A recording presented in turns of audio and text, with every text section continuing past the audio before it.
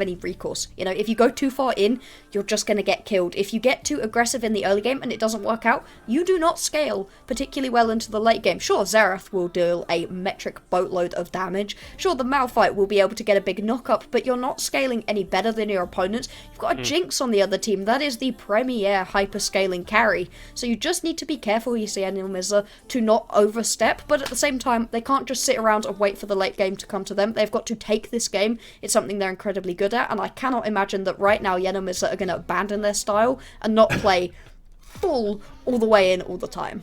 That's what you got to do. That's how you win, right? You play your game, you play it well, and then the enemy nexus explodes at the end. We are going to have a little bit of a delay getting into this game, but of course, we've also got to consider the fact that this is a best of 3, right? Yeah. This isn't the best of 1 League of Legends that got Yanomizla to this position. They're going to need to adapt. They're going to need to understand what their opponent is doing and respond to that. And Boomin, we already know that they can do that very, very strongly. Yeah, exactly. We know that this team is able to adapt to what's thrown at them, and they have a lot of different styles. Yanomizla has one style, as we said, different champions to compete for that single style, but they are going to run straight at you. Whereas Dr. Boomin Academy, they've showed us a couple of different playstyles playing around different carries, and the ability to adapt slowly throughout a game. We could see a situation where in Game 1, Yanomizla just run through Boomin, they're not ready for them, they're not ready for the unrelenting pace of this Turkish squad, but then Games 2 and 3, they understand what's going to be able to happen, and then are able to adapt. I mean, if we look at the UDL versus KITSC Whites matchup in the last chance qualifier, that qualification game, UDL, they fell behind early on in Game 1, eventually were able to pull it back and win, as they so often do. But in Game 2, Kit drafted a full scaling composition. They got an early game lead that they knew that they were going to get. And by the time that UDL were at that point where they wanted to fight, Kit were just stronger because they had better champions. Yeah. And so you need to be able to adapt in those situations. And UDL, all credit to them, they absolutely stomped in Game 3. So we've seen it happen, Max. We've seen that there's a possibility for a team that's strong in the best of 1 to adapt and to succeed in the best of 3 scenario. But are we going to see it today? I don't know.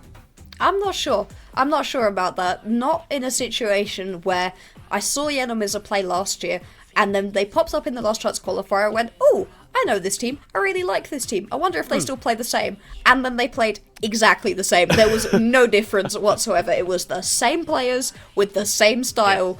And the same champions a lot of the time. So this team, they don't necessarily like to adapt. It is clearly good enough to get them into University Esports Masters when it comes to playing through Turkey.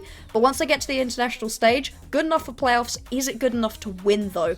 If the style is good enough to win, that would be a complete change from what we expect to be good League of Legends, because we've all been born and raised on Korean League of Legends, where it's calm and collected. However, LCK doesn't always win to the LPL, and they like to play crazy, and Yanomizla certainly does. Crazy is their game, I believe. I believe is the official slogan of that region. I just like how you're talking about regional success not necessarily translating on the international stage. I'm thinking, yeah, there's one team that did really well in playoffs recently, and then maybe didn't do too well as we got later. Less said about that, the better. I think you're touching on something quite sort of salient there. There is an appeal to fast-paced League of Legends. There is an appeal to looking at every mistake that your opponent makes as an opportunity. The average League of Legends player makes so many mistakes throughout the course of a game, right? And so often those go unpunished. And the more that you are able to punish your opponent's mistakes, the more likely you are to win League of Legends games, kids. That's just how it works. Absolutely. The ability of Yanomizla to recognise a mistake. And so I'd say if Yanomizla come through this one and win out, then all of a sudden you're like absolutely brilliant. They are clearly one of the strongest teams. But even if Dr. Boomin are able to beat out on this one, it just shows you that they have so few mistakes that can be punished. And we are... well, we're going to have to find out, aren't we, Boxer, as we are jumping onto the Rift for the first time today. Yanomizla here on the blue side, representing Turkey, and Dr. Boomin Academy, one of the 2 teams from Deutschland on the red side. The last chance qualifier, Boxer, was defined by boring level 1s, and it doesn't look like anything's going to be changing anytime soon. No, nobody wants to get too hyphy, not in the early stages of a tournament this big, this important. Instead, we're just going to see a standard 5-point stance. Husky Rider will move a little bit further forwards, probably just wants to get a ward down, see where Teko decides to start, but beyond that, I can't see anything too aggressive happening. Yeah. And as we are focused on these junglers briefly, thank you very much, observers.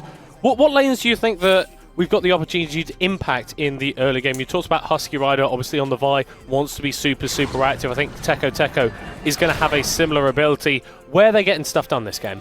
Well, Husky Riders, he's going to want to go bot lane. You don't need to babysit a Malphite. You don't need to care very much about a Xerath who can farm from aeons away. You just want to be getting down into this bot lane, punishing out the Jinx, and making sure that your Zyra Khan is able to make the lives of your opponents hell. Teko, he's got a little bit wider open on the map. He can look towards the top lane if he wants to. Mid lane just to relieve a little bit of pressure from Goose, but possibly looking towards the bot lane too, just in order to keep his bot lane safe, as already a massive chunk of damage being done.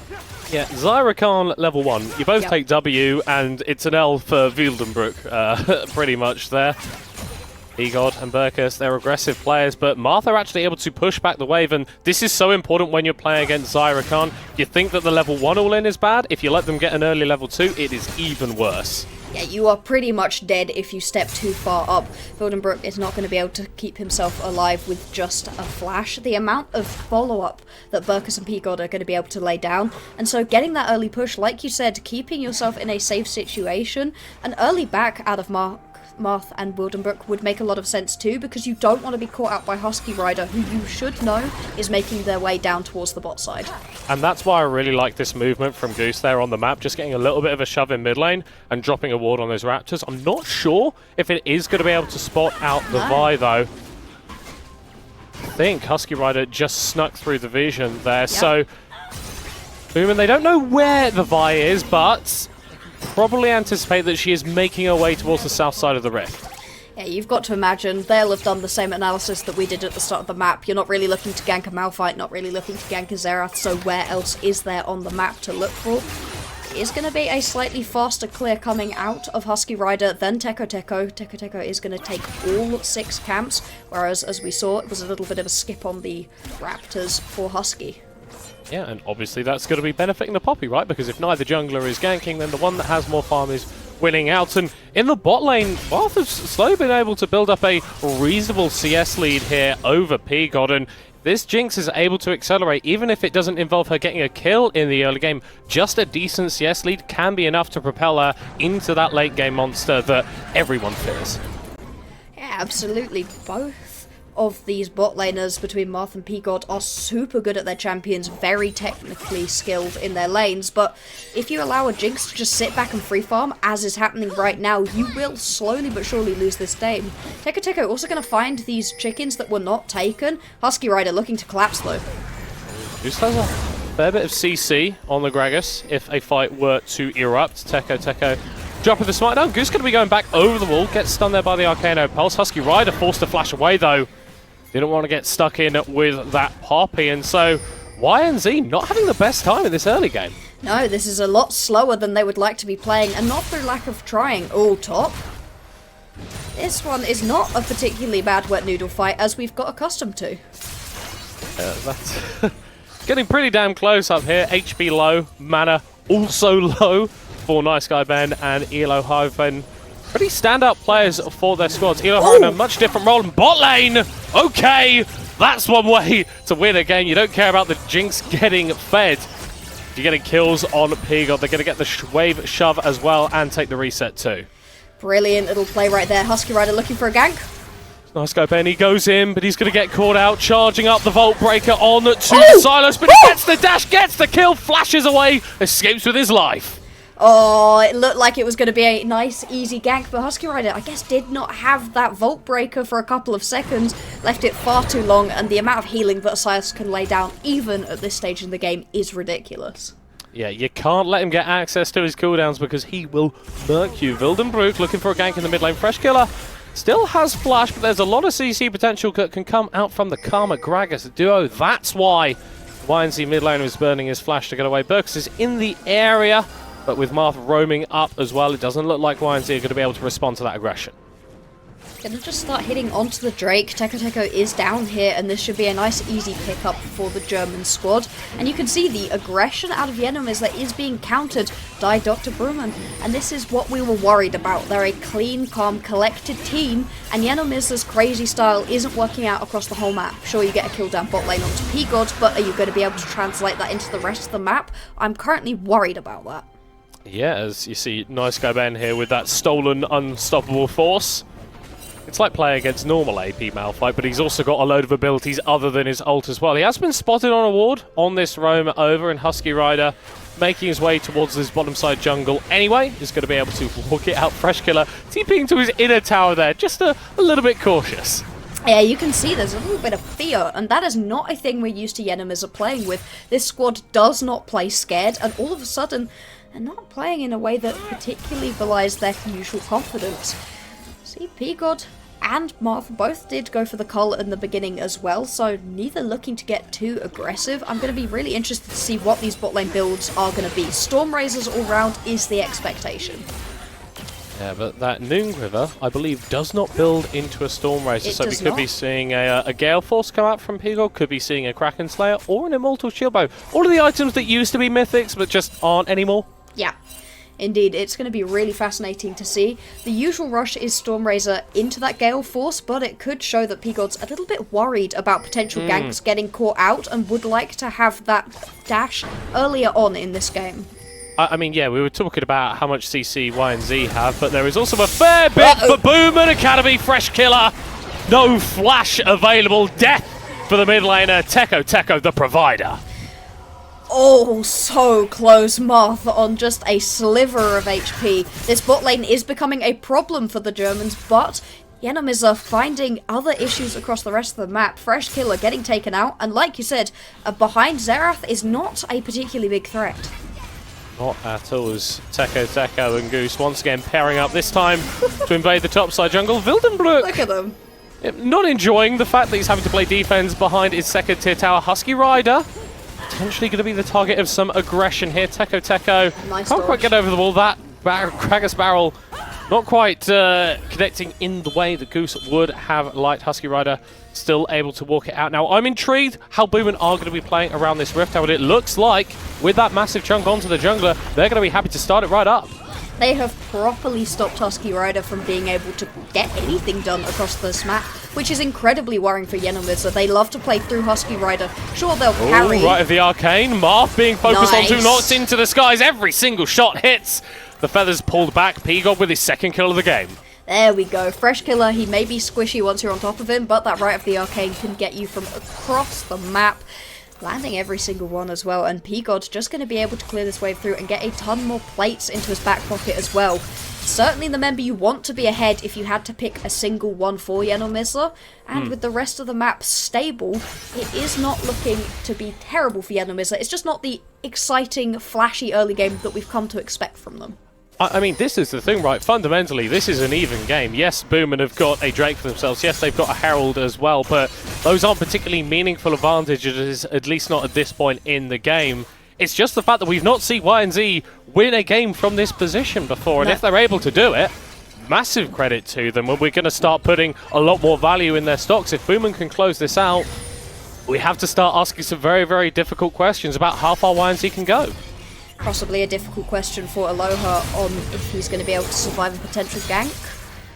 Could be Dove right here. Nice guy Ben chipping away at this wave. Aloha's going to spot this one out. Does he have any way to get away? Does have the ultimate. Can use to disengage, but a little bit of trading from Teko. He's not going to be able to get the stun there. Double knock up under the tower. The Poppy's going to take the attack. The flash away from Aloha. It's going to be a 1-for-1 in top lane. That was about as well as Aloha could have hoped to play that one, unless he just decided to ult away. You're also going to keep that jungler dead for a while, allow the bot lane to get even more aggressive, pushing up onto this bot lane turret. There's a possibility of a dive here. There's a lot of damage if they want it. Now, obviously, the Jinx gains access to a lot of damage at level 6, but no safety like desired. There's a pair, it's going to be a plate and change and not much more as Goose is able to roam his way over. Although Husky Rider still progressing a little bit into Boomin Academy's jungle. And Yeah, I think we've got a very interestingly put game here, Bloxer, because P-God, super duper strong here on the Xayah. We had questions about maybe an early gold deficit going in favor of Marth. Absolutely not the case. He's got a load of plates, he's got a load of kills, he's got a load of gold. Level. He's up 1,000 gold on his opponent, but then you look at that jungle difference, and this Poppy kind of bossing it versus Husky Rider. Yeah, it really is. We were wondering which lane the Poppy would end up going into. Jungle Poppy has been pretty strong recently, but this is a great performance. However, it could rapidly be deteriorating in its effectiveness, but Dr. Boom Academy have a momentary numbers advantage. That's a load of damage from the Mantra Q there, Burkus. And they're turning it around as the right arcane is coming down. That is a massive charm from the Rakan. P-God throws out the feathers and gets another double kill for himself. The Xerath is here as well. Ooh. There's more members at the YNZ party, but Burkus is getting shut down. A triple kill for the Xayah. Dodges out the barrel. The auto doesn't go through, and P-God gets a quadra kill. P-God really is living up to his name. This man is ridiculous. The Xayah so strong in his hands. The way he played that fight was to perfection. Every single step that he made was dodging out an ability, laying down the maximum amount of damage, and what could have been a bad situation for Yenomizler is turned into a massive boon.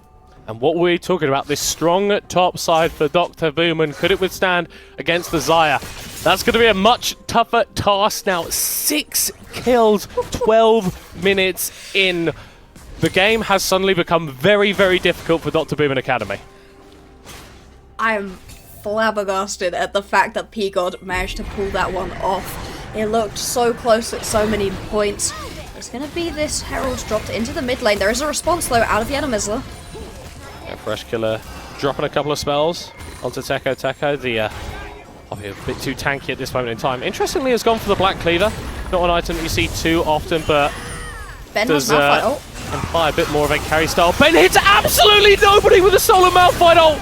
It's not going to matter though. The rest of his team has enough abilities to clean it up, and he's not even going to die for his sins. Okay, the score sheet's going to read a double kill, and that's all that matters. Youch! Nice guy Ben clearly doesn't play too much Malphite in his spare time. He's just not quite gonna land that one. Still though, it doesn't really matter. Just use it as a gap close. It's fine. It's all good. I understand. P-God needs to be careful here. He's got flash, he's got heal, doesn't have ult. Just hiding away from Builder might be going for a solo kill. He pulls back the feathers, gets the root, the flash away, Gale Force! Okay. Okay, we weren't sure if it was going to be AD carry meta today. Well, I'm here to tell you it absolutely is going to be. Ooh, not quite able to get the steal here, but P-God is looking like a raid boss right now. He really is. Fully looking to... Oh, hang on.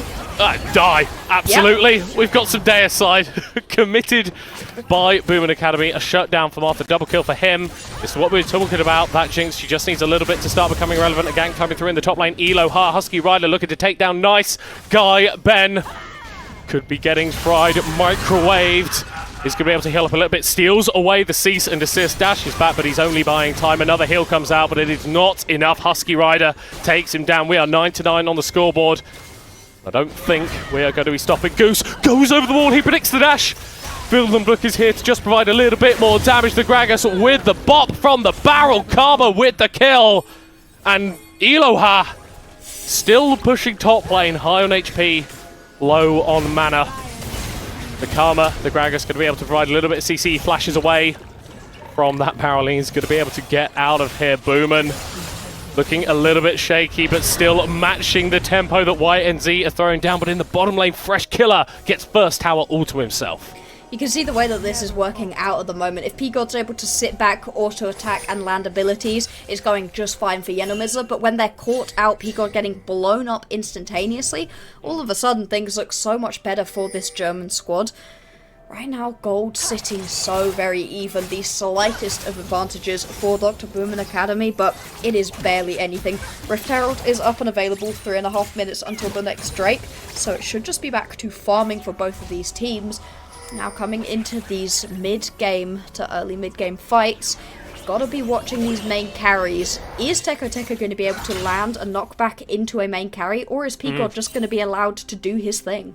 That's key, right? Because that Keeper's Verdict, the Poppy Ultimate, the ability to just knock someone out of a team fight completely, can have tens of thousands of gold worth of value as you get later into fights. Such a ridiculous possibility plays to be made with that ability, but Eagle's got defensive tools of himself, and YZ, they're grouping up as 5, making a move towards this Rift Herald, and Boomin looks like they're going to be able to get some damage on bot lane tower, maybe get a little bit of a push in the mid lane, so we'll have to see how this Herald is used to make it valuable. Indeed, it's going to be a pretty interesting watch. They haven't been allowed to push up particularly far. Bot lane just getting shoved in. Nice guy Ben going to pick up a turret. Other than Fresh Killer managing to pick one up down towards the bottom side of the map, it's been pretty hard-won turf. Rift Herald might make it a little bit easier. See pings around this middle lane. Pigon and Burkus working together. Zyra Khan, such a strong duo at the moment. A really interesting build actually coming out of Pigon. Not what has become the standard in this post-mid-season patch.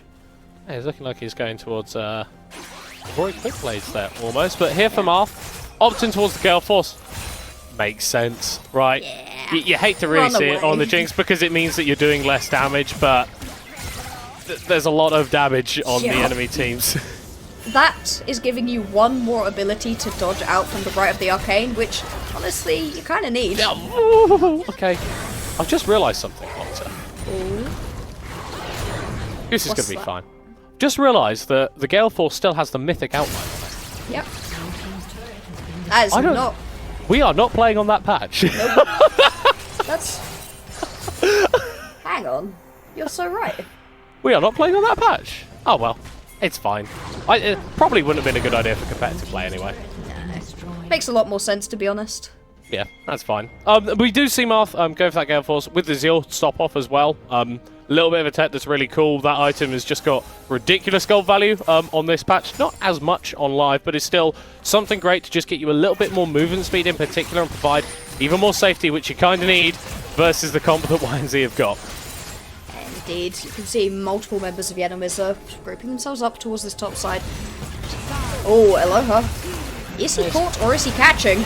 Well, he's going to get an ult onto one. The Jinx is isolated. Lockdown, Marth. Shut down. The Rod of Arcane is going to come out. Wildenbrook able to dodge away from those. Gets the Mantra heal from that W. He got Gale forcing forward, and with the bot lane off the board from Dr. Boomin, them grabbing Soul Point looks pretty damn unlikely. Herald is going to be summoned in the mid lane. Goose should be able to clear out this wave just fine, but with that Drake spawning in 15 seconds, I'm not sure if Boomin can contest. The Gragas still going to get knocked up there, but just fine to clear that one out. Teleport is going to come through here. They're trying to go for this.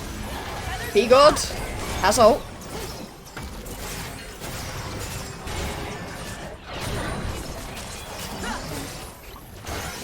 Everything needs to be calm and collected right here from Boomin.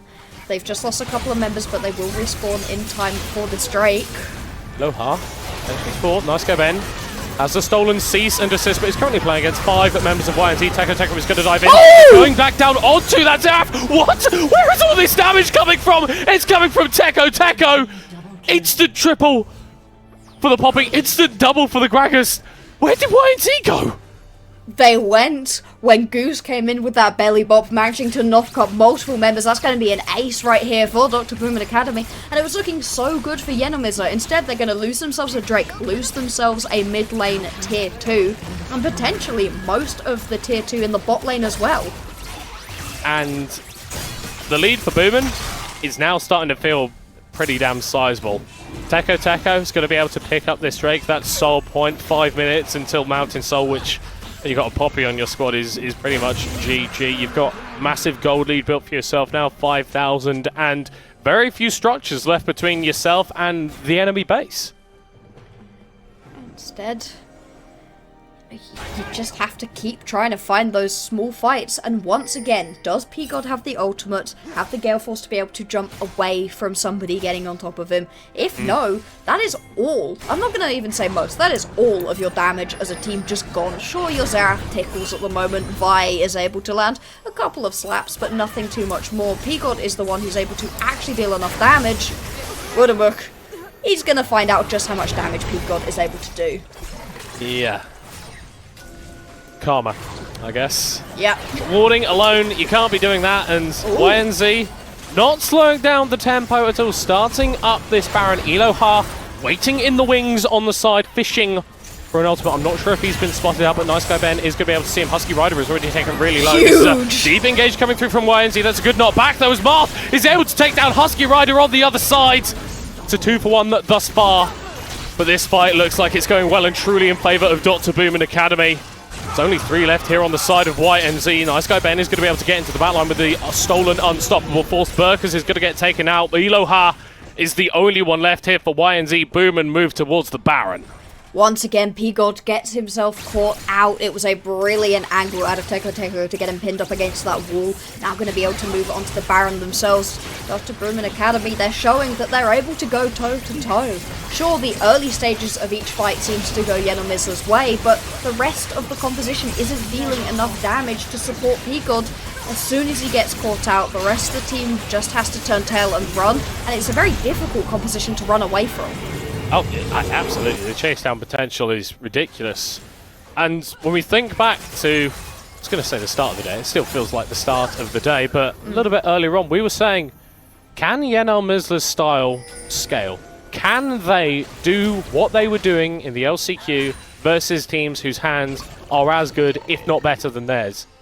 At the moment, the answer's looking like emphatically not. Teko 3 items now on this Poppy. This champion that we thought was going to be a little bit supportive is turning into a main carry. Nice Guy Ben being focused down by 4 members of YNZ. He steals away the feathers fly, but he should still die. This is what you've always got to care for, though. YNZ are a team that never know when they're beaten. Yeah, they're just going to keep fighting tooth and nail. Pushing up very far here. Are going to spot position. Nice. Oh, that's an onto the Gragas. Zonas is going to buy him some time. Wildenbrook taken low on the backside. He got able to go into the skies. Marth here dealing damage on the backline as it's already been a double kill secured for Teko. He dashes back away. The Gale Force forward from P-Gods. And YNZ, they don't know when they're beaten. They get an ace against Dr. Boom and Academy. A triple kill for P-God. Another really nice fight out of P-God. He managed to just about keep himself alive, worrying though that Marth was able to get a return kill in that 2v1 situation right there. This Jinx is well and truly coming online. Gale Force completed that eye edge as well. Oh, nice guy Ben. Steals away the Malphite. Flashback away from Fresh Killer. Not going to be able to dodge the chains as they are laid down on top of him. The Everfrost is going to root him in place too. Nice Guy Ben feeling pretty damn naughty as he takes down one, and Elo has death. Will be the second. Boomin, they keep fighting back. Neither team content to stand there and get punched. Ben absolutely feeling annoyed, I'd imagine, at getting himself caught out to start out that fight. His team ended up getting aced because he was out of position, really going to take it into his own hands. 2 quick kills as well, and this Silas is getting increasingly scary. Once you have got that Malphite ultimate, you're going to be able to deal so much damage into the backline, and Silas, unlike Malphite, also heals a bunch, so he can live in the backline pretty easily. P-God and Burkus need to be super careful right here. Ego has often been the bane of teams that play this faster paced style. Over-aggression can sometimes get them caught out. Marth here going to be a target in the mid lane. Stood too far forward and dead. Boomin, they're not grouping together, and YNZ, they punish every mistake. They will find the one person who is a couple of pixels out of position. That wasn't a couple of pixels though. Marth was way out without any of his team around right before a Drake. 18 seconds until this Drake spawns. Yenomizla, they're in a nice spot. Bruman don't have their AD carry.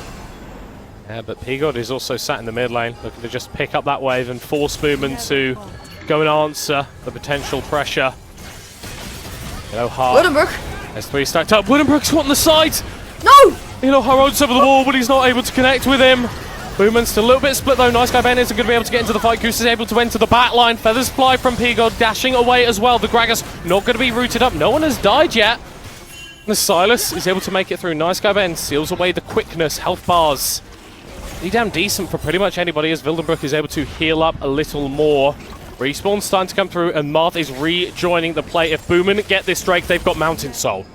You cannot let this happen as Yenomizla. That would be huge extra shielding, stopping P-God from being able to actually get those kills. That's an overstep potentially. Oh, Teko going on to Husky Rider. Eloha tanking up in the front line. Nice Nice guy, guy, Ben. He's Ben. going to be able to join from the side. They need to watch him out. They can't let him get through. He's going to be CC'd, blocked away on the side, but it's still going to result in kills for Dr. Boomin Academy. It's 2 so far. Nice guy, Ben. He's going to go down with the Super Mega Death Rocket. Makes it a 1-for-1 on that part of the play. A shutdown, a Marth, a flash forward for Marth, a triple kill for the Jinx. And Dr. Boomin Academy explode in the team fight. And YNZ run for the hills. The barrels, both of them will go wide, but inhibs are short to follow. Oh, it really is a scrapper right here between these two teams. Back and forth, back and forth. The Enemies are not quite able to pick that one up, though. It's going to be a Drake Ode to Boomin. They're going to lose a turret and an inhibitor as well. Not quite the game, but you have to feel as if it's coming right here. Boomin, they've put themselves in an incredibly strong position in this game. Teko just isn't dying, and with this Black Cleaver Sterex Gauge build, that's looking super strong and dealing more damage than a Poppy has any right to do. Yeah, and when you're diving on top of people like Fresh Killer and Husky Rider, who haven't really been able to get to that incredibly fed point, only now we're seeing 2 items on the Xerath and a second item for Husky Rider. Well, we might have to wait for the end of the game for that to happen. P-God really is all of the damage, is all of the carry potential for YNZ, but he needs a team around him to support him in that role. He's already at 4 items. Nearly completed that 5th, has already started building towards what I assume is going to be a Bloodthirster. At that point, he doesn't get any stronger. And the rest of the team has got so much catching up to do. It really is all on P-God's shoulders. We know that he is able to survive under so much pressure, but Boomin is playing through every single lane effectively. Sure, maybe Moth didn't have the best laning phase, but is sure making up for it during these team fights. Absolutely. 3 item Jinx is a completely different beast, and doesn't feel like we are 27 minutes into this game. It doesn't feel like these teams recognize that they've got to play more games after the best of 3 League of Legends. We're already seeing, well, pretty damn as near it 50 kills being dropped in the first game. Yeah, kill a minute. What is that? They're going for double at this point in time. Really playing that aggressive style, and I have to say credit to Yenomiza for dragging Dr. Boomin Academy into playing their style, but then credit to Boomin for being able to do so. Yeah. They've shown that the hands are good enough to tussle with a team from Turkey Burgers. Doesn't want to be engaging on that much HP. The Right of the Arcane is going to be coming out here, attempting to go for a Baron Steal. Not able to make it happen though. Boomin Academy though, the purple buff on their backs. And a mid lane inhibitor down, have a heck of a lot of push potential. Not going to opt to take the reset, going to try and stay on map 4 as long as possible and get as much value from this buff as they can. This is the last stand out of Yenomiza. They need to find another miracle team fight in order to just extend this game a little bit further forward. You're fighting through that Mountain Soul Shield though. You're fighting through a team who is up by 9,000 gold. If any team could do it, it is Yenomiza, but the odds are certainly stacked against them.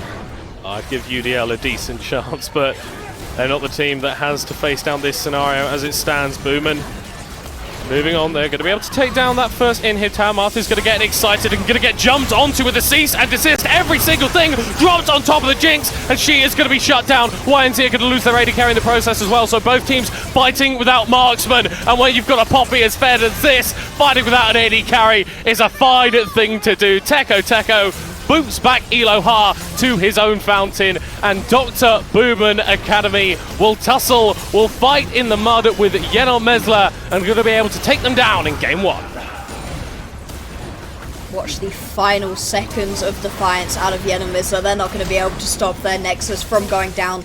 Game 1 into the back pockets of Germany after what was a back and forth game. If every single game today is like this, oh boy, we're going to need to sleep for a week to recover. Well, yeah, and I'm not going to be able to do this anymore, the whole talking thing. We'll have to do like the post games, like I'll hold up a sign, I'll write stuff on it, that'll be how it ends up working. But yeah, I think credit to Yenor Mesler, like you said, the end of the cast, coming out, playing their own style, but Boomin showing that they're not just a team that needs to win through standard League of Legends, they can also out-hands check you, and that presents a really interesting possibility coming through into the Game 2 draft, because if I'm YNZ, I kind of did everything that I wanted to that game. Yeah. It still didn't work.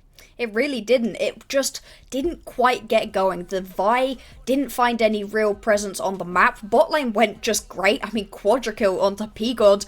Yeah. And yet you still lose. That's got to be a worrying situation to be in. Dr. Movement Academy, they've proven that they're happy to roll in the mud and get dirty with Yenomizla. At the same time, they still showed that clean map rotation to be in the right places at the right time. Absolutely clean stuff from them. We'll have to see if Dr. Bibbin Academy can make it another clean 2-0 game for themselves in Amazon University Esports Masters, or if Y and Z can bring it back in Game 2 and set us up for the first 3-game series of today. We're going to be jumping to a short break now. We'll catch you in a few minutes.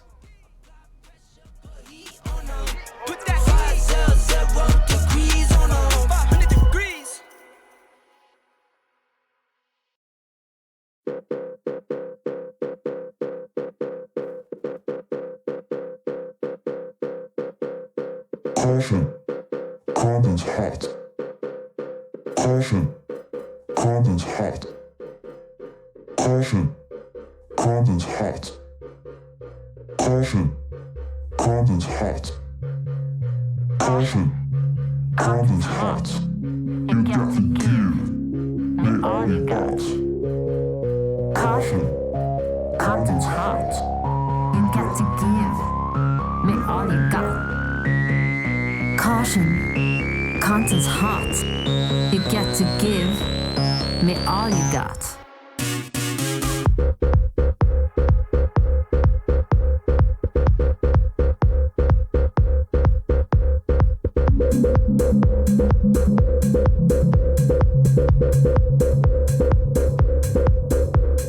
Caution, content's hot. You get to give me all you got. Caution, content's hot. You get to give me all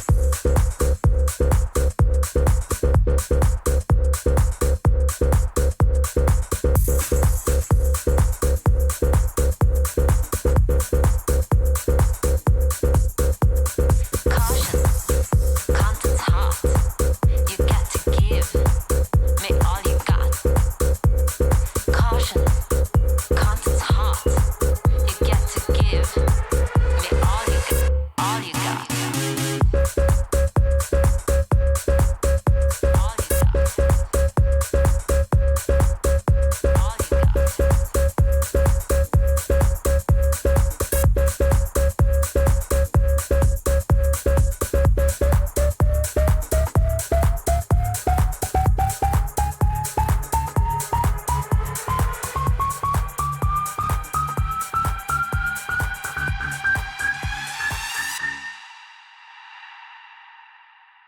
Caution, content's hot.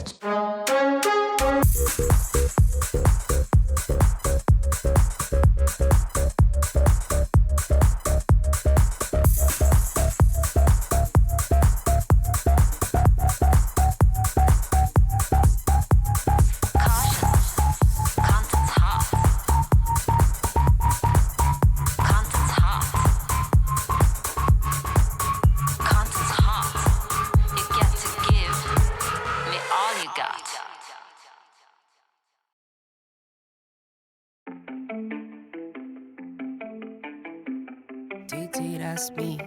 DD, that's me. DD, DD, that's me. DD, You wear a hat, they call dad. Me, I'm the dad in a hat. You just like clubbing and clothes. Me, I like afternoon naps. 3 happy meals for the road. My oldest like counting racks. My middle one, she's in a dirt bike. My youngest is just like a mama. The mama loves me and I love her, so if she wants something, it's never a bother. 3 little ladies, my babies, and 1 on the way. Now I'm stressing my mama. And don't try to play around, don't try to play with them unless you're looking for problems. So don't try to play around, don't try to play with them. My brother's out with the drama. 4 to 5 nights on the road, counting the days till I'm home. I could do show after show, but nothing is better than home. Driving through nights I'm alone, counting the days till I'm home. I've been on road, I'm on go, but nothing is better than home. Clicking my heels like I'm Dorothy. I need new hobbies, it's boring me. Play all my kids and it's water me. I see new loafers, I'm ordering. I just want socks and stocks. I feel on top to top. Champagne I pop, I pop. Still young in my 20s, I celebrate. This one for the desert. let me dedicate. Head of the house like the head of state. Bring home the cash in the dinner plate. I go, I zoom, accelerate. I cannot be bought at some bargain rate. I got on my back and my body weight. I stay in the crib like a quarantine. I stay in the crib and I isolate. Making my way, watch it demonstrate. I ain't no splash, I'm a tidal wave. I came to win, I ain't come to play. At my own pace and I'm never late. See the strap thing, it's the new to me. Might only do this for like 2 or 3. I'll be down as long as it's true to me. Got records on records that's new to you. But none of these records is new to me. I used to skip class, now I'm tutoring. I was just a team with a GED. On paper was worth like a couple G's. That hustle and work, nothing new to me. Look back now, I'm worth like an Amazon. Never underestimate G.O.D. Don't give me what I want, but what I need. D.D. that's me. D.D. that's me. D.D. that's me. D.D. that's me. D.D. that's me. D.D. that's me. D.D. that's me. D.D. that's.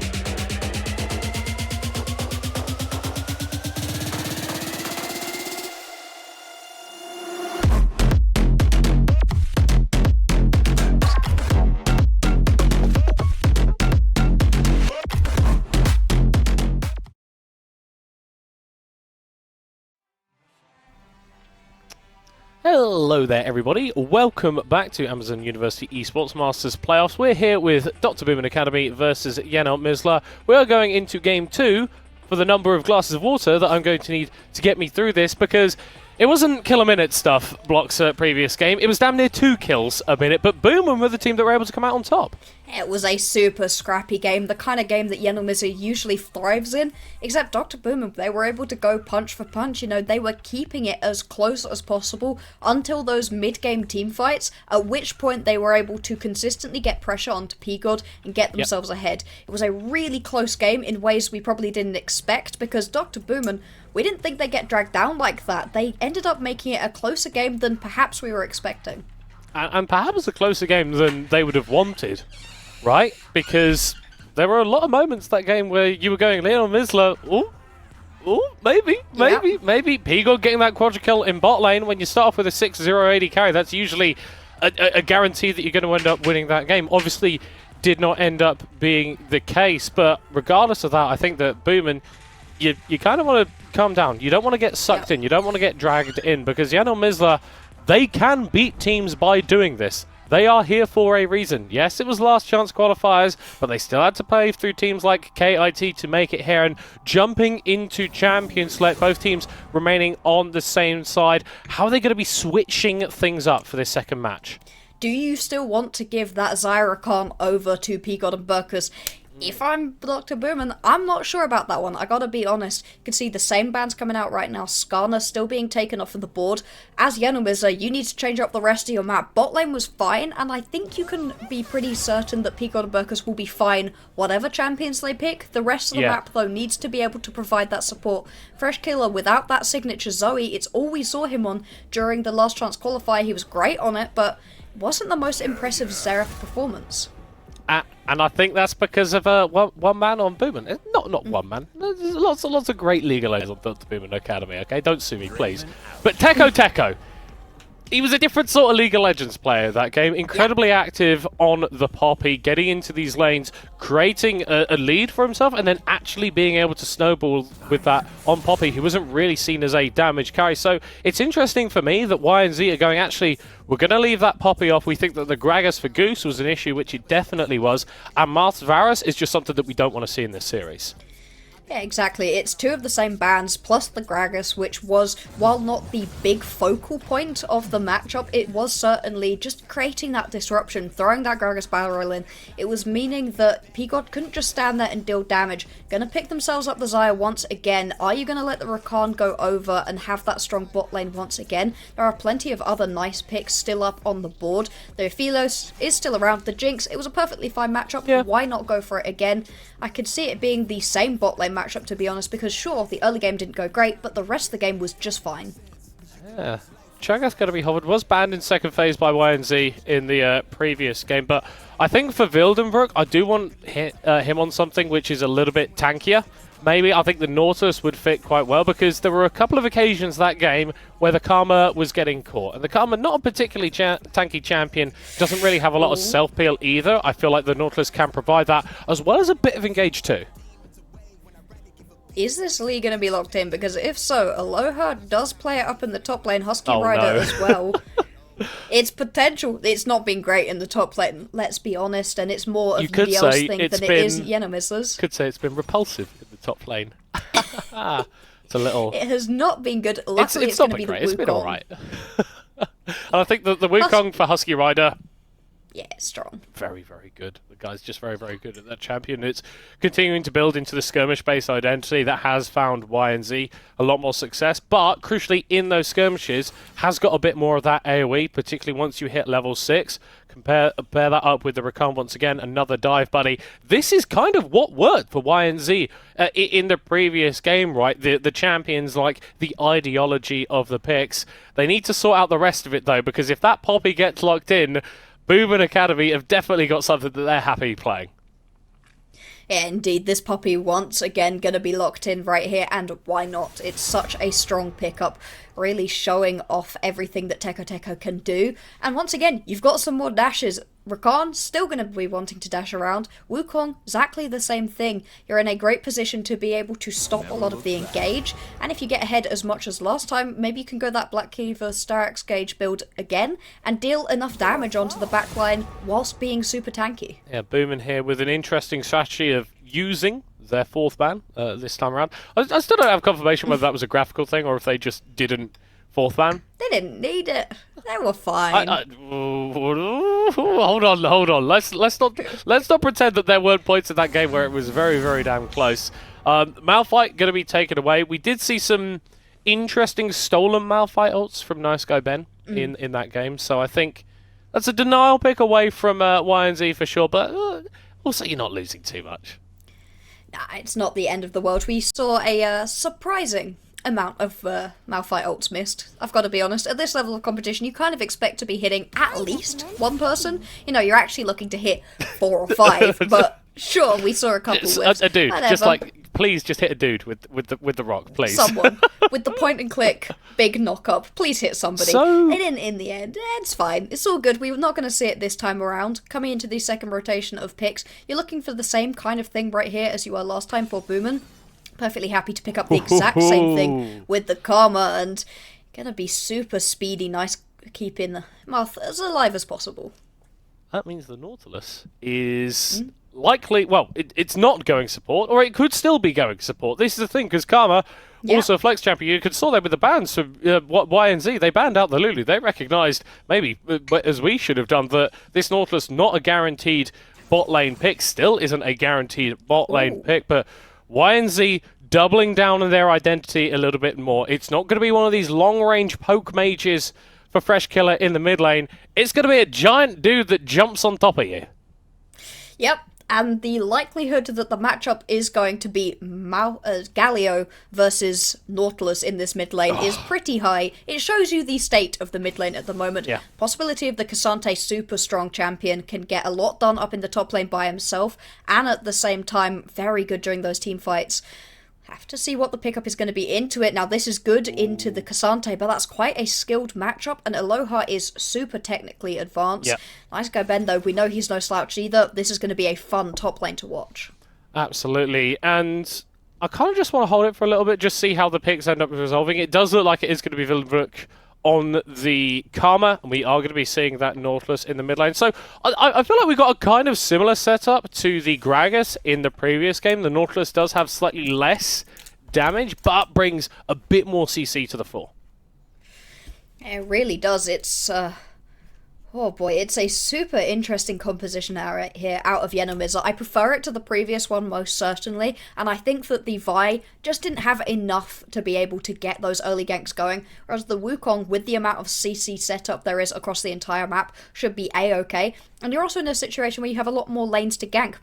We said last time, Husky Rider, you kind of only had bot lane to look at, whereas this time you don't mind ganking a Cassante, you don't mind ganking a Galio, and if this Wukong can get ahead, you can make the backline's lives miserable. I don't care if you have yourself a Gale Force as a Jinx, you're still going to have that Wukong right on top of you and bashing your skull in.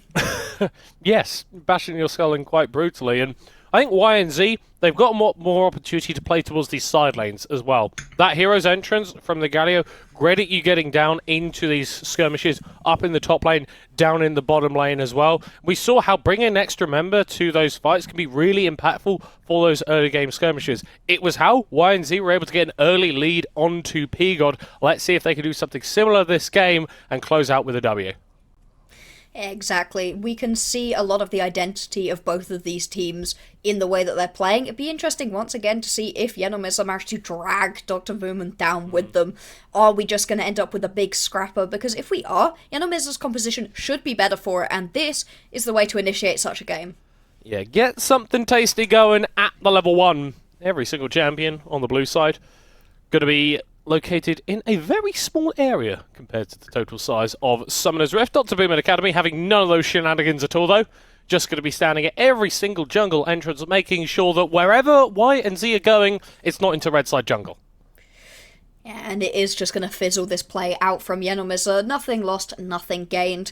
There's actually not a lot of vision for either of these teams, though, because nobody stepped forwards into the opposition's jungle. Nobody's really going to know where their opposition is starting.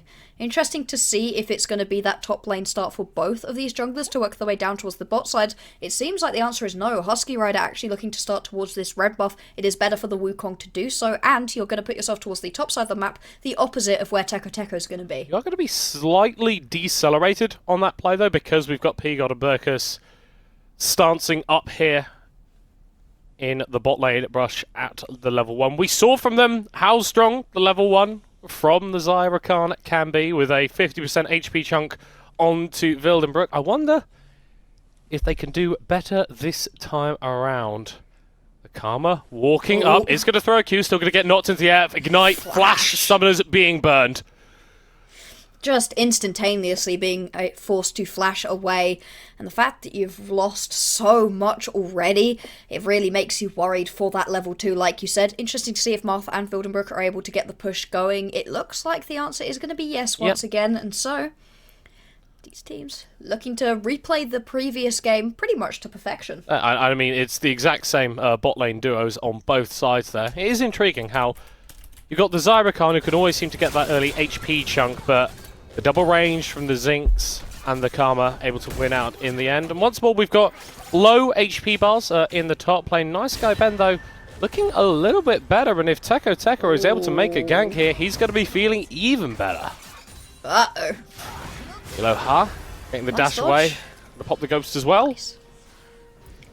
No kill for Teko Teko. Okay, you're fine betting that as Aloha. You get away from the gank, but the issue is your wave possibly not in the greatest state. Fresh Killer Going to engage a trade with Goose. Aftershock on both of these mid laners, so going to be very tanky when we get into those fights.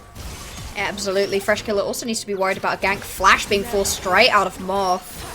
And you can see just how much aggression is being laid down by the bot lane of Yenom, that they want to get Marth and Wildenbrook uncomfortable because they ended up scaling pretty nicely in the last game. You don't want to give them the opportunity to do the same this time around. Fresh Killer has got Teko hanging around, but doesn't look like it's going to amount to too much. This is the issue for Boomin Academy's bot lane right now. Whilst they have been able to generate the shove, they're going to be able to take reset here. Both of them without flash. Nice go, Ben.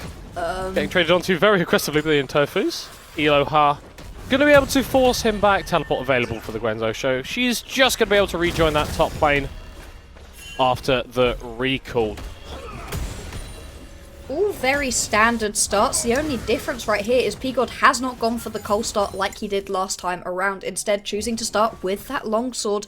So looking to get even more aggressive, clearly playing dividends right now. No flashes for the bot laners that they are up against. And going to be coming back to lane in a pretty strong position. Now does pick up the coal. Yeah, it's got that inventory, and like you said, I think P-God and Burkus going to be slightly favoured in terms of bot lane for the time being. Just like their effective itemization is stronger. Goose has gone for a little bit of a jumble sale in the mid lane, picked himself up some brown boots and a pretty fancy looking ring. I wonder what it does. It's going to be a bit more aggressive, perhaps. Going to be able to slow a lot more people down, and sat on a ward is Wildenbrook, as is Burkus, so everybody knowing what's going on down towards this bottom side. Junglers haven't really been able to find too much. Teko has tried. Husky Rider hovered around the bot side, but has just come back to farming. And that feels similar to last game, right? It did take us a bit of time to properly descend into the madness that was game one of this series, and so I imagine once we start seeing the ultimates unlocked for both these junglers, I think maybe a little bit more Husky Rider than Teko, but fundamentally, once you get level 6 on board for both these guys, that's more CC, and that makes ganks even more tantalizing. Indeed, you're just going to be wanting to get as many down as possible once you have that level 6, like you said, but before that point, there's not really too much need for aggression. Husky Rider is down a decent chunk of CS once again. Has been a little bit of a problem for him. Aloha getting chunked pretty low. Teko has made his way up into this topside bush. It would be a risky dive though. Yeah, I mean, there is an angle that you can get with the Poppy. The flash away from Nice Go Ban under the tower. Teko doesn't have the damage. Neither does Eloha though. Okay, that got very, very exciting very, very quickly, but no one dies at the end of it. I feel like for Boomin Academy, they just want to make sure this wave gets shoved in. But level 6 now hit for Nice Guy Ben. He's going to be able to come up with a needlework. Eloha, sub 100 HP. The flash for the auto with the buckler. First blood for Teko. Oh, it looked like it was going to go pretty disastrously. Lots of time wasted in the top lane, but in the end, Aloha is going to go down. Got a little bit too aggressive. Nice response out of the enemies. They're going to pick themselves up this Drake quickly. Still, though, top lane once again falling down and more pressure being piled onto P-God and Burkus to make up for the rest of the map's failings. And this is one of the differences from last game, right? Previously, it was Eloha on a tank, right? On a Malphite, who is going to be useful kind of regardless of what happens as long as you hit that ult. Whilst Cassante is a tanky champion, he's much more concerned with diving into the backline and being a bit more of a bruiser, a bit more of a damage threat. And if you're put behind, then not only are you going to suffer out in the 1v1 versus the Gwen who can kill you, you're also not going to be able to function as a champion when we start getting into these skirmishes. Yeah, you're just going to have to be so careful as the rest of the enemies that you don't end up dragging down P-God and Burkus like happened a little bit last time around. You know, Marth, sure, has lost out on the flash, but has done a very good job right here to not actually lose out on his life. Got a freeze here as Constant well. lane wards as well have been very, very impactful because Husky Rider on the Wukong is brilliant at lane ganking, so just make sure that's not a possibility. Husky Rider nearly at that level 6 should be a little bit more effective in the ganks, but so far it's once again been a tame early game, which we did have last game, and then it exploded. This is like having the trailer for Up playing before like a Saw movie or something. It's like, oh, this is well, Up is like not enjoyable. It's very like emotionally distressing at points, but it's fundamentally a fun film. And then incredible violence.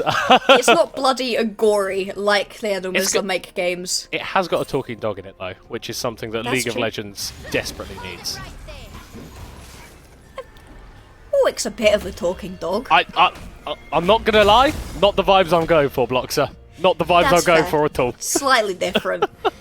Lots of people around in this mid lane right now. He's a talking dog. He's a bit of a yelling dog as well. I think potential engagement here. Flash forward, but Vildenbrook able to respond with a flash of his own. Husky Rider going a little bit too far forward. The Hero's Entrance is going to be able to keep him alive, but he can't go forward with the Cyclone anymore. Ultimate's blown. Health bar's low. No one dying. Elohar maybe at risk in the top lane. Not going to be able to get the knock back. Teko. He's dived in, but he's been exploded. He got picking up an early kill. That's a good sign for YNZ. Yeah, it looked like it was going a little bit wrong for Edelmizza. Just how much shielding you get from that Hero's Entrance really did keep Husky Rider alive. And although a lot of ultimates blown, only one kill going down in that entire fight, possibly a second hit. Torn over the wall onto Goose. He's going to get the Goose. aftershock to be a little bit tankier, but the Nautilus still low. Flashback away from Husky Rider as Vildenbrush is chasing him. The Jinx is not going to hit anyone, but the Mantra Q will find its mark. It's a second kill of the game for Dr. Boomin Academy. Maybe trying to pick up a little bit more. Torn is going to go down onto Vildenbrook, but he gets the CC nonetheless of Fresh Killer. Very few places to go on the Galio. Walks up to the wall and will die against it. A second kill for Teko. Yeah, it looked like it was a good play, and then all of a sudden Edelmizza overextending, looking for too much, and Goose, super tanky. You highlighted that aftershock, but at this point in the game, with only a health crystal and a mana crystal, you don't expect him to be able to survive so long. Ooh, unstoppable. Yeah, no, he's dead. He's going to go all. He's going to dash all over the place. He's still going to go down, though. Teko getting another kill. And this game beginning to feel worse and worse for Edelmizza. And unlike the previous game, there's no quadra kill directly onto your main carry. Nice guy Ben needs to be careful here. He just did half of Husky Rider's HP. Yeah. Gwen is a silly champion, and like we've highlighted, this is actually not the most recent patch. Gwen's stronger now in your solo queue games, so be careful of that one. Potentially worth a ban. Nice guy Ben showing just how much you can do with this champion. We've got ourselves a Rift Herald up and available. Vildenbrook playing so aggressive, and he can. Yeah. There is no threat onto this man right now. It feels like he hasn't changed his playstyle between Game 1 and Game 2. The issue was, in Game 1, he wasn't reasonably comfortable on the Karma, so he couldn't do stuff like this. He couldn't go into the enemy jungle and just ruin the day of Husky Rider. Teko gets another one, and Dr. Boomin Academy are leveraging this topside advantage that we saw glimpses of in Game 1 so much more this time around. They really are, and without the bottom lane to counter it, Edelmizza are falling further and further behind. 3k in the hole right now. If we take a look at the individual golds, bot lane is dead even in terms of gold, whereas in this jungle position, in the mid lane, in the top lane, it's a super big advantage for Boomin. He God will not be feeling content with that one bit.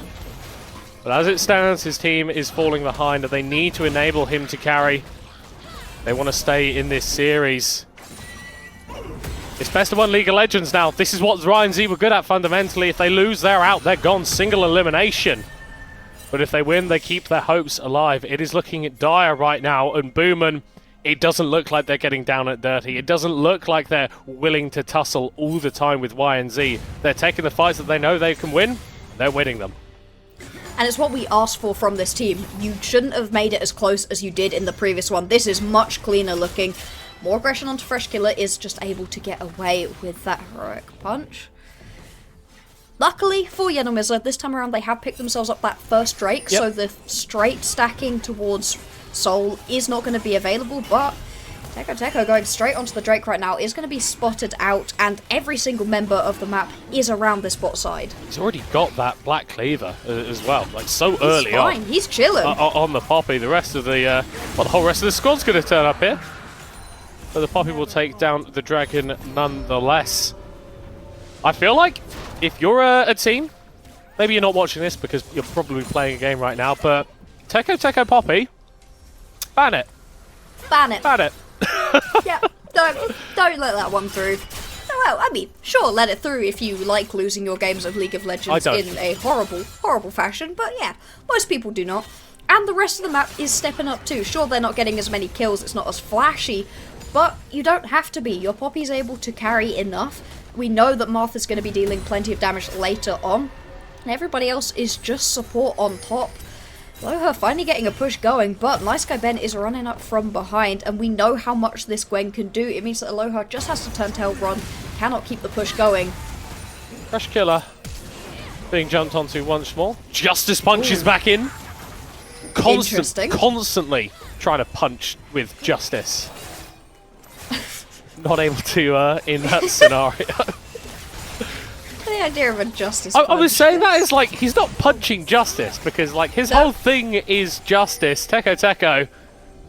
His thing at the moment is summoning giant purple void creatures, which I didn't realise that Poppy could do, but apparently that's a skill set that she possesses. I haven't looked at her CP. We are going to get a little bit of an engage coming through from Burkers. Hero's entrance splits up the fight as well. Justice Punch interrupted there as Husky Rider has been caught out, but he's still going to be able to get a double knock up there with the Cyclone. One not backed there, but it's only the clone. The Wukong is still free to dish around, spin around, deal the damage. Elo, getting another one on the back line, and you can never count out YNZ because they always find a fight. A double kill for the Cassante.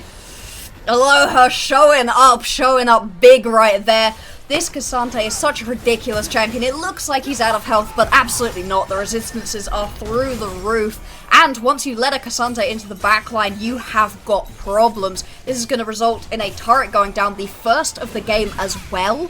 And a huge injection of gold right when Yenomiza looked like they were down and out for the count. And where's the gold going? It's going on. Where's the gold going? The gold's going on to Elohart, the guy that carried them through the LCQs that, we're perfectly honest, game one on the Malphite, it was fine, right? But it wasn't a carry performance. It's a rough task for him, being down 50 CS versus Nice Guy Ben, who is having a wonderful performance for himself. But when you find access onto Marth, who's the same level as you, none of that really matters, does it? It absolutely does not. Now has got that completed Jack Show as well.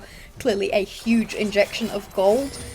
And it's balancing out P-God, because P-God was still laying down just stacks of damage, but now you're in a good position where Aloha's able to do the same thing. You work your way through the opposition's front line, Aloha gets onto the opposition's back line. It's a great synergy, and you highlighted it. The fact that Husky Rider's clone got punted by the Poppy, and not the actual champion itself, was everything. It meant the Husky Rider was still able to deal damage, and more importantly, absorb it, keeping his carries alive. And with all the gold that Dr. Boomin Academy have got on Poppy, there's a little bit in your mind that goes, is that maybe a mistake? Not a mistake, that's just the way that things have come out, and having a 2k gold lead of their opponent on any champion is going to feel good, but that gold on a Jinx is worth so much more. That a bigger gold lead for Nice Guy Ben would mean so much more. The Poppy's still getting involved though, she's still making things happen, but she's getting shut down! The rest of her team aren't there to supply the damage, and YNZ get a shutdown on P-God. The gold, dead even. And that's the kind of play that Yenomiza can pull. You overstep by an inch and they take a mile every single time. And that was a massive overstep out of the Poppy. You've also left a huge push down in the bot lane and the top lane. And this is bleeding pressure away from Boomin. They were up 3k, back to dead even on the gold. It's going to be a Yenomiza gold lead once they pick up this turret. And all of a sudden, as Dr. Boomin, you're feeling a little bit nervous because you expected, Yenomiza had already shown their best shot. They give you a big fight in the early game, and if it doesn't work out, well, they kind of fall over. But no, this time around, showing a little bit of resilience to fight back. And I have to question the decision-making out of Teko right there. That was way too deep with far too little support from the rest of the team. Sorry for the caster curse, mate.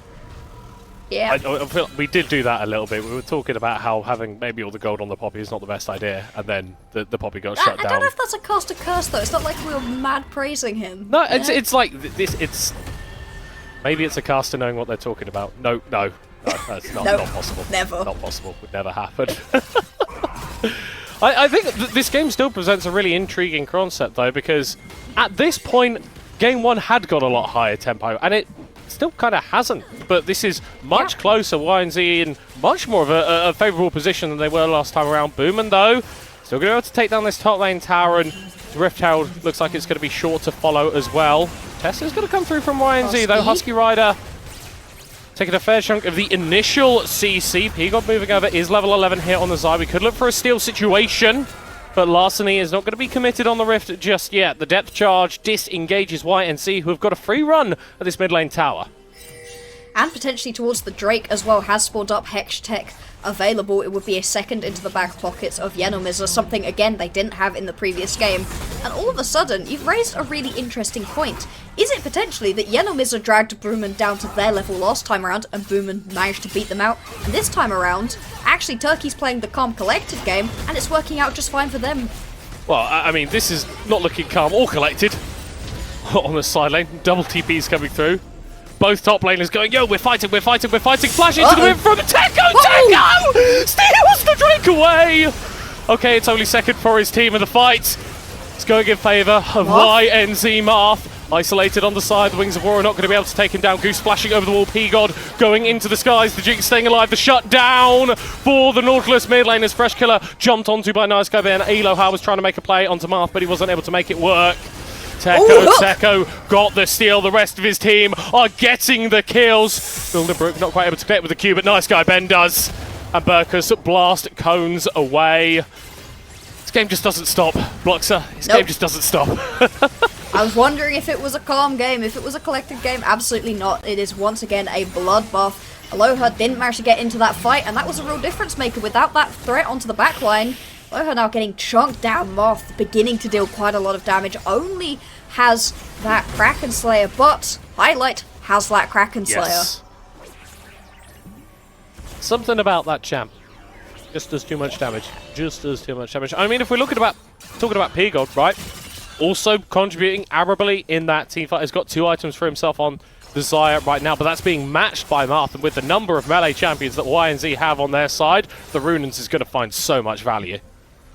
It really is. You're going to be able to shred through so many different people. And the fact that you can just keep chipping away at them as well. Because Nice Guy Ben, Teko, as well as, I gotta be honest, Woodenbrook dealing so much damage that you don't need to be that main explosion of damage. Just consistent instead. Plus, it's a show of the confidence right here. Moth went with that Gale Force in the previous game. Doesn't feel as scared. They're doing a lot of damage. I mean, why would you expect it to be happening? Is going to be spotted out now. Okay.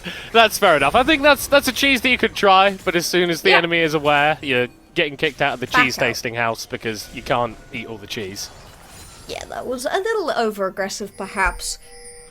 But at the same time, they don't lose anything for having a look, and if you keep your opponent snapping... Husky Rider is going to find access onto Martha. Jinx knocked up, running away, and he's going to be able to escape, but still, the Wukong absolutely relentless, and Eloha on a killing spree. It's going to be 1-for-1 though, as Nice Guy Ben is completely wrecking the backline of YNZ, but here comes the rest of the Turkish team. It's a shutdown for the Cassante. Teko, Vildenbrook and Goose playing it out, the flash forward for the Karma, but Peacock still firing out the feathers, the autos every single moment. The hook goes through onto the Galio, who is going to get knocked into the wall. There goes that W, the additional attack speed, the additional movement speed, the additional autos, all of that damage, all back at once. P-God, well and truly, holy, an ace. What a little play right there. P-God once again showing up. Whether or not Yenomizer get knocked out of the tournament at this point, P-God has made his mark. The way that he played that fight, getting caught out on the back line when the rest of his team went diving into the opposition, was able to weave his way through. And what a close one that was. It felt... Oh, they won it. Oh, they won it. Yes, Yenomizer. 90 seconds ago, YNZ started up the Baron as just a look, just a taste, just something to try and fish out some cooldowns from Boomin. They are well and truly finishing this objective. Nice Guy Ben able to move onto the backside. Going to get knocked up by Burkus. It's blue team that gets the Baron, and the Gwen will fall as well. YNZ will not go quietly into the sweet night. They are back on even terms with Boomin, and they are looking to push through in this series. Oh, Yenomizer, they'd never just roll over and let a game go away from them. They had a sniff at the Baron earlier on, couldn't quite find it, just like, that's fine, we'll just murder your whole team and then go back for it again. The fact that Teko was dead meant there was no real response that Boomin could even find. And now you've got Baroned up minions pouring down each of the lanes. Still, the gold is 200 in the favour of Boomin. 200 gold. That doesn't buy you anything. Oh, We are so close. Oh, who's taking walls? He's been caught out once again. The Jinx! Oh! The second time in as many fights that Martha's been caught out and not been able to pop off. But a great couple of things from this Jinx in this series. But it's YNZ now. 5 members strong on the map, pushing forward into the mid lane. Husky Rider just running interference. Teko finds no one with the Keeper's Verdict. And Boomin have been guilty of underestimating YNZ. They pushed through in game 1. They slowed down the tempo in game 2. But YNZ say, hey, that is my tempo. They throw a metaphorical chair at Boomin Academy. They find themselves an inhib. They're not going to try and close out the game just yet. That would be too aggressive. That would be too tempestuous. They'll back away with their lead and go for the Nexus another day. That's an incredible level of restraint out of Yanomisa, not something they are usually so apt at displaying, but this game has been so different from their usual style. Sure, it's still a killer minute, but it's only a killer minute. They've backed off rather than deciding to go all the way in, and Teko has stepped way too far forward. Barely any mana for the Poppy. An interrupt on the dash. You can buy a fair bit of time here as Teko. He's going to take him for a run. The dash, the tackle. Execute? I don't think he's executing. Free kill given over. P-God, because why not? Why not just give it to P-God? He needs the gold. I mean, not really. Going towards that Kraken Slayer Blades build. I mean, both of these AD carries are actually going towards the Kraken Slayer. A couple moments where I think Moth would really be preferring that Gale Force. The lack of dash has been really catching him out in a way that last game Moth was pretty untouchable. Yeah. There was not a lot of ability to actually get on top of him. This is a composition with a similar level of backline access, and yet because you don't have one extra dash, getting caught out before a lot more of these fights start. This is a Jinx at 24 minutes into the game with 0, I repeat, 0 kills. It's an unfortunate situation, and whilst in game 1 it felt like Teko was able to take the early kills that he got and snowball his team the rest of the way, hasn't happened this time around. YNZ, they've had a little bit too much damage coming from too many places for Boomin to cope with, and whilst Nice Guy Ben is scaling on the side lane, getting towards 3 items here on the ground, getting towards level 16, he's going to be strong, but it doesn't feel like Boomin are able to cope with YNZ right now. It really doesn't, and how would you when you have so much damage being laid down by P-God? He's gone towards the same start of the build as we saw out of Marth, except changed it up, gone towards that Bloodthirster much earlier on, hoping to keep himself alive whilst Burkus is able to go into the backline and try to get all of those knockups. I like the adaptation, showing that P-God's trying to be a little bit more self-sufficient. Next objective is going to be this Baron in 2 minutes time, and until that point I can see Yanomisa being pretty happy to just allow the game to come to them. They're in a super strong position, no reason to overstep and throw it all away. And I like the specific tech with the Bloodthirster because you don't really need to kill the Nautilus. Goose is going to drop his CC, and then that's kind of be it. Teko at this point in the game, whilst he is 3 items and is going to deal a lot of damage, the Poppy operates in a similar manner.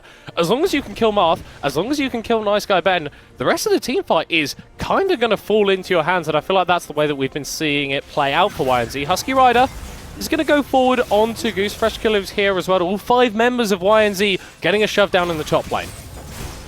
Yeah, look at this great map rotation out of Yanomisa. They know that they need to keep quite close to each other, playing that 4-1 composition as you so easily can do with a Galio.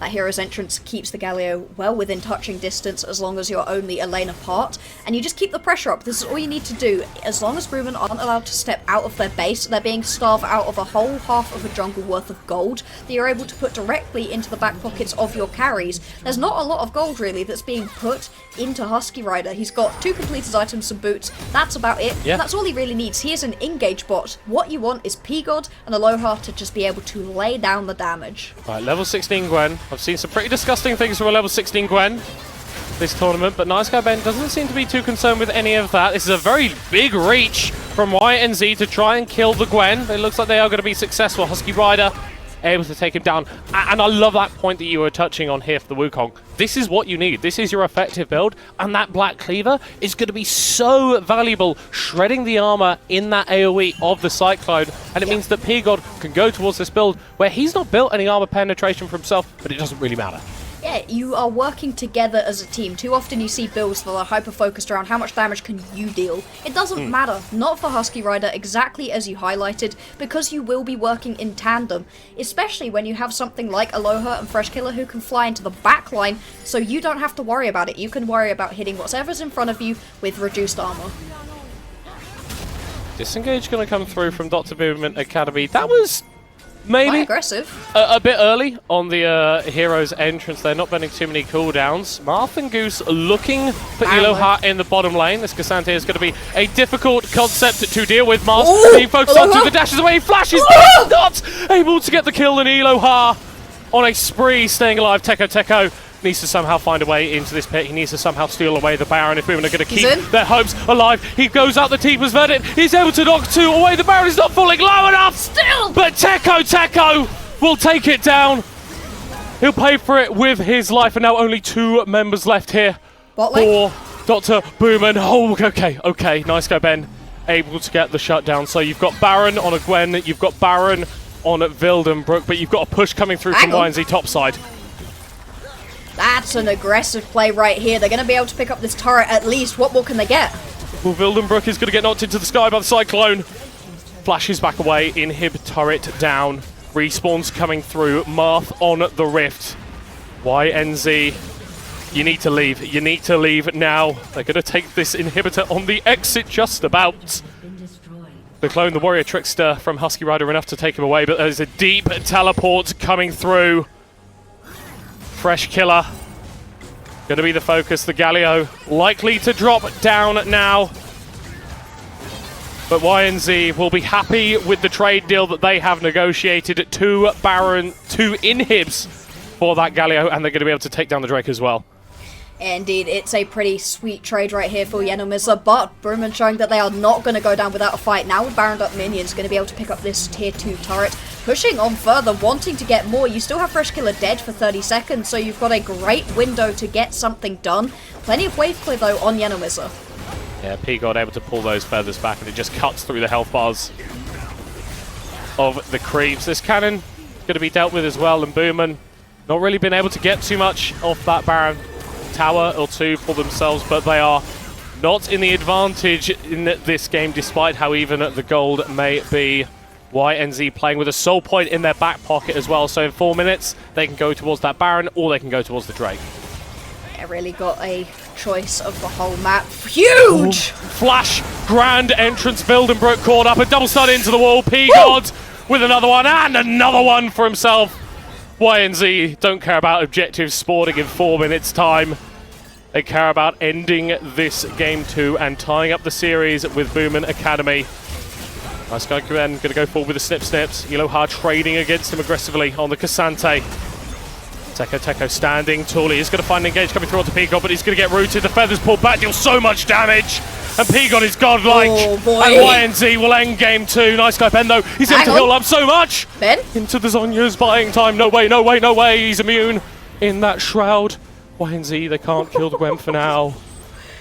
Ben really keeping his team in it just about. Spawning in 3 seconds. The Karma is back on the board. YNZ, they are not backing away. P-God is low on HP. Fresh Killer similarly low. There goes the feather pull, and I think YNZ will back away. Dr. Boomin Academy hold on with their Nexus towers. Every minute that this game goes longer, this composition out of Boomin gets stronger. Sure, Zyra can't, they deal a lot of damage, but it's a Jinx on the other team that scales significantly better. Still, no kills somehow, but this Gwen is so strong. Whenever Nice Guy Ben is about with that Hallowed Mist, so you can't even deal any damage to it, you're in such a tricky situation. Just trying to hang on for as long as possible. Yenomisa very, very close to picking up that soul. The Hextech soul would be incredibly strong, being able to slow people down, deal a little bit extra as well. So impactful. Looking for a collapse onto this Gwen. Hey, if you can't beat it in a big team fight, isolate it and take it out beforehand. Looks like it's the play. Teleport coming through out of Fresh Teleport Killer. coming. Oh, this is absolutely everything from YNZ going to be dropped onto Nice Guy Ben. The taunt going to come through. The flash away from the knockback Teko there to provide some safety, but Wildenbrook gets caught out. I've said that too many times today. Far too many times. Wildenbrook needs to be a lot more careful. We said he was playing with more confidence, earned in the early game, and over-aggressive in this mid to late game. This may be the final stand out of Brewman. Will they keep us in this game, or are we going to go to a game 3? Oh, they're going to get the pullback here with the Gwen! A Nice Guy Ben! Well, he just gets Spider-Man dead! And Fresh Killer's going to take down Goose as well. The rockets, the autos coming through from Marth. Oh, he's a fire emblem, standing strong for the rest of his team, but he's getting so low, he's dead! Husky Rider takes him out! And with the Jinx dead, there is no hope for Boomerang Academy. They're going to have another crack at YNZ, who hold on in this series, take us to 1-1. So, Biddle. Yep. Maybe I've just got an idea here for Germany. Maybe ban the Xayah, possibly.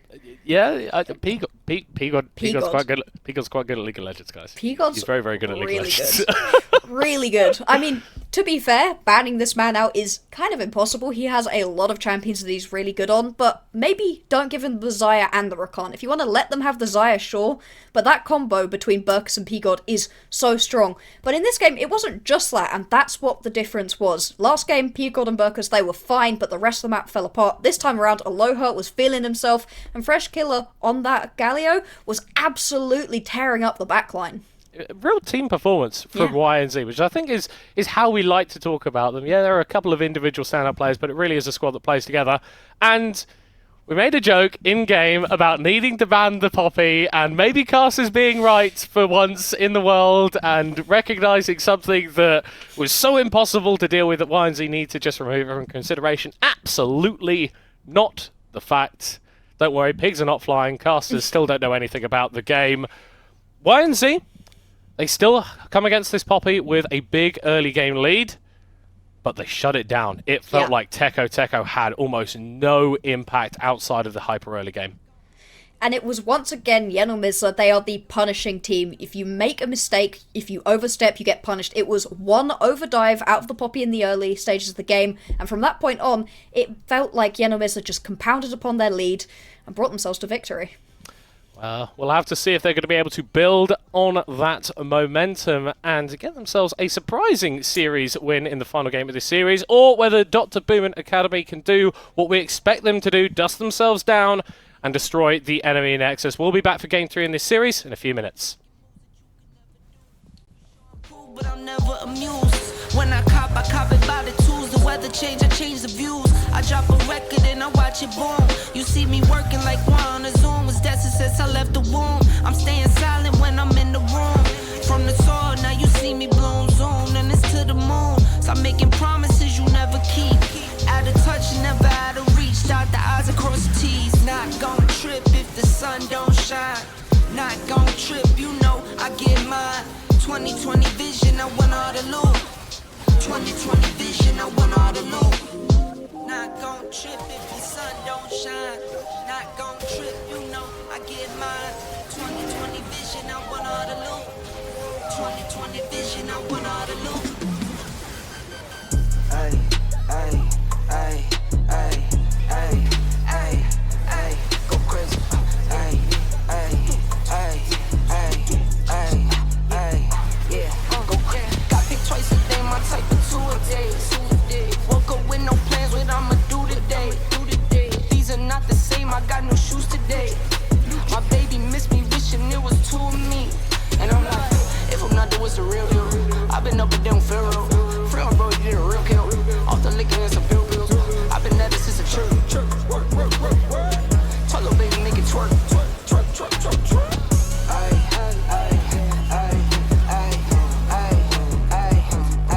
Go crazy.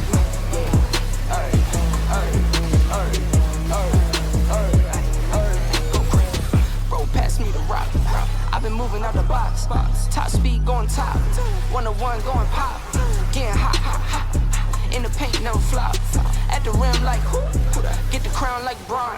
Make it some and I'm spending some. What's the plan? Bet I get it done. It's me, yeah, neighborhood.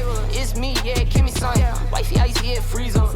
New friends, I don't need them. Checks coming by the spins. Kids eating up the reruns. If I'm not doing what's the real deal? I've been up and down Pharaoh. Pharaoh, bro, you did a real kill. Off the liquor and some pill bills. I've been at it since a church. Tell her baby, make it twerk.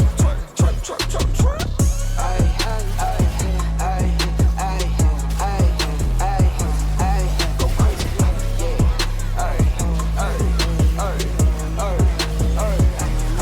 Go crazy.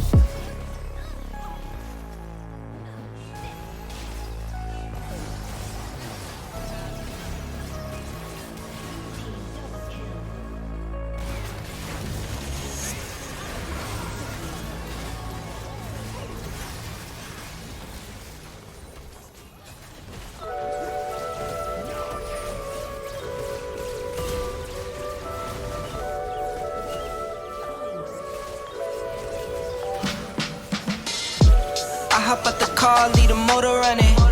Why you always talking like you know something? Why you always talking, gon' show 'em something? No stunt double, I do my own stunt. Could take a year, I'll still have that paper coming. Put like 10 on the 90, I keep it so on it. All in the club, we don't do no clubbing. Throw like 10 on the 90, I keep it so on it. Orange label, I might pop me too. I was getting money, but they didn't have a clue. Caught the Porsche coming powder blue. Hit the top, we don't need the roof. Fools know we made the rules. I'm with the club, posted by the marina. Eating fruits, looking at views that you never could dream of. Getting served all this paper, I'm not talking subpoena. Gotta flow like a river, but you won't find one that's cleaner. No stunt double, I do my own tricks. I got hits on hits, this like my bat flip. Mind on my money, low where my palm itch. Took the slow lane cruising, now look, we all rich. I hop out the car, leave the motor running. Why you always talking like you know something? Why you always talking, gon' show 'em something? No stunt double, I do my own stunt. Could take a year, I'll still have that paper coming. Put like 10 on the 90, I keep it so on it. All in the club, we don't do no clubbing. Throw like 10 on the 90, I keep it so on it. Could never take a hand out. New cars, bigger house, everything was planned out. 2020 hindsight, noticing how I panned out. Never did too much, never wanted to stand out. Spent plenty in my 20s, no place empty. God sent me, keep it thorough, this not trendy. Don't tempt me, on the edge and I'm sick. See them stealing my moves, hear them jacking my lyrics. But Chris can never dance like Mike, and Floyd can never hit like Tyson. I am who I am, never tripping, I just stick to the plan. And if I trip, it's to a beach, I put my toes in the sand, silly.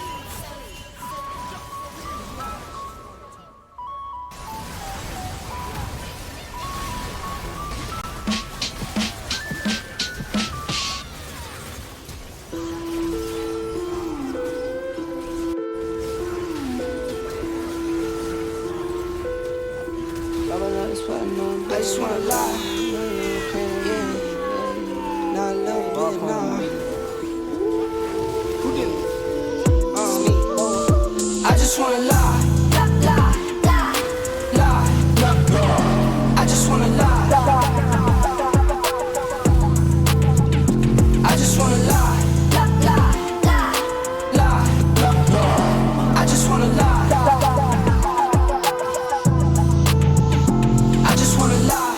Wobble up the spot, no dance, not drunk, cause money in my pants. I just wanna lie. Sip a drink and it got me in a trance. Take the money, baby, I don't wanna dance. I just wanna lie. Got a salary up in my cargo. Push one button, make the car go. Bet I've been a man since top speed. Best kept secret, but it's time I need a spot. I just wanna lie. Lie. I just wanna lie. I just wanna lie.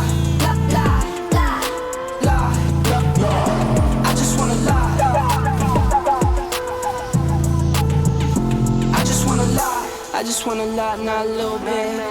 I don't need a pint, just a little sip. Been up in the mood and it's active. Up with the moon, I'm relaxing. I like nice things, pricey. Whole lot of carrots, my type thing. Whole lot of characters, like me. If you only tell me yes, you can be around me. Free from around me, you can be around me. With some B's and some C's, yeah, they be around me. Be around me, don't you stick I just wanna lie. I just wanna lie. I just wanna lie. I just wanna lie. I just wanna lie.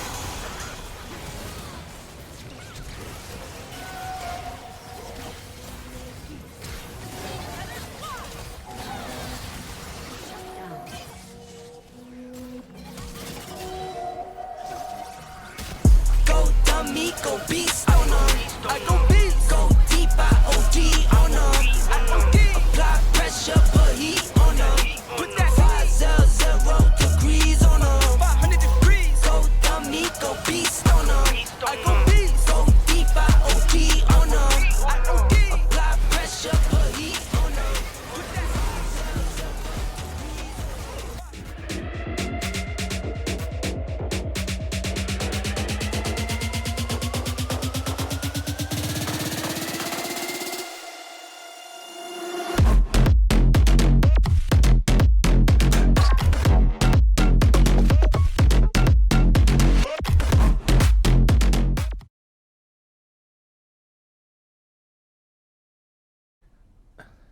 Hello everybody and welcome back to the Amazon University Esports Masters League of Legends playoffs. A lot of words there, and what they mean is Game 3, Bloxer. Because after a not dominant, but a pretty convincing victory in Game 1, Dr. Boomin Academy kind of got blasted by Lisma last game, and that sets us up for best of one now. Winner progresses into the next round of the playoffs. Loser goes home. And who is the best of one team? I mean, it's UNIVERSITY. They love to play in a scrappy little bit of a dogfight. Dr. Movement Academy, this is the first time that they've actually been pushed. They had 2 quick, clean 2-0s, and they were absolutely flying through that qualification bracket. All of a sudden, they're pushed right to the brink by a team that you just can't play standard versus. And I think that's the key thing, right? You can't play standard against YNZ, because there were a few times in the previous couple of games where Marth and I think the Kummer as well has been getting a little bit too far forward, and we've been seeing these kills drop down onto Wildenbroek, onto Marth, and as a result of those kills, Yasma are finding a lot more. You need to play with a bit more respect. I think that's the key thing for Boomin in this game that's coming up, if they want to be progressing forward and really taking down their opponents. Yeah, I mean, versus a normal team, you can stand, let's say, this far and you're fine. You have got to be so far, I mean, like, fully, further than my hands can show, away from this team if you want to be out of distance of Yenomisa. They are so good at getting into the back line. I'm fascinated to see what the change is going to be with these teams in this draft. The Zoe still coming off of the board, but Fresh Killer showed that Galio was a very nice pickup for him, especially into a Nautilus where you're not really punishing the fact that you've got that low-ranged Galio in the mid lane. It didn't really feel like we had the same level of effectiveness when Teko was going for those early plays into mid lane when compared with Game 1. That Gragas with the AP build was just bringing that little bit of extra damage, which was enough to take it over the line to actually kill Fresh Killer. Didn't really happen as much in that previous game, but I'm also really intrigued to see how Boomin deal with now being on the blue side, because they've been on red side both previous times in this series, and now they've got the opportunity to first pick themselves something away. Maybe they switch up the AD carry pick and go, actually, Desire has been working really well for you, P-God. We don't necessarily feel like banning it, but we'll take it away for ourselves. Indeed, there's a lot of different adaptation that we can see. Taking off the Rakan, it makes the absolute most sense. Do you really want to give Burkers something he's been so very good on? When I take a look at my notes, he's kind of only been playing the Rakan. Xayah also taken off the board right here, so we are going to see something different in the bot lane. You could still technically first pick the Jinx if that's the way you want to go. I'd like to see a jungler though, get something aggressive, something that you can begin to build around, because clearly sitting back and trying to let the game come to you does not work versus the enemies. If you give them anything, they will take everything from you, and in this situation you cannot just sit back and relax. Maokai, perfect, great engage, great early game ganking potential, and then in the late games that twisted advance plus all of those roots, brilliant. Because he's a tree, and trees have roots. Roots. I like that. That's good. Yep. But also, first time that he's been available this series, right? Yeah. Boomin have been consistently banning that on the red side. Now on the blue side, able to pick it up for themselves. And we've also seen the Varus consistently banned against P-God. So you can take away Isaiah, but that may just be an even worse prospect, right? Boy. I'm really fascinated to see what build P-God is going to go here. Do you want to go towards that lethality? Are you looking to actually just attack speed, get down your opponents like that? There's a few less builds that you have on this patch than you do have on that MSI patch, so interesting to see. And it does mean that the Maokai will be shredded through, but P-God not going to have that same level of safety that you have with the Sire with that Featherstorm. Husky Rider picking up this Wukong. It was brilliant in the last game, should be a perfectly good pick in this one as well. And now looking for your bot lane. I did mention that Ezreal was a potential, because at this point Martha's gotten caught out far too many times. Oh.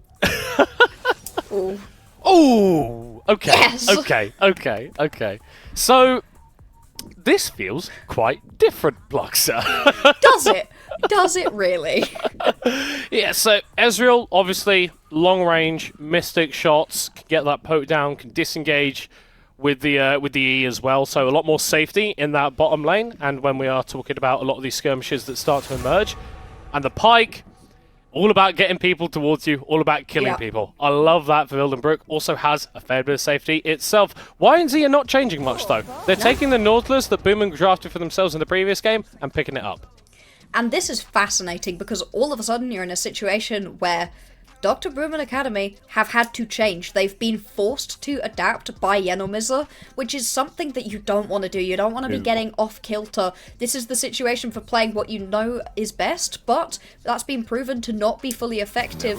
All of a sudden, Yenomizer, they're in a situation where they get to keep playing what they know has been working for them. You can see a lot of top laners getting banned out right now. We're expecting this Maokai to be in the jungle, and so no top laners are picked. We'll be interested to see if this is going to be a Nautilus in the mid lane or if it's going to be a support. It is pretty good alongside that Varus. You know, there's a lot of stun potential down in the bot lane, so it is definitely a possibility for it to be Burkses, but that's not guaranteed, and that level of flexibility on the red side, where you have that last pick, is huge. Oh, absolutely, and especially when it's a pick that can be flexed into mid lane, so you get that opportunity to almost kind of counter-pick two roles in that sense if you leave your mid lane for the last pick. I'm glad to see the Cassante ban, though. I think Elohar was incredibly effective on that and was part of the problem that was forcing Marth and Wildenbrook to go down so often in these fights. Yeah, indeed. You've still got that Poppy up and available for Dr. Boomin Academy, so we'll be interested to see if that's what Teko wants to go towards, and you do move that Maokai up towards the top lane.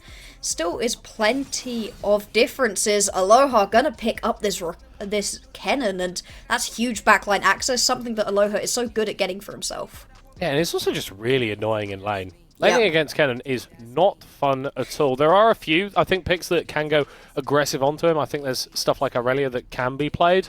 And But that's generally, so risky. it's so risky. You can go stuff like Nara as well. Kind of go even in terms of that laning phase. And the fact that you're playing against a ranged top lane doesn't really affect you too much when you are playing a ranged top laner. Big but it looks brain like moment. we're getting the Aurelia. Yeah, it's super risky, and this composition, if we had turned off nameplates, I'd honestly say that this German squad was actually the Turkish one. This is a far more Yenomizer draft coming out right here for Bruman. Gonna round it off with a Cassiopeia. It gives you plenty of AP damage, something right now that you are sorely lacking, and it stops a lot of that movement from getting in. Husky Rider, Fresh Killer, Aloha, everybody who's trying to go flying in, not going to be able to do so. What will this final pick be right here? You've got your top laner, you've got your AD carry, and your jungler. Beyond that, we're not certain if it's going to be a mid lane or a support. Honestly, I think you're going to pick up a mid lane here, something that can deal with the Cassiopeia. It would make a lot of sense for that to be the Syndra. Yeah, and that does mean Nautilus dropping down into the support role, and Elohar is going to have to deal with a rough matchup, which is his lot, unfortunately. But the Syndra could go fairly decently into this Cassiopeia. You can outrange her quite often a lot of the time, and also provide a nice bit of setup CC for Husky Rider when he wants to be making ganks happen too.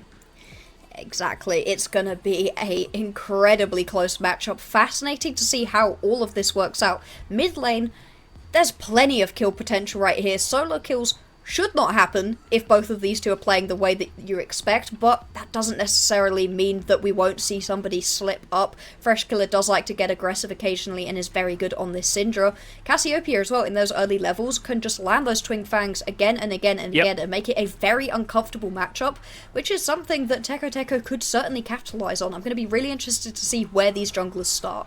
Yeah, and then but you've also got that additional wrinkle of the Irelia top lane. You're like, I really want to be playing towards that, because if an Irelia gets fed, she completely takes over a game. Once you get that Vamp Scepter, that full build point on the Irelia, you never look back. Nope, you are going to be able to run through your opposition, especially because there are some squishy members. Varus, he deals a lot of damage, but yeah, if you even tap him, he is definitely made of wet tissue paper, so the ability to position out of P-God is going to be incredibly important. Stop looking at me like that. I don't remember. I read the origin story for Varus at some point. I didn't realise he was made of wet tissue paper. I wasn't sure that was possessed by like a darkened toilet roll. Not too sure about that. We're off the screen, thankfully, and League of Legends is on the screen. Dr. Boomin Academy, YNZ Yenil Nizma from Turkey. Once again, stacking his 5 in the bot lane. Okay. And Marth respecting the potential for an engage. Boomin actually going to be responding with a little bit of vision in the top side of their own. Yeah, actually going to get a little bit aggressive, and Yenomiza, if they'd have been able to catch Moth unawares, forcing perhaps an E-start especially, all of a sudden you're in a much worse position than you would have been previously. Instead, once again, things do fizzle out. There is a ward now onto the red buff, like you highlighted, for Bruman. So they're going to know where Husky Rider is starting. Looks like he's making his way up towards this top side, so will be spotted out and is looking to get down towards the bottom lane. Perhaps less to land a gank, but more to protect his bot side from what is a very aggressive duo in that Ezreal Pyke. Oh yeah, like, Ezreal is a very strange champion because he can kind of exist at a weak side pick, but in the early levels, your Q is just like another auto attack. And we're not talking about a Zeri situation where your Q is your auto attack and your auto attack is whatever the heck that is. No, like, you could basically double the DPS of pretty much any other marksman in incredibly early levels, and that's why we're seeing this press the attack come through from Marth, which helps you out when you are going into these early fights. As we're going to see the start of one here. Burkus landing the hook. Bone Skewer not quite connecting from Wiedenbroek, but he's got a long time to get your eye in. Yeah, you've got plenty of ability to do so, but every single time the level 1 between P-God and Burkus will land. Didn't manage to blow any summoner spells this time around, which is a much better start than Bruman had last time. So, things looking up for them, but still, it's very early on, and the amount of poke damage that's being laid down. You usually think of an Ezreal lane as the one with poke, but Varus, no slouch either. Yeah, and Burkus has just been able to help him get that priority! Flashing over the minion wave to throw out a hook, and whilst Wiedenbroek is going to have to respond with his own flash to get away, it does mean additional vulnerability. This isn't an Aftershock Nautilus, this is a pretty squishy customer. They are going to be trying to turn it around. Teko is going to go for the play onto P-God. They don't care about killing the Nautilus, they want to take down the AD carry. And hell, do you know what? Maybe they'll get the Nautilus as well. We're just waiting on cooldowns here for Dr. Boomin Academy. Husky Rider is going to roam over.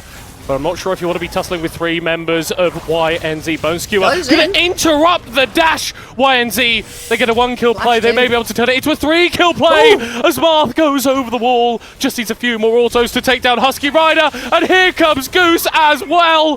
Freshkiller is going to get taken out. It is absolute madness in the bottom lane, and it all goes in favour of Boomin.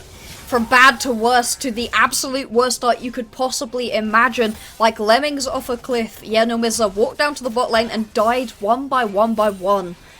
Oh, that's not what you wanted to start. And hey, Aftermath got 0 kills in the last game, 2 already at 3 minutes into this game. The Ezreal is set up for success. That's a red buff as well. How more disgusting can you get? I'm just intrigued to see what he's going to be able to get off that first recall, because there's a champion that can get pretty silly if he gets ahead of the curve. He's able to get towards his 2-item spike before his opponent can just start raining down terror with the Mystic shots. Yeah, dealing so much, and when you've got this situation where you've got an Ezreal who's ahead, all of a sudden, Wiedenbroek does not need to sit down in this bottom lane and babysit. Ezreal is super safe with that Arcane Shift, and at the same time, is just perfectly happy to farm up from a distance. So, as Wildenbrook, you can roam around, try to get kills across the rest of the map and get everyone else ahead. We asked for more out of this bot lane from Germany, and they are delivering so far. And all of a sudden, Yanomizla's bastion of strength in P-God is not in a good position. And honestly, I want to say it's Boomin identifying a weakness on the side of Yanomizla, but to a certain extent, they gave those kills over. Fresh Killer not going to be tagged by the Bone Skewer there, but it felt like YNZ were their own worst enemy in terms of that play. And it's what you were talking about. Wildenbrook does not need to go bot lane at all, because Marth, he's got a Tear, he's got a Sheen as well. This item is on pretty much perfect items for this point in the game. Yeah, he's absolutely rolling down here, perfectly happy to just absorb this wave. And P-God's just trying to scrap for as much CS as possible. That's the only lead he really has, and it's a big wave Marth is about to get for himself anyway. Oh, that was risky. P-God with absolute calmness allowing that recall to go through. I probably would have flinched. I mean, if you interrupt that recall, you die, Dead. and that wave gets frozen on you. And the bad situation that you're in right now gets even worse. So YNZ doing what they've done time and time again and not blinking in the face of the adversity, but it is an uphill battle to stay in UEM at this point. Really is. This is not the early game that they would have wanted, and Yanomizla are our early game team. They want to get ahead. Previous games we had slow early games. All of a sudden though, Roman's showing up in this early stage of the game, going straight for the Drake, and Yanomizla having a couple of early Drakes was a huge boon in the previous game.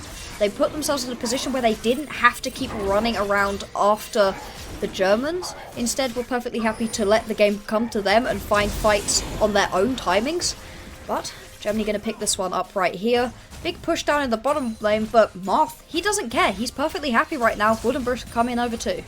And I think this is where you really need to force those fights, right? Because this is a gold lead, but it is an isolated gold lead. There is a very, very strong Ezreal, but there are 3-4 other champions on Summoner's Rift that you are playing against that do not have that same level of power. Teko is one of them. Stun not quite coming through from Fresh Killer. Would almost definitely have died if that Scatter the Weak had have hit. Fresh Killer not quite able to land that one though. Top lane, we thought it would be an explosive matchup. It certainly could be, but for a minute all of the action focused down towards the bottom side. Junglers not particularly caring about what happens up top. That is going to change massively though once we get to the teamfight stage. Wildenbrook still has Dredge line should he need to use it. I like that though, just walking up on the bike whilst he's in stealth and autoing it, like, no, you are staying here for a little bit. Just like, if I walk away right here, I'm going to take even more damage. Let me just stop him right here. Wildenbrook once again keeps taking this little trade, and it is chunking him out with quite a lot of damage. Yeah, and whilst you do have that additional heal, like, from the pike, when you drop into Fog of War, you're still spending a fair bit of mana and HP to not do too much to YNZ. The CS lead building pretty significantly for Marth as it stands, but P-God should be able to pick up a wave just there. And for YNZ, I'd anticipated that by this point they'd have started to make a couple more proactive plays of their own. I think once Husky Rider gets level 6, that's where we really need to see this team turn the screws. Otherwise, we know that Boomin can outscale, and they'll be happy to do so. Exactly. Last time around, we did see Husky Rider kind of just sat in his jungle and then exploded onto the map, really making his presence be known. But in this time, it's taken for Husky to get to that level 6. There's a Drake that's gone to Germany. There's now going to be a Rift Herald into their back pockets as well, and 2 kills to the Ezreal. So you're not having a free early game like you did last time around. This is not an even situation. You're down 2,000 gold. We know that Yanomizla can fight back, but they've got a very different composition to try do so with. Oh, great stun coming through here from Elo Half. Showing that despite the counter pick, he's still able to go toe-to-toe with Nice Guy Ben, despite dropping down a little bit. CSP got there just... Okay, Wildenbrook. Yep, that happened. Ooh. Still a chunk onto P-God, but there's not very much mana on this pike anymore, and with the Chains of Corruption available, we could see YNZ's bot lane go for something. Yeah, quite possibly, and you know whenever there's an opportunity to do so, Yanomizla like to take it. Loho gonna pop the ultimate, same thing with Nice Guy Ben. Nobody dies, nobody even gets particularly low. Just trading, just poking each other out at this point in time. It's only boots and one small lonely book for Aloha, so not gonna be dealing that much damage at this point. Husky Rider sat right on a ward. Possibly not the best place to be still on vulnerable. He doesn't get over the wall. The flash, the cyclone, the knock up onto the pike.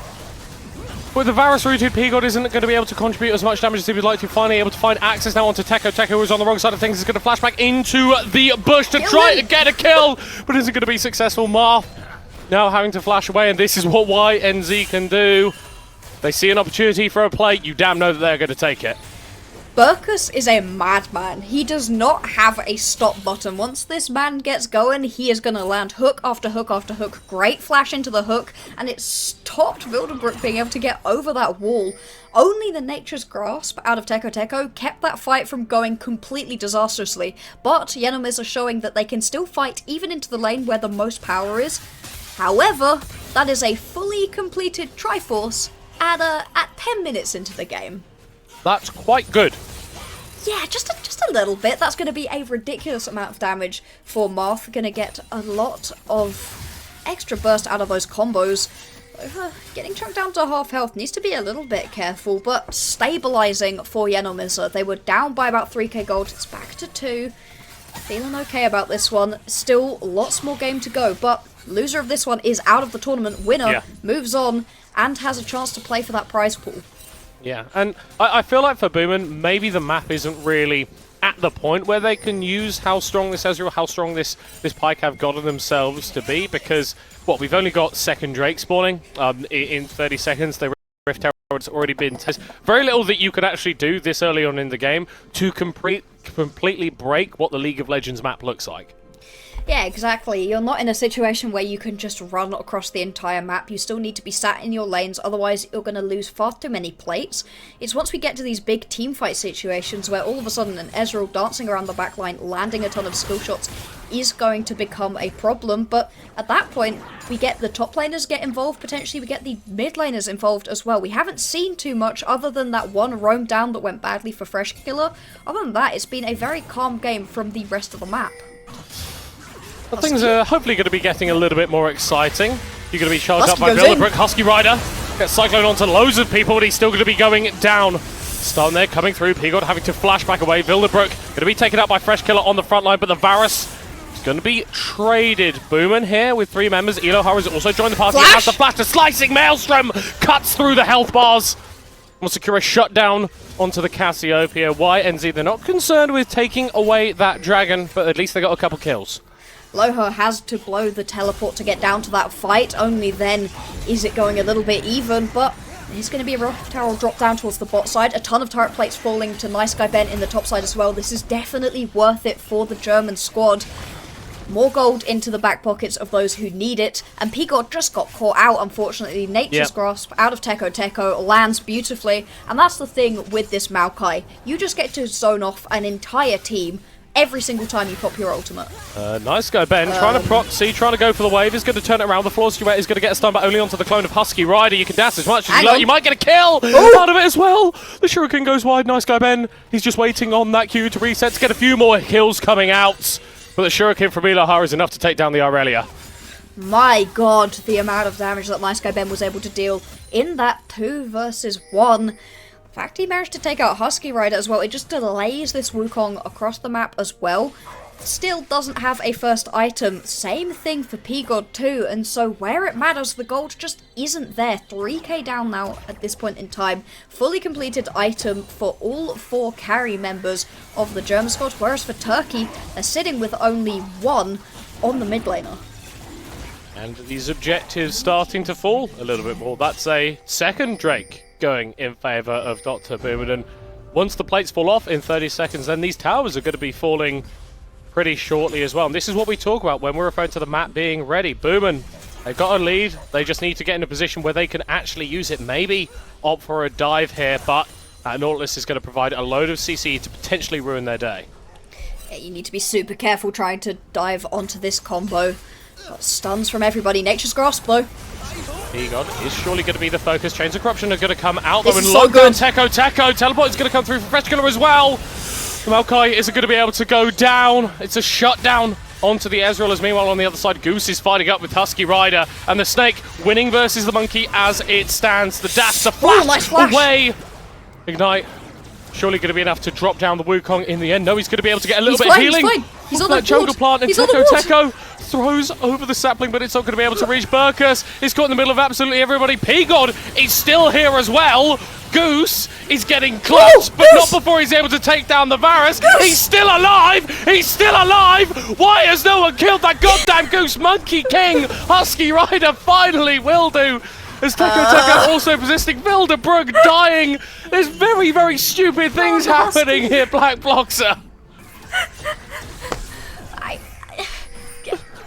Surely he's out. Kills. Surely he's out. He should be, but I could see Nice Guy Ben going for this dive. You've also got the Ezreal ultimate not quite up, but is around. Fresh Killer needs to be super careful. Proxying out the wave is Ben. You can see, finally, Aloha's making his way down here. Fresh Killer needs to be so careful. Nature's Grass going to be thrown out once again. How is that off cooldown? Nice Guy Ben landing the flawless duet into the stun. Very nicely done. But Boomin, there are other people on the team, and they're all here trying to kill you. 3-man slicing Maelstrom Marth. Dashing away as they're able to take down the tower and flashing back away from that hook. YNZ still getting kills. Hold on, Goose is here. Goose is here once again. P-God. Starting after getting a double kill, he's going to dodge away from that hook as Vilderbrook is here as well. Bloxer, the teams keep fighting and I don't know if it's a good idea. It's not. It's definitely not. Oh, it's going to be another kill. Husky Rider gets taken down. Burker's just going to get ulted by Vilderbrook as a gap closer and should go down here too because Marth is still around. Deals the damage, manages to pick up the kill, and we wanted bloodbaths out of Yenomizla, and they certainly are delivering. I have to question, is Goose invisible? Is he untargetable? Bro. Hit him! He's dodging. He is Neo. John Wick. Yeah. Maybe he is literally the Goose in Untitled Goose Game. Yeah. He is an agent of chaos. Yeah. Absolutely is. And out of it, you end up with 6 kills, 150 gold bounty on top of this champion. And Cassiopeia is one of those champs where you just get to take over a game. You lay down that miasma and all of a sudden the opposition can't move around you and you deal more than enough damage to take them out by yourself. Petrifying Gaze too around an objective. You can't step up, you can't get the kills. Oh, 5 members. Scatter the weak! Flash, scatter the weak! The Chains of Corruption as well fired out a go. shutdown. Don't you dare tell YNZ that they cannot step up. Husky Rider going to get away with the Warrior Trickster as the Bone Skewer connects onto Eloharos, flashes back under that tower. A rally roll causing a lot of disruption, a load of slows. The hook coming up from Burkus. Coming through onto Vildenbrook. Martha firing out the Mystic Shots! It's like we got Dradjar in the game, Fresh Killer dead. A little bit of an overextension under the tab, but Teko is still going to be able to get a kill. Here comes the Aurelia. Nice Guy Ben gets stunned! And it's YNZ coming out ahead in the fight. Just about. And I'm not surprised somebody after that one needs a slight breather. Yes, and thank you. going to down multiple glasses of water right now. And I'm going to attempt to make sense of what we just witnessed. It is such aggressive play out of this German squad. They are just trying to go in constantly. Absolutely no sitting back, relaxing. They are playing the style that Yenomizla wants to, where you just have unrelenting pace, and it feels like Yenomizla don't know what to do when their style is all of a sudden reflected back on them. We saw the bot lane play. It kept going long enough for champions to get killed, have their whole cooldown, and then get back into the team fight once again. You know, we started the fight off with a Nature's Grasp, we ended the fight off with a Nature's Grasp. These fights just do not stop. Yeah, it's kind of Battle Royale League of Legends, right? Yeah. And to give you all, everybody who's watching, a little bit of an update on how things are playing out in our other series of the playoffs, they've all ended. Yep. Just this one left. Now, AIX able to get a 2-0 versus UDL, and Polytechnica Gdansk able to do something similar versus AGH, and ETT take out ESTUBA. So the reigning champions still in the composition and have pushed themselves towards that semi-final. So whoever wins this game is going to go up with a very tough task against that Dutch squad. And a Dutch squad that's just had a little while to breathe, to not be playing League of Legends, and not be playing this League of Legends, because this is the most stressful game that any of these players will have been in, just from the fact that you can't think for a second, but if you make one singular misstep, you're done for. You are absolutely over with. We are 17 and a half minutes into this game. There are way more than 1 kill a minute. We're closing in on 2 kills a minute, which is completely ridiculous in case you didn't know.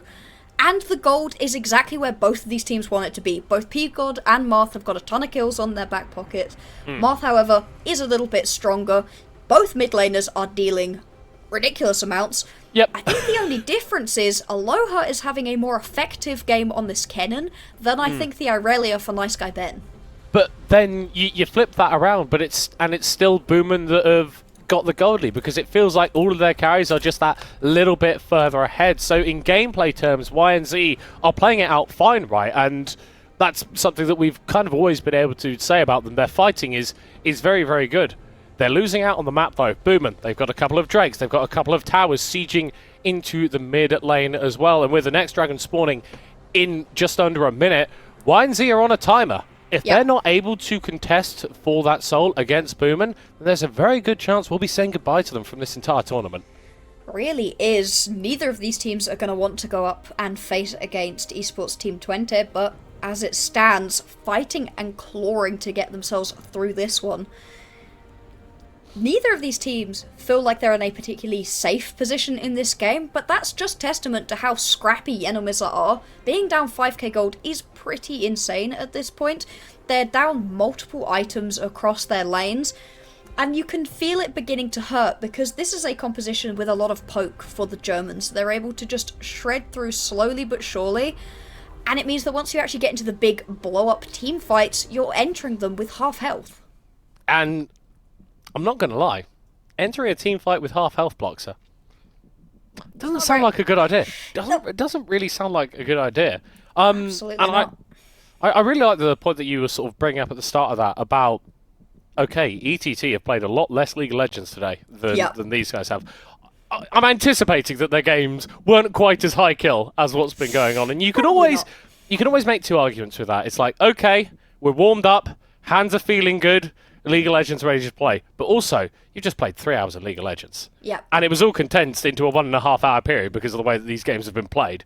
So there's a mental drain, and you've got to have that fortitude. It's what these days of League of Legends are all about when you have to play so many series back to back to back in a row to make it to this potential final. It gets tiring. It really does. If you're playing tired, you're not playing as well. No, exactly. Team 20, they know how to play long series, but they also know how to quickly beat an opponent and move on. The longer that this goes, the longer we're going to have between these teams having to scrap it out, and then 20 just sat there waiting for this game to finish.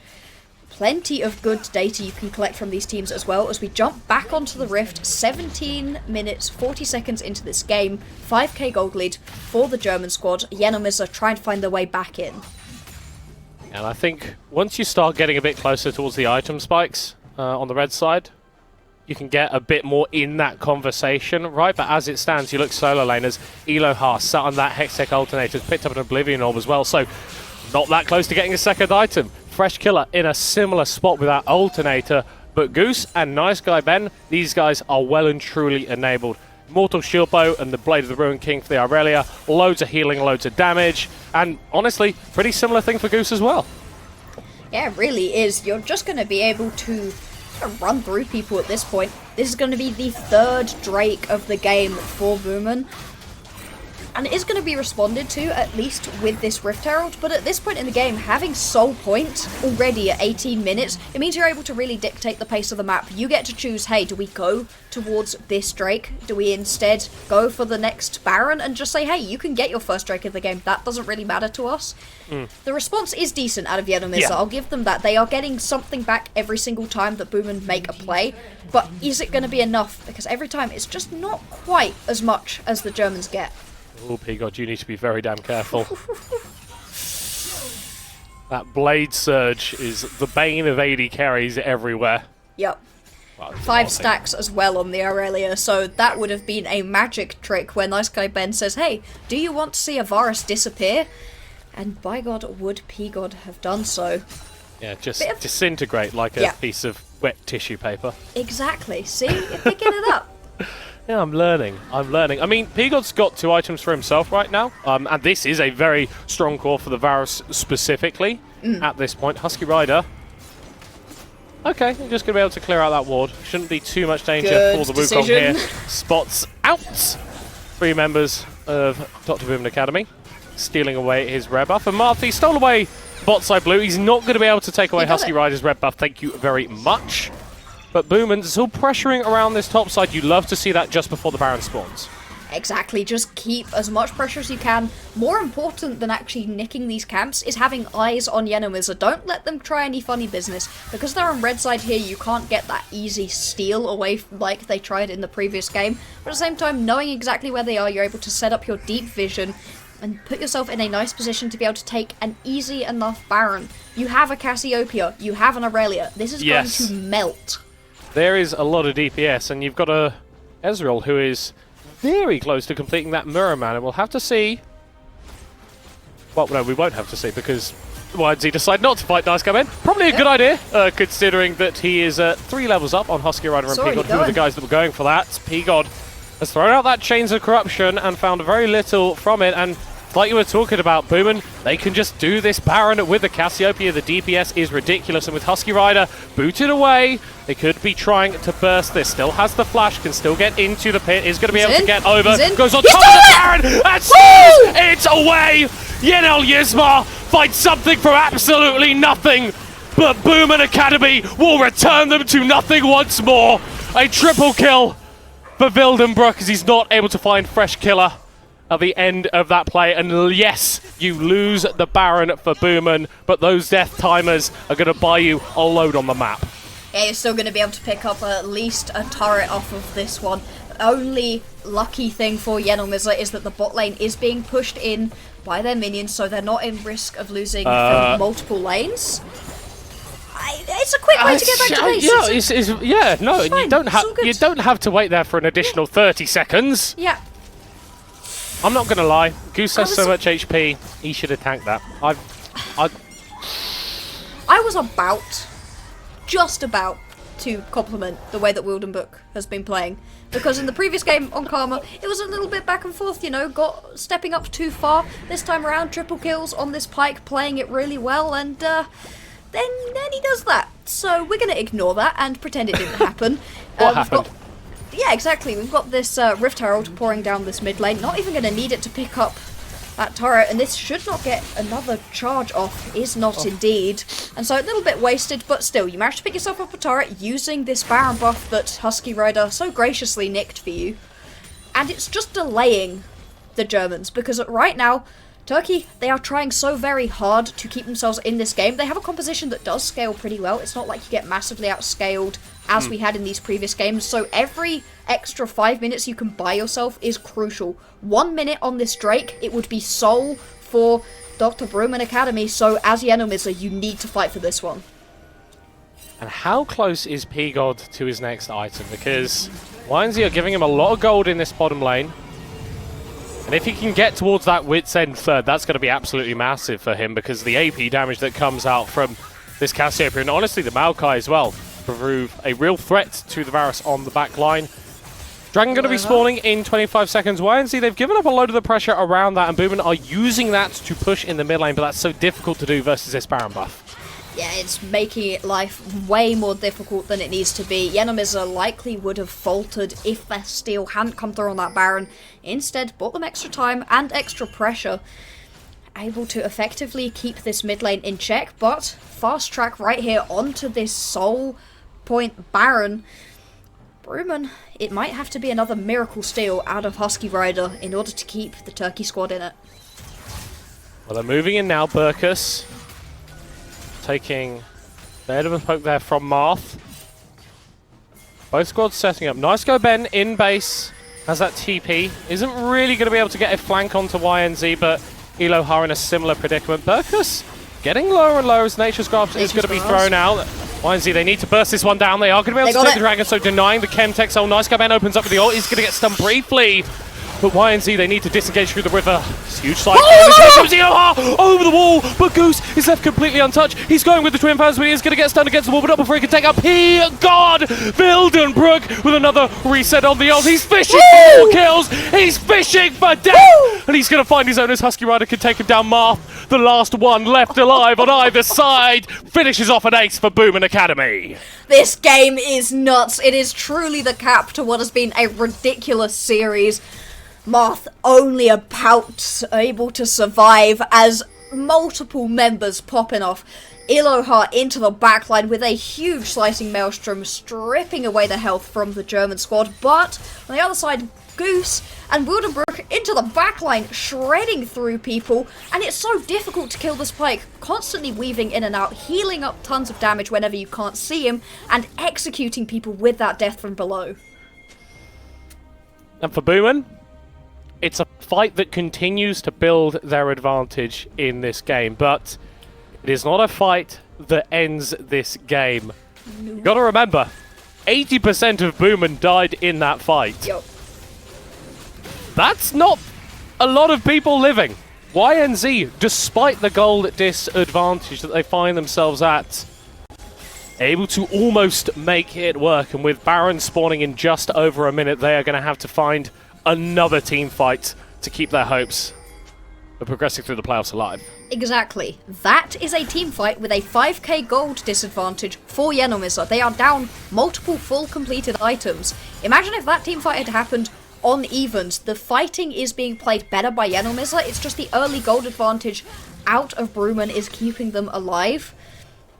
Fresh Killer, huge push down towards this bottom side. The rest of Yenomisa, though, that means they're a numbers disadvantage, have to just absorb the pressure, doing so effectively right now. We should be seeing just a trade of these inner towers. Marth. Doing a scary amount of damage at the moment. Baron is going to be spawning in 30 seconds, and so Boomin, with full control of the topside jungle, going to feel pretty happy with themselves. Yeah, certainly, but it's still a nice play by Yenomisa to get something out of this push. Now, big siege onto this mid lane. Husky Rider has got himself a flank. Him Tower is going to go down, but that was a very big grouped up group with Boomin Academy. Husky Rider not able to find a pick. Wildenbrook going to go back, but Husky Rider not committing the Cyclone. Understands there's a lot of mobility available for the Pike. Doesn't want to blow the ult too early. Side lane's not really doing anything for either teams right now, so Husky. the inhib, main thing being fought over. Husky Rider getting exploded by the Mystic shots. Wildenbrook coming over the wall, popping the death from below, fighting no one with the ult. True Shot Barrage going to go wide in a similar fashion. And for Boomin, they could go for the end, they could retreat and go for the Baron. They're up against 4 members of YNZ. Wildenbrook flashes forward, finds nothing with it. The Irelia is diving into the back line, but she's not going to be able to find the damage. Goose, Blow himself taken down. P-God popping off! Teko's dead! And it's just Marth left. I've heard that one before. They got their hands stuck in the cookie jar. They're not quite able to end with Fresh Killer. And Burka's able to retreat to their fountain and regen. The Ezreal will not be able to end this game. It just keeps going. P-God showing up when it matters, managing to find that triple kill, just does go down. But it was over-aggressive. Wildenbrook flashing forwards. Goose stepping up, getting caught underneath the turret, all because Burka's got hit by one Nature's Grasp. That's not the target you want to all in onto. Not great plays right there, and Yenomisa, they keep clawing their way, not back into this game, but forwards. They are continuing on, and you will eventually get to a point where the gold lead doesn't matter once everybody's fully completed their items. We're not at that point yet, not for another 12 or so minutes, but still, each minute that this game ticks on, Yenomisa get themselves into a better and better spot. 30 seconds on this Drake. If Soul can be collected for the Germans, they should be able to complete this one, but all of these ifs and buts are feeling less and less like sure things as Yenomisa keep this game going. I think the only thing that's certain is that if you're on Yenomisa, you need to kill Marth if you want to win this game. One death so far on the Ezreal in a series where honestly he's looked a little bit sloppy. Nice guy Ben opening up with the ult, but once again the Irelia is not quite able to find backline access. Goose opening up there onto Wheeler Harbour, not dealing the damage that he needs to. Marth still sticking alive, still throwing out the Mystic shots, but he's going to get hit through by Burkus. Boomer Academy He's though, dead. the Ezreal forced to eat away, dash out of that fight. And it turns out the YNZ don't need to kill the Ezreal, they just need to kill absolutely everybody else. UNIVERSITY, they are team fight gods. They will not go down in this fight. Marth is sticking around, continuing to try to poke away, but it doesn't matter. UNIVERSITY are going to run their way forwards, forces Marth to come back to base. They're going to lose an inner turret, they're going to lose their inhibitor turret, possibly a full inhibitor, and then still can turn around and pick themselves up either the Baron or the Drake, whichever you fancy. As UNIVERSITY, you're in such a strong position right here. Death timers are getting longer and longer, and once again, Marth is the only person to survive. And honestly, I think if he dies there, It's YNZ over. are a It's done. heck of a lot more aggressive with that push. But the Ezreal persists, YNZ persist, and they will deny another chance Baron, Baron, at Baron, Baron, Chemtech Baron. Soul for 5 minutes. Baron is being Team P2, is being started up here by Boomin. I don't think there's anything that YNZ can do respond. to stop this. It's gone. Great call right here out of Dr. Bruman Academy. Not just going to roll over and let UNIVERSITY get their comeback completed. It's up to 3k difference between these teams. Now it ticks up to 5k gold difference. UNIVERSITY, they are fighting and clawing their way into this game. They team fight better than Dr. Bruman, but Dr. Bruman played the map so cleanly that even when they managed to find huge team fights, they still end up losing out something else on the rest of the map. And I want to see how Nice Guy Ben is playing this next team fight, because we've had a couple of occasions, yep, thumbs up to you as well, where he's thrown the ultimate as a sort of initial engage at the front of the play, and he hasn't been able to find a backline access. He hasn't been able to jump on top of P-God and really deal with him as swiftly as he needs to. Now, potentially being collapsed onto, obviously there is a lot of power on this Irelia, but burning the flash means that you've got lots less for this upcoming fight. Hey, you talked about backline access. The flash was one of those main engage tools. All of a sudden, that's just gone. Nice little collapse out of UNIVERSITY. You can feel the tension. It is thick in the air with this game.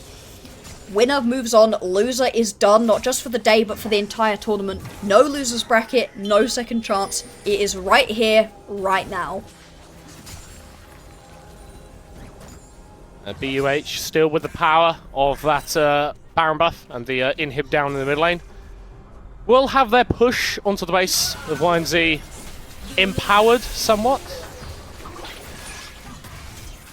But we've seen for the past few fights that it really is anyone's game still. Over 30 minutes in. Marth nearly full items on this Ezreal. That's the great hope for Boomin in this game. Mid lane inhibitor is going to be respawning. Do they look for a dive on this push? You could potentially, but we've seen what happens when they go in too far. Nice guy, Ben! Going to get caught. Chains of Corruption invested as well. P-God Oh! heal up, able to get away. Still going to get taken down by the True Shot Barrages. Husky Rider getting the Cyclone Dead. onto the front line, but burns down way too quickly. Villabrook low as well. Teko also dropping down in terms of HP. But on the whole, Boomin a little bit healthier at the moment. Enemies are right, able to get back to base though. Just going to try clear out these waves. Will lose a turret. Once again, going to be a last stand type situation underneath their Nexus turrets. Going to lose 2 inhibitors for this push, and Husky Rider just stepped too far forward. Something we've said again and again this game.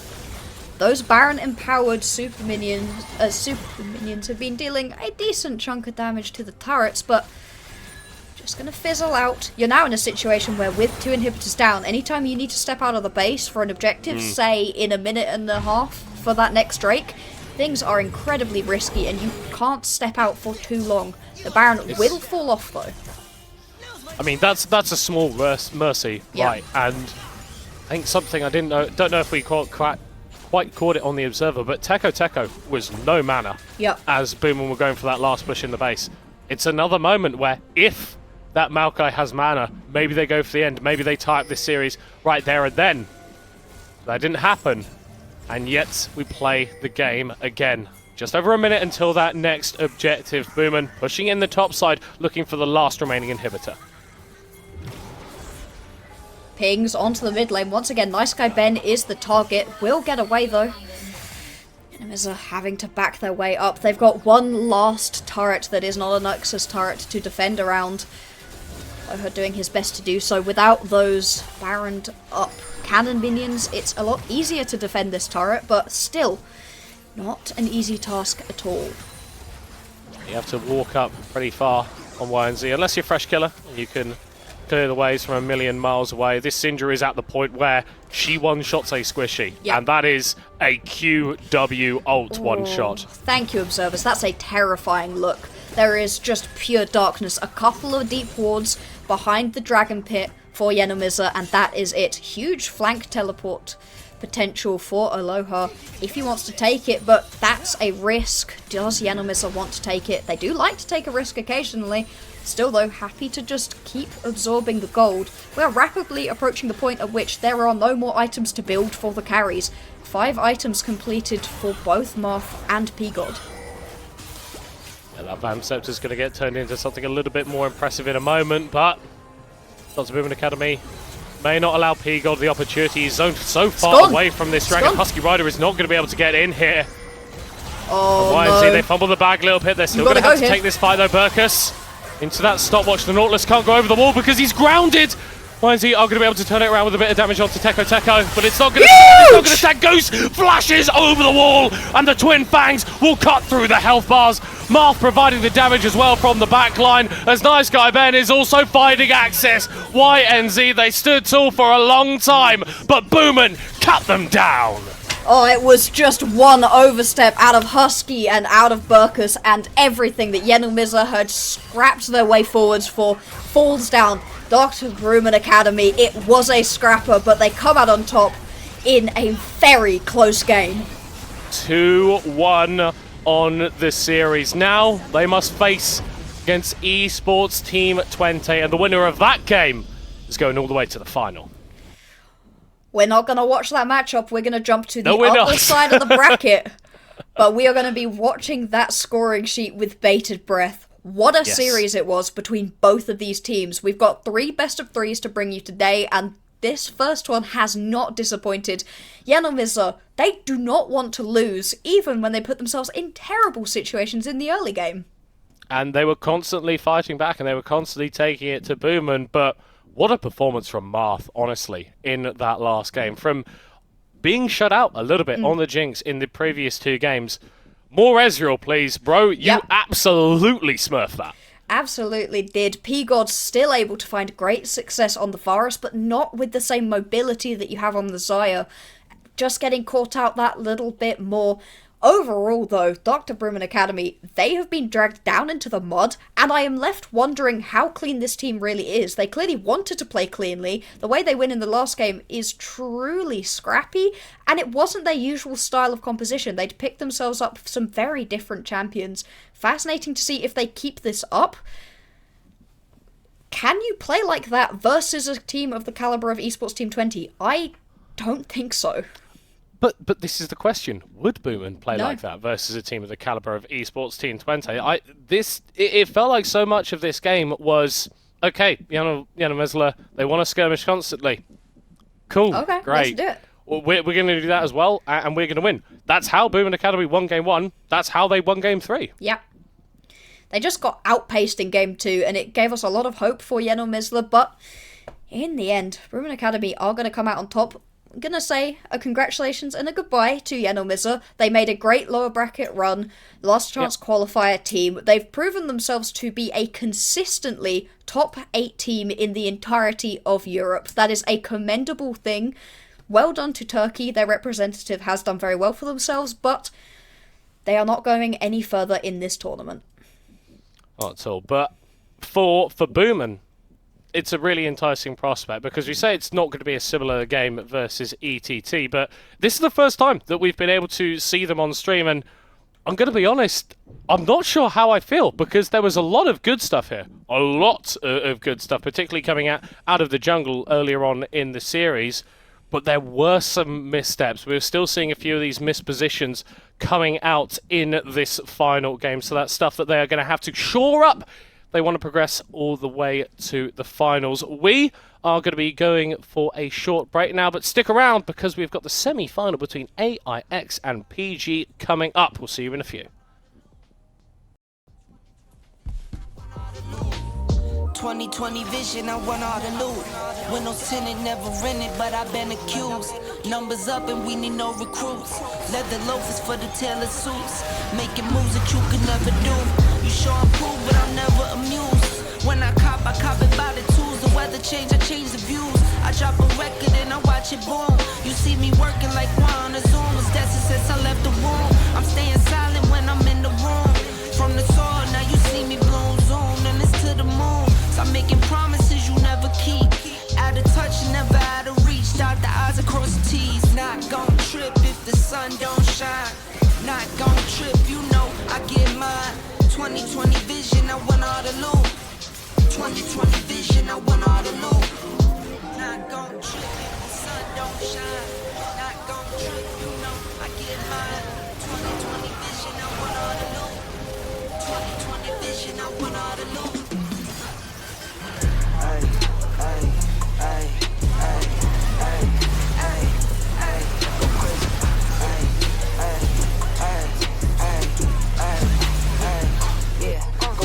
Got picked twice a day, my type of 2 a day. Woke up with no plans, what I'ma do today. These are not the same, I got no shoes today. My baby missed me, wishing it was 2 of me. And I'm like, if I'm not, then what's the real deal? I've been up and down Pharaoh. Pharaoh, bro, you did a real kill. Off the liquor and some pill pills. I've been at it since a church. Told little baby, make it twerk.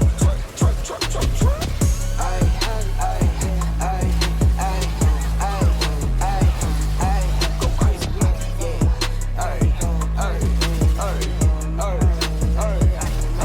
Go crazy. Bro, pass me the rock. I've been moving out the box. Top speed going top. 101 going pop. Getting hot. In the paint, never flop.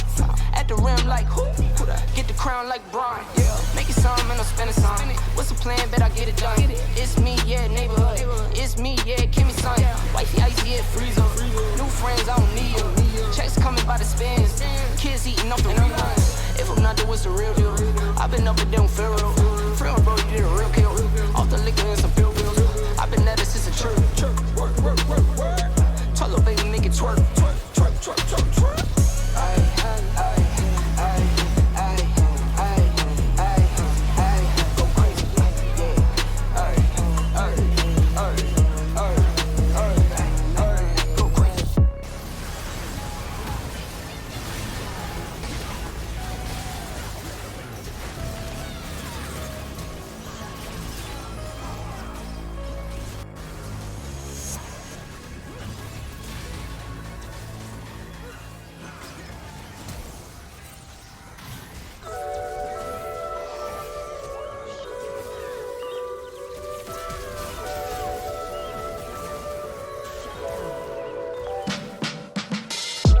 I hop out the car, leave the motor running.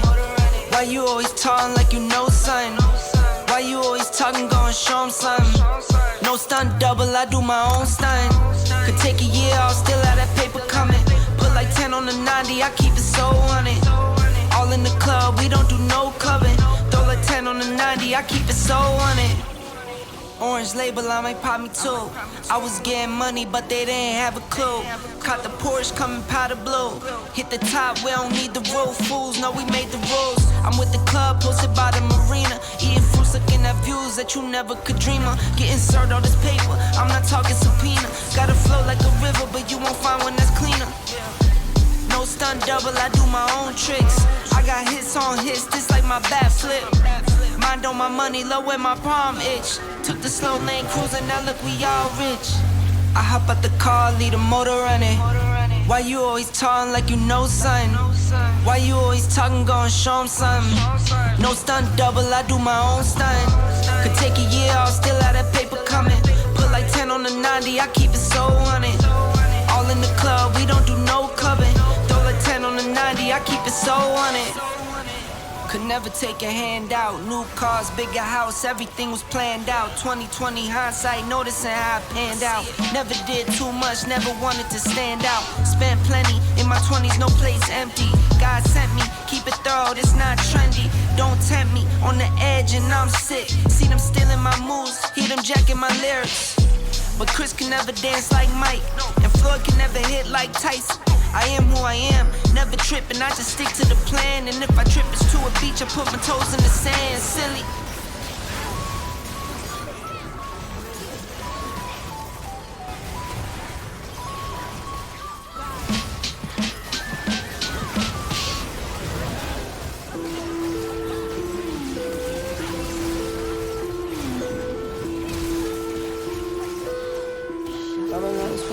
I just wanna lie.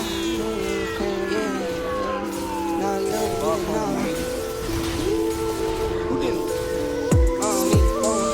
I just wanna lie. Lie. I just wanna lie. I just wanna lie. Lie.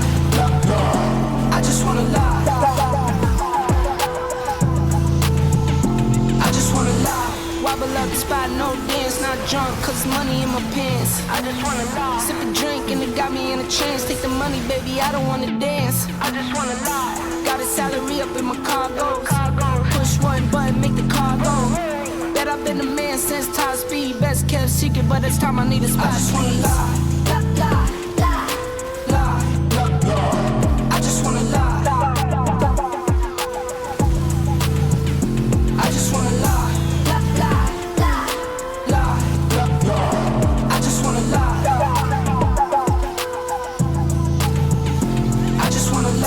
I just wanna lie, not a little bit.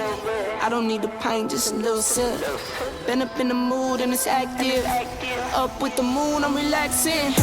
I like nice things, pricey. Whole lot of carrots, my type thing. Whole lot of characters like me. If you only tell me yes, you can be around me. Free from around me, you can be around me. With some B's and some C's, yeah, they be around me.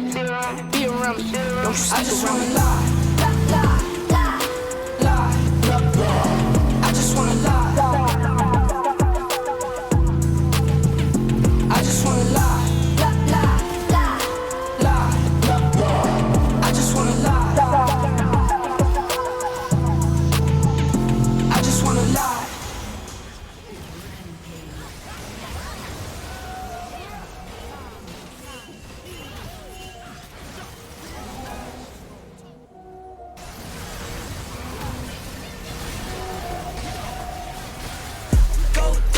Go beast on them. I go beast. Go deep, I OD on them. Apply pressure, put heat on them. Put that 500 degrees on them. 500 degrees. Go dummy, go beast on them. I go beast. Go deep, I OD on them. Apply pressure, put heat on them. Put that 500 degrees on them. 500 degrees. Countdown, levitate. Going up, elevate. Watch me demonstrate. On time, never late. I grind, celebrate. No pump fake, hesitate. I've been scoring every day. Champagne Perrier. Since 9-3, been in the box, now I'm stepping up to home. Like straight out the sandlot, now I'm plotting on the globe. I work hard, I show love, that calm and steady grind. Got this far, I go hard, let God take control. I was starving skinny, now my weight up. Got no energy for haters. See you trying, see you later. I'm shooting for the stars, need no laser beam. Blowing like the greatest, but it's one who's always greater. Yo, go dummy, go beast on them. I go beast, go deep, I OD on them. Apply pressure, put heat on them.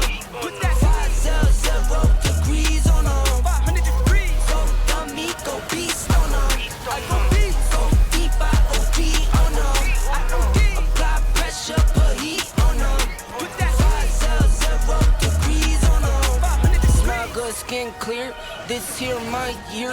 Hey, look up here. This here my tier. Same fit 4 days. I grind 4 ways. I play no games. All me, no blame. On the wave, my own wave. Can't stop my shine. In the lane, my own lane. Can't stop my grind. 40 yard in the V12 and like 1.5. At 19, I cleared 19 in a month, no lie. Oh God. I was starving skinny, now my weight up. Got no energy for haters. See you trying, see you later. I'm shooting for the stars, need no laser beam. Blowing like the greatest, but it's one who's always greater. Go dummy, go beast, oh no. I go beast, go deep, I OD, oh no. I go deep, apply pressure, but heat, oh no. Put that 500 degrees, oh no. 500 degrees, go dummy, go beast, oh no. I go beast, go deep, I OD, oh no. I go deep, apply pressure, but heat, oh no. Put that 500 degrees, oh no. 500 degrees.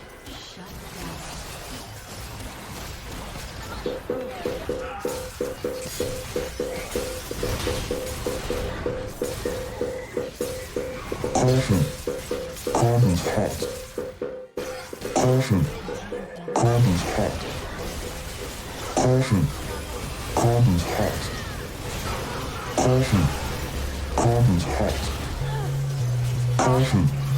Carbon's hot. Injecting gear. The alley pass. Carbon's hot. Got to give me all you got. Caution, content's hot. You get to give me all you got.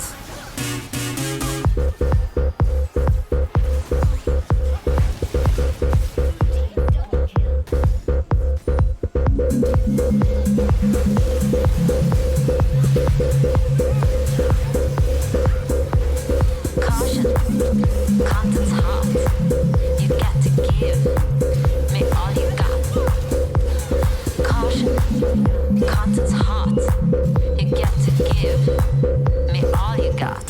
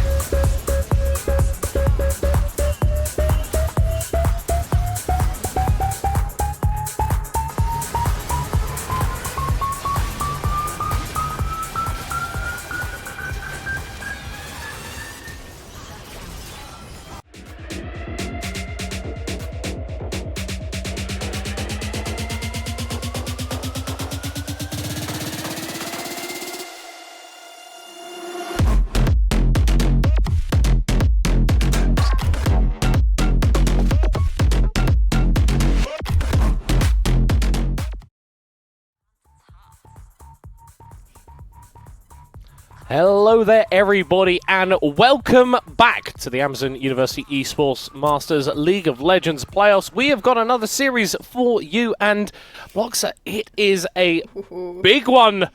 AIX versus Polytechnica Gdansk. Winner of this game goes all the way to the grand finals.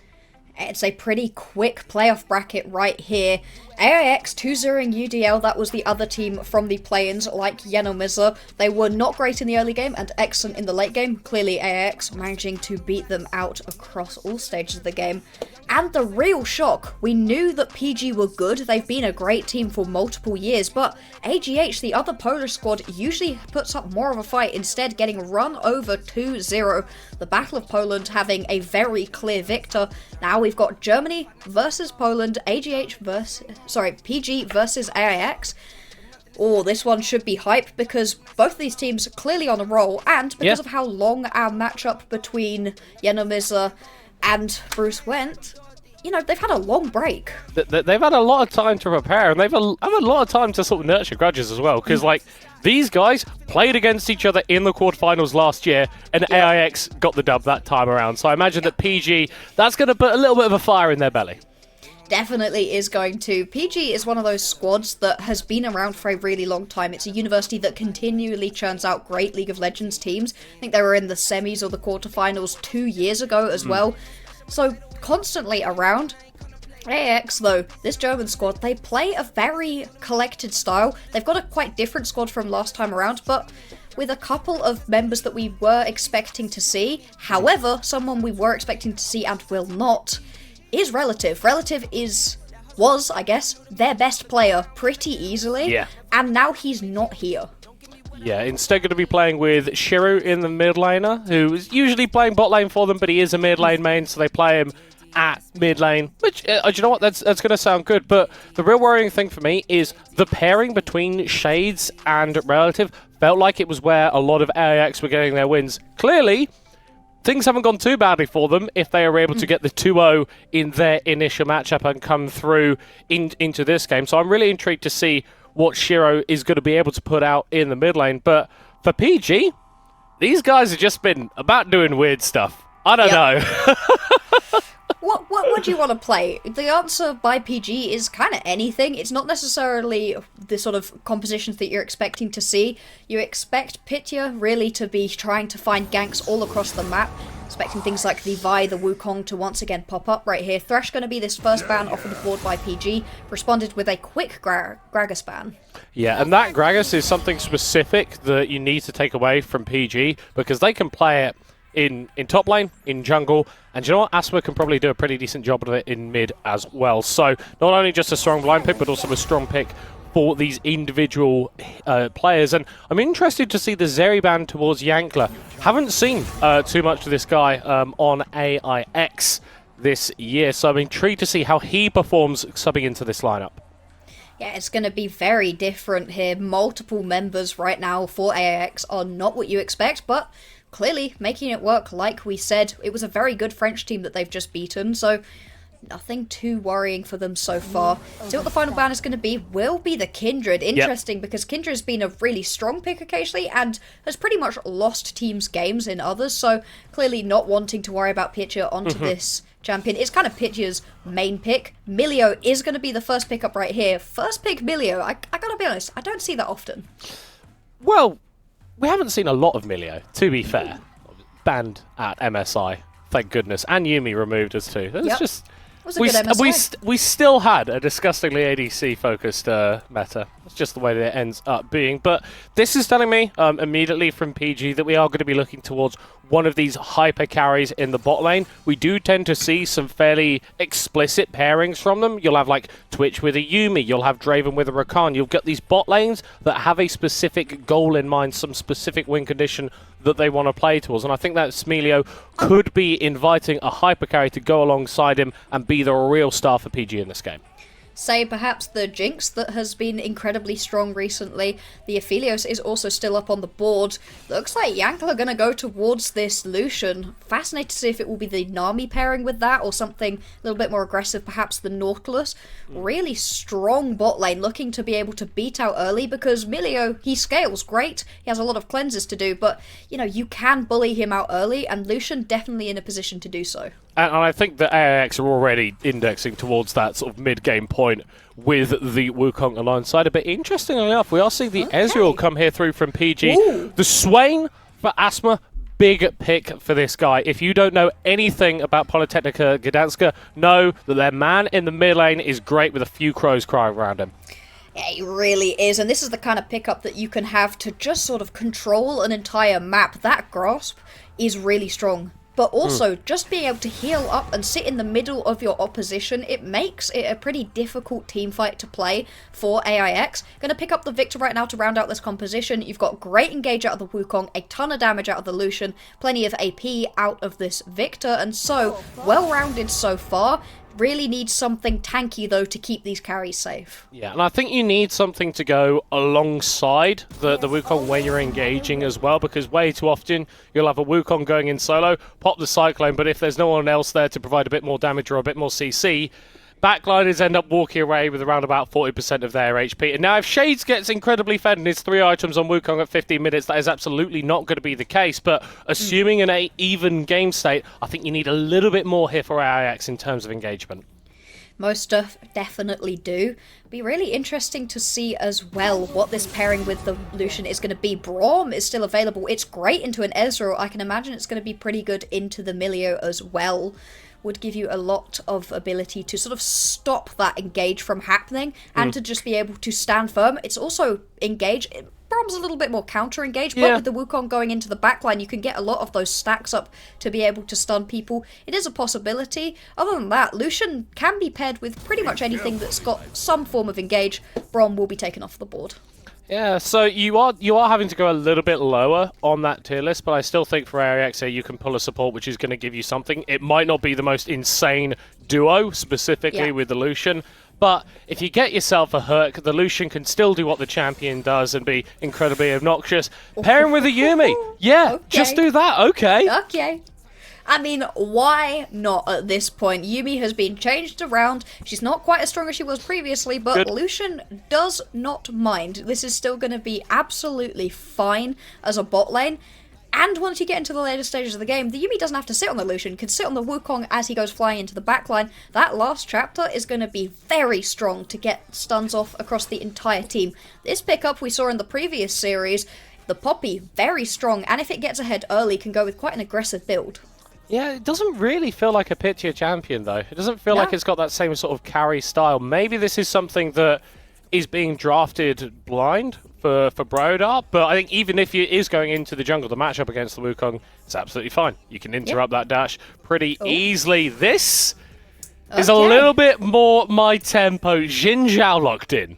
Yeah, that's much more Pitcher's style. He really likes to get aggressive, likes to be one of the main carries for the team, and so picking this one up, it's not something we've seen too much recently, but still can be pretty strong, and it gives you that backline access, even onto something like a Lucian that can jump around quite a lot. Interesting to see what the pickup will be for Acrador into this Poppy. It should just be a tank versus tank matchup. The Scion would make a lot of sense. It gives you that big engage we were asking for, as well as just being able to absorb every piece of damage that you throw at them. If we get later on into this game, it gives you some late game insurance too, because Lucian is strongest in that early to mid game and does fall off a little bit.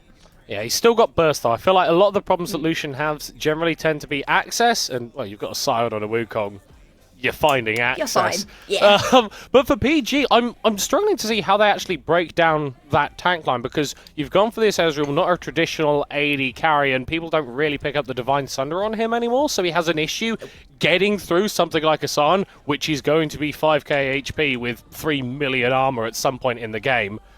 And then you look at Swain, again, fairly low damage, and the Xin Zhao can have problems getting on top of the Scion for a reasonable length of time. So I'm wondering if actually in the front to backs, it's going to be difficult for PG to play this out against AIX, because even if you can't get on top of the Lucian, you can't get through the Scion, and the Victor is going to be dropping loads of damage on top of you.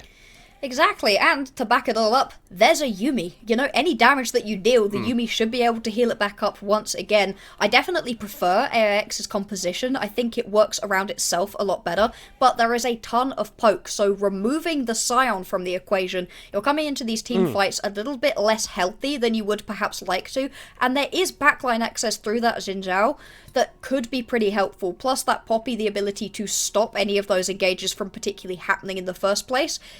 I mean, sure, maybe the Scion survives the team fight, but if everybody else dies, it's still not the end of the world. It's going to be really interesting to see how PGs decide to play these fights. That it shall be. As we jump onto the roof for the fourth time to go. Second series. And Shaki has already decided they don't want to be playing with Yankler. Just jumping on Shuri to get a little bit of that poke. Get a little bit more gold for the cat. Just going to get a little bop. As we start this one off, once again, 5-point stances. Nobody's particularly interested in getting too aggressive for the minute. One semi-defensive ward, actually. is worried about a potential late invade will spot it out, and for good reason. PG is stacking themselves up right here to go for it. Wukong starting towards this red side. We would expect Pichia to be able to do the same. That means you are working down towards the bottom side of the map, but that's not really where you want to be. There's not that much gank set up down there. You have a lot more towards the top and mid lanes. They're staying in this pixel brush for a really long time. Yeah. They're still Spawns there. in 6 seconds. They're going. They're going to be spotted. This is wasting so much time. I mean, PG do have the stronger invade here. Like at the level 1, the Poppy, the Xin Zhao, just that little bit stronger, but IAX will try and collapse on them. Shades with the smite down on to that Raptor is trying to try and get a level 2, but look at the top side. Pitcher fighting up with Akrador and absolutely not winning out on it. The Wukong is going to get pulled back before he flashes into the pit. Pitcher gets the smite, gets the level up, flashes away, but still goes down for first blood. Oh, PG, they got aggressive, but instantly spotted out on that defensive wards placed by Shades, and it costs them dearly. Early level 1, Akrador with this Scion deals so much damage in a situation where Akrador doesn't care if he dies because he will go 1 for 1. And sure, you do manage to pick yourself up that red buff as Pichia, but then you die. Akrador now has that. That makes this lane even more difficult for Broadart. And what could have been a quick, cheeky steal turns into an absolute nightmare for PG. Well, it was a smart response, honestly, from AIX. They split up a little bit of the play, and you can see from the way that PG were moving that maybe not entirely clear still, though. It's just 1 kill. It's not the end of the world, right? And I think if there's anywhere that you'd want that gold to go, if you are PG, Sion probably is the place. Yeah, it's a pretty good place for it to be sat. Maybe the Yuumi having it, but obviously complete wrong end of the map. Still though, Sion getting closer to that big tanky point at which there's not really anybody to cut through him on PG is a worrying proposition. And the fact that with the red buff he could just sit in lane and be pretty happy that nothing bad is going to happen to him. Pitcher once again looking for an invade and is going to be spotted again. Not quite yet, though. He's been able to sneak into that blue buff brush, but I like the continuation on these style of plays coming through from PG. They recognise that level 1 was a little bit of an oopsie. They've still got a Xin Zhao. They can still do stuff like this. Yeah, perfectly happy to just keep walking forward. Does manage to get off a steal. On the other side of it, though, massive wave being pushed into Shiro. We'll be able to just about get back in time to absorb that one, and things remain relatively even. It's a small lead to AIX, but certainly nothing that is insurmountable. Not yet, but I would just ask that you take a little bit of a look at the minimap. Specifically the jungle camps. Pitcher's got an entire topside that he can clear, and Shades is going to have to make an aggressive move to try and steal away some popcorn chicken. It's a rough place for the Wukong to be at, and it means that it's going to be hard for him to have that impact that he needs to. Ooh, Shiro needs to be very careful here. Doesn't have the flash. He's just dead. He should just be dead. Pitcher gets an auto for the assist. Asma able to take the kill. And you really don't want to be doing this against the Swain. That is a champion that once he hits level 9, so disgusting to deal with in the bottom lane. Gromba! Ooh! Flashing away just about from the double shot. This is not going well for PG. Hey, if you're gonna name Lucian combos, Lucian Nami, Shades, goes in Harry with the shield. Alive for the moment, but maybe for not much longer. They're trying to move in onto Shades while he doesn't have that dash available, but Yankler is able to move over. So and it is a clean. very, very simple kill. 1 each for the bottom lane of AIX. You'd say Lucian Nami, you'd say Lucian Brom, and then you'd say Lucian Yuumi. Certainly not scraping the bottom of the barrel when it comes to combos, and that quick, clean kills right there is super strong. Obviously, you'd prefer to get the 2 kills into Yankler, but Jackie getting 1 is not the end of the world whatsoever, and we saw how strong an Ezreal could be in the previous game, so beginning to shut that down makes a lot of sense. Smart move here. Shiro. Is he going to be able to steal away Big Raptor? Yes, he does. Yes. Whoa. That's nice. I love that. That's what you get for ganking me, eh? Pity, you managed to get a kill on me, sure, but I nicked away the big chicken.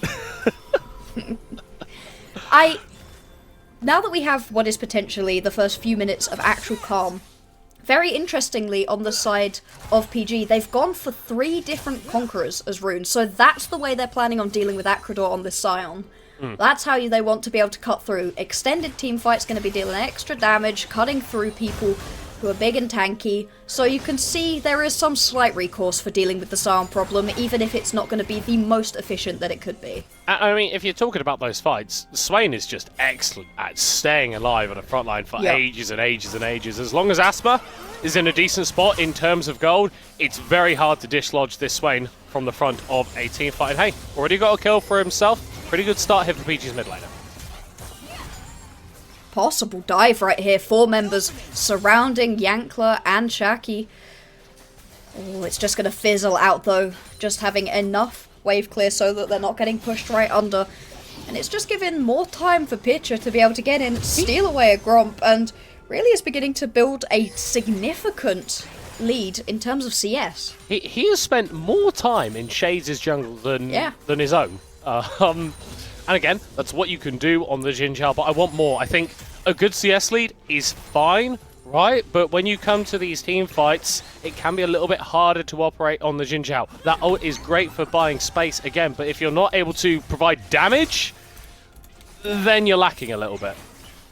Yeah, exactly. Sure, if you go leaping in with a Crescent Guard, knocking people away, it can make you a lot of space, but Shades is going to be getting in, knocking up a ton of members, and that's exactly what you want when you've then got Shiro and Yankler to lay down their ultimates. I mean, the amount of space that a Victor can buy you is ridiculous when he drops that Chaos Storm ultimate. So just being able to knock people away is not that impactful when there are those long-range ults to contend with. Especially when we start talking about Milioult, bringing that into the equation and just that entire champion. Access is difficult. Yes. Really, really is. You don't have the most engage. You know, you're poking people out, but what? Your Poppy's going to go flying forwards, potentially. A good, well-landed Nethergrasp out of Asthma, also... Sorry, not Nethergrasp. Landed out of Asthma, also a potential, big but... demonic bird Demonic claw hand. thing. Is that what it's called? I like that. That's a good name. Demonic claw thing. You want it to be called demonic claw thing. I was saying Never a good name move. to demonic hand. Never move. Okay.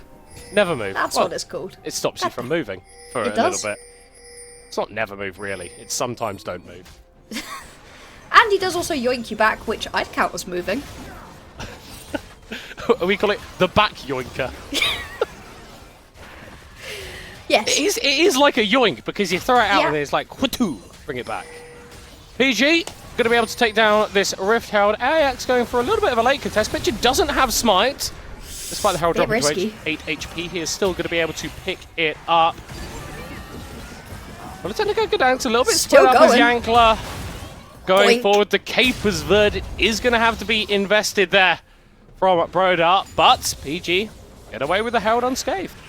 Now see, that's a yeet. That's where you're yeeting people away. Still, a little bit risky of a play out of PG, but they execute it perfectly well. Can see Acrador's gone down towards this bottom side of the map, just trying to funnel as much gold as possible into Yankler and Chaki.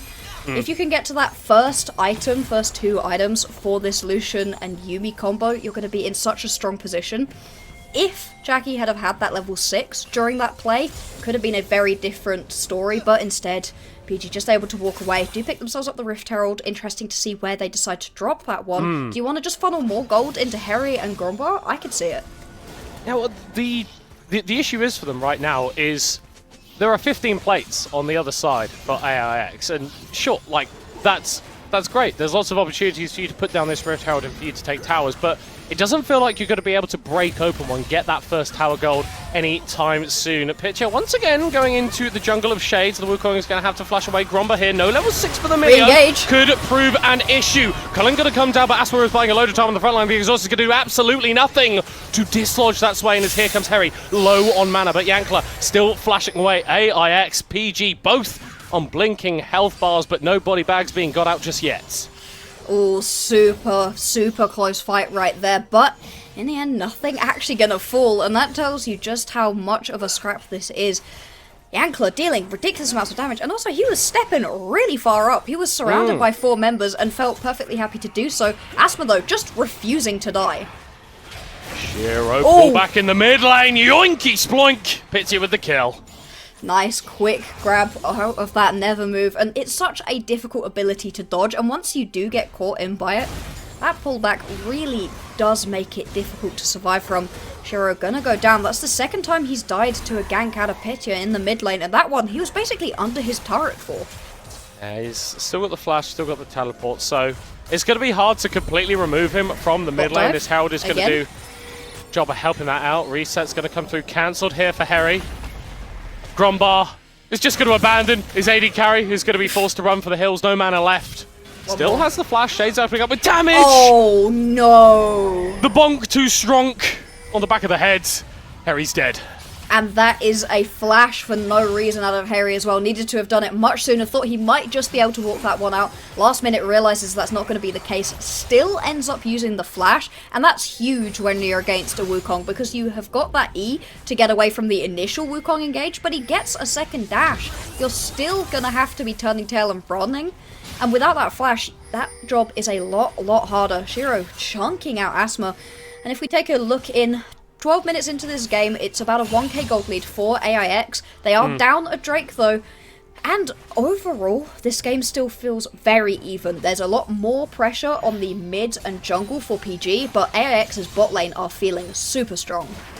That they are. Shiro walking forward, trying to Shiro! solo kill him to Asper. Yep, that's a flash that you absolutely have to burn. Shiro not needing to use his own. And it feels like now that the Victor's finally got some AP and is able to insta-clear these waves, it's so much easier for Shiro to play this matchup. Yeah, once you get that first upgrade on this Victor, once that laser is just a little bit stronger, it's so difficult to push in a Victor, and so you're constantly sat under your own turret, and that's not what Asma wants to be doing. He wants to be able to get roaming, because that's where the Swain is best, when he's across the rest of the map, picking up as many of those souls as possible. Pressure continuing for the bot lane. Ooh. Was that an interrupt? Yeah. From Grombar there? Hang The on. super mega Yankler? fire kick. Yankler clearly not appreciating the dive attempt being thwarted, as Asper is also going to make their way over. Not sure if they're going to be able to pick up anything here, but Yankler is The still fancy fighting. footwork. Yeah.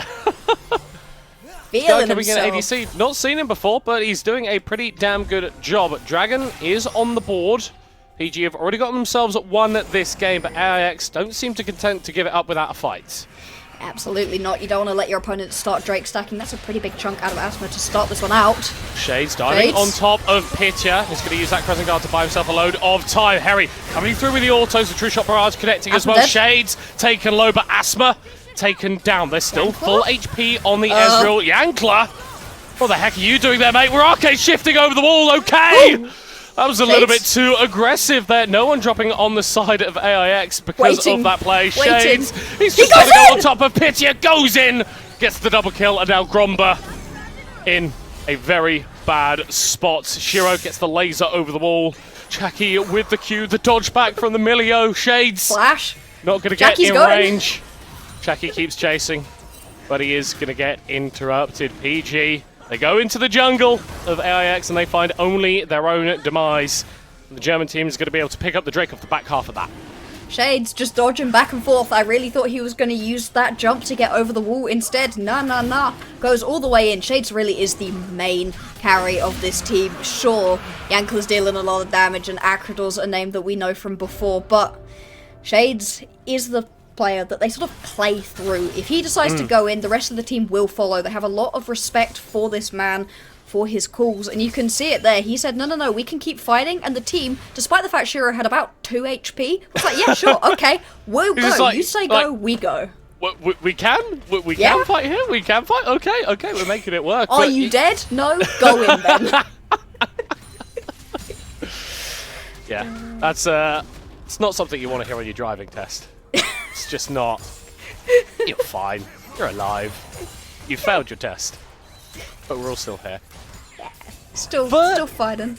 Yeah, for PG though, this is kind of when they should be fighting and winning, really. The Xin Zhao, the Swain, they're at their spikes, and that's why they're going to be able to pick up this this Rift Herald. But it feels like AIX's early game has gone a little bit too good for PG to feel comfortable. Absolutely. I mean, you've got a Scion who's just going to be stacking health. We've already talked about the fact that PG doesn't really have the tools to deal with. Acrador, he's still killable at this point in the game. Doesn't feel like it. Tower's going to get taken down. There is low mana on the Scion, and without that structure to protect him, Nearly death got ult. does seem like a likely outcome, but it is taking a very, very, Oh, this very is long time. And if we look at the bot lane observers, yeah, Yankler might be able to get another tower. Yeah, this is a huge injection of gold into Yankler, and Acrador does not care. Oh, you Oh killed my me? word, Oh, no. oh my word. Okay, Wow. 1-for-1 in the mid lane. Shades picking up that kill for Shiro. 3-0-4 on this Wukong. We've seen just how strong a Wukong could be when you've managed to get ahead. The ability to get into the backline on this champion is so strong. You have to sort of baby it through the early stages of the game just a little bit without any setup for himself. Shade should get under this tower. Is just fine to walk away. But once you hit that level 6, you've got that knock-up on the Cyclone. Shades is more than happy to just keep going in, and it means that Harry's not able to just sit there and keep shooting out mystic shots. He's got to keep ducking and diving away. Whereas Yankler, he just sits there, pops the ultimate, and shreds people. He's just absolutely chilling. I love the Ionian Boots of Lucidity that he's gone for as well. Just Yep. want to ice skate on this Lucian as much as possible, dancing around the team fights. And for PG, whilst that looked a little bit silly with how long it took to take down Acrador in the top lane, they were able to get mid lane tower. They've got that as an advantage over AIX, and whilst the gold is still in this relatively even state, I really don't want to count them out in game 1. No, absolutely not. And we do still have to remember that this is not the main AIX roster. This is a slightly different one, and they're still playing to this level. Cullen comes out in the mid lane just to chunk out Gromba and Harry. Yeah, KFC fight there. Yep. The Raptor Pit being won by, I think Shades got the big wing there. Pretty Did sure he indeed. did. I like this from AIX. They've taken this bot lane, which is so far ahead. They've moved it into the mid lane and try and equalize that mid lane tower differential. See, Pitcher trying to go in, get a little bit aggressive, but the blinking health bar of Gromba is a worry right now. Bot lane. That's Ultra Fire Kick. Oh, wearying forward.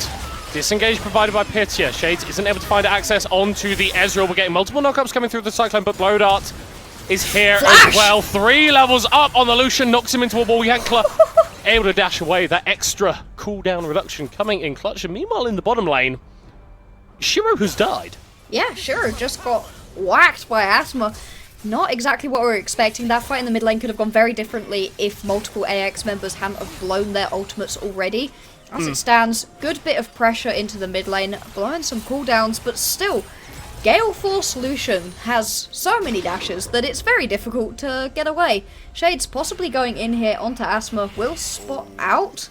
Asthma's pretty low and Shades deals a lot of damage. Why is the Wukong moving this quickly? He shouldn't be. Asthma does get away though, does get a teleport out. That is pretty huge. Harry having to blow the teleport to get down towards this bottom lane. Not exactly in a position to actually push that wave and has to just run back to the mid lane. Yeah, I mean, it's an ADC teleport, so it's not super high impact, and you're not going to miss it massively. But, I mean, it's still a teleport that you maybe didn't need to use in that scenario. Asthma getting really, really close towards his next item here. Shades doing a little bit of damage to Gromba. Able to get away with the clone pitcher diving forward here. That's Lame just backline isolated. Gromba's dead! Just killed a very small child there. Yankler pitcher dives into his doom as well. Shiro now chasing forward as here comes Asper. The Swain is something you need to respect at this point in the game, but if he's not able to find access onto the damage dealers, then he is just going to get blown up. That stopwatch stops nothing straight over the wall into the waiting arms of Shades. Can I also just mention Acrador is pushing Brodart in the top lane too, so there is no winning across the entire map.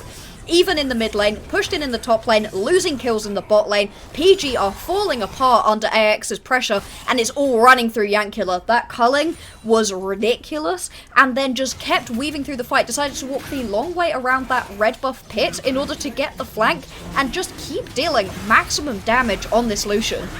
Just seems so unbothered by anything that is effective him.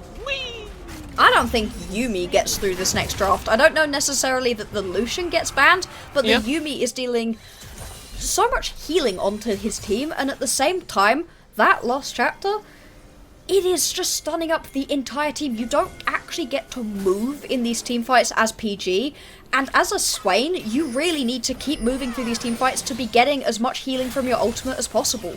Yeah, I need to look at the gravity field from Shiro as well, right? It's just excellent at buying time, and I think Brodart, once he gets a bit more involved in the fights, he can buy a fair bit of time for his team, but at the moment, he's just dying. Pitcher with the ult back onto Acrodor, disengages the side, but once again, it's Yankler opening up with the culling. Brodart diving in to make sure the rest of his team doesn't go down, but honestly, why would you not? Yeah, it's right here. You've just managed to take out the top laner. It's not quite the jungler, so this isn't a free pickup.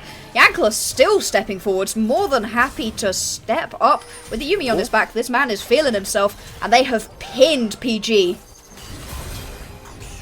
So still going to be able to provide a fair bit of healing and shielding with the Emilio, but Harry is on the run. Flashing back defensively, Yankler moving on to Pitcher. Emilio is going to be dying right at the start, and the Ezreal will drop down as well. AIX have not played at a rapid pace this game, but it feels like they are certain. It feels like they're in control. Yeah, this is so counter to what we were seeing in the previous series. That's mainly to do with the way Yenomisa plays. But AIX, they're playing calm and collected. Shades, 0 deaths so far in this game. And when you can't kill the Wukong, you know you're in trouble. Because that champion is, by design, diving into your backline. If you're not killing him, it means that he's in your backline, killing you. Brodart has managed to get back. Just going to delay a couple of these Baron-empowered recalls. AX, they are up by 7,000 gold, and they're looking to put themselves into the finals of this tournament. For Shades, it's not quite 3 items at 15 minutes, 2 at 22, but this Wukong is still a threat. And whilst we are starting to see additional itemization completed on the side of PG, you're not outscaling this Wukong, and the rest of his team is also online. Yankler 3 items, and Shiro rapidly approaching his third 2. There's no recourse, there's nowhere that you're like, oh yes, this lane is winning. Asma does a lot of damage, I guess, but beyond that, not really a great spot. We also saw just how strong the Poppy can be when she gets ahead, manages to go the Black Cleaver Gauntlet build. Instead, just going with the standard build with the Sunfire. I want to watch that again. I want to watch that again. That was really interesting. So much damage. This time around, it's so much more standard, and you're not actually able to get into the backline and deal a lot of damage. You're just trying to absorb a little bit, and honestly, the way that you know that... fighting. Oh, hang on. Well, I mean, there is a Divine used? Sunderer for the Poppy, so that's going to make her a little bit better. We're not going to have a chance to look at that. Zayax are going for a bit of a push. Brodart, I mean, he keeps healing up so much with these Sheen procs, but I think the likelihood of him actually killing Acrodor is incredibly low right now. The amount of damage that a Sheened up Poppy does is not 4k, which is what Acrodor has for health right now, so it's going to take quite a while. Culling again.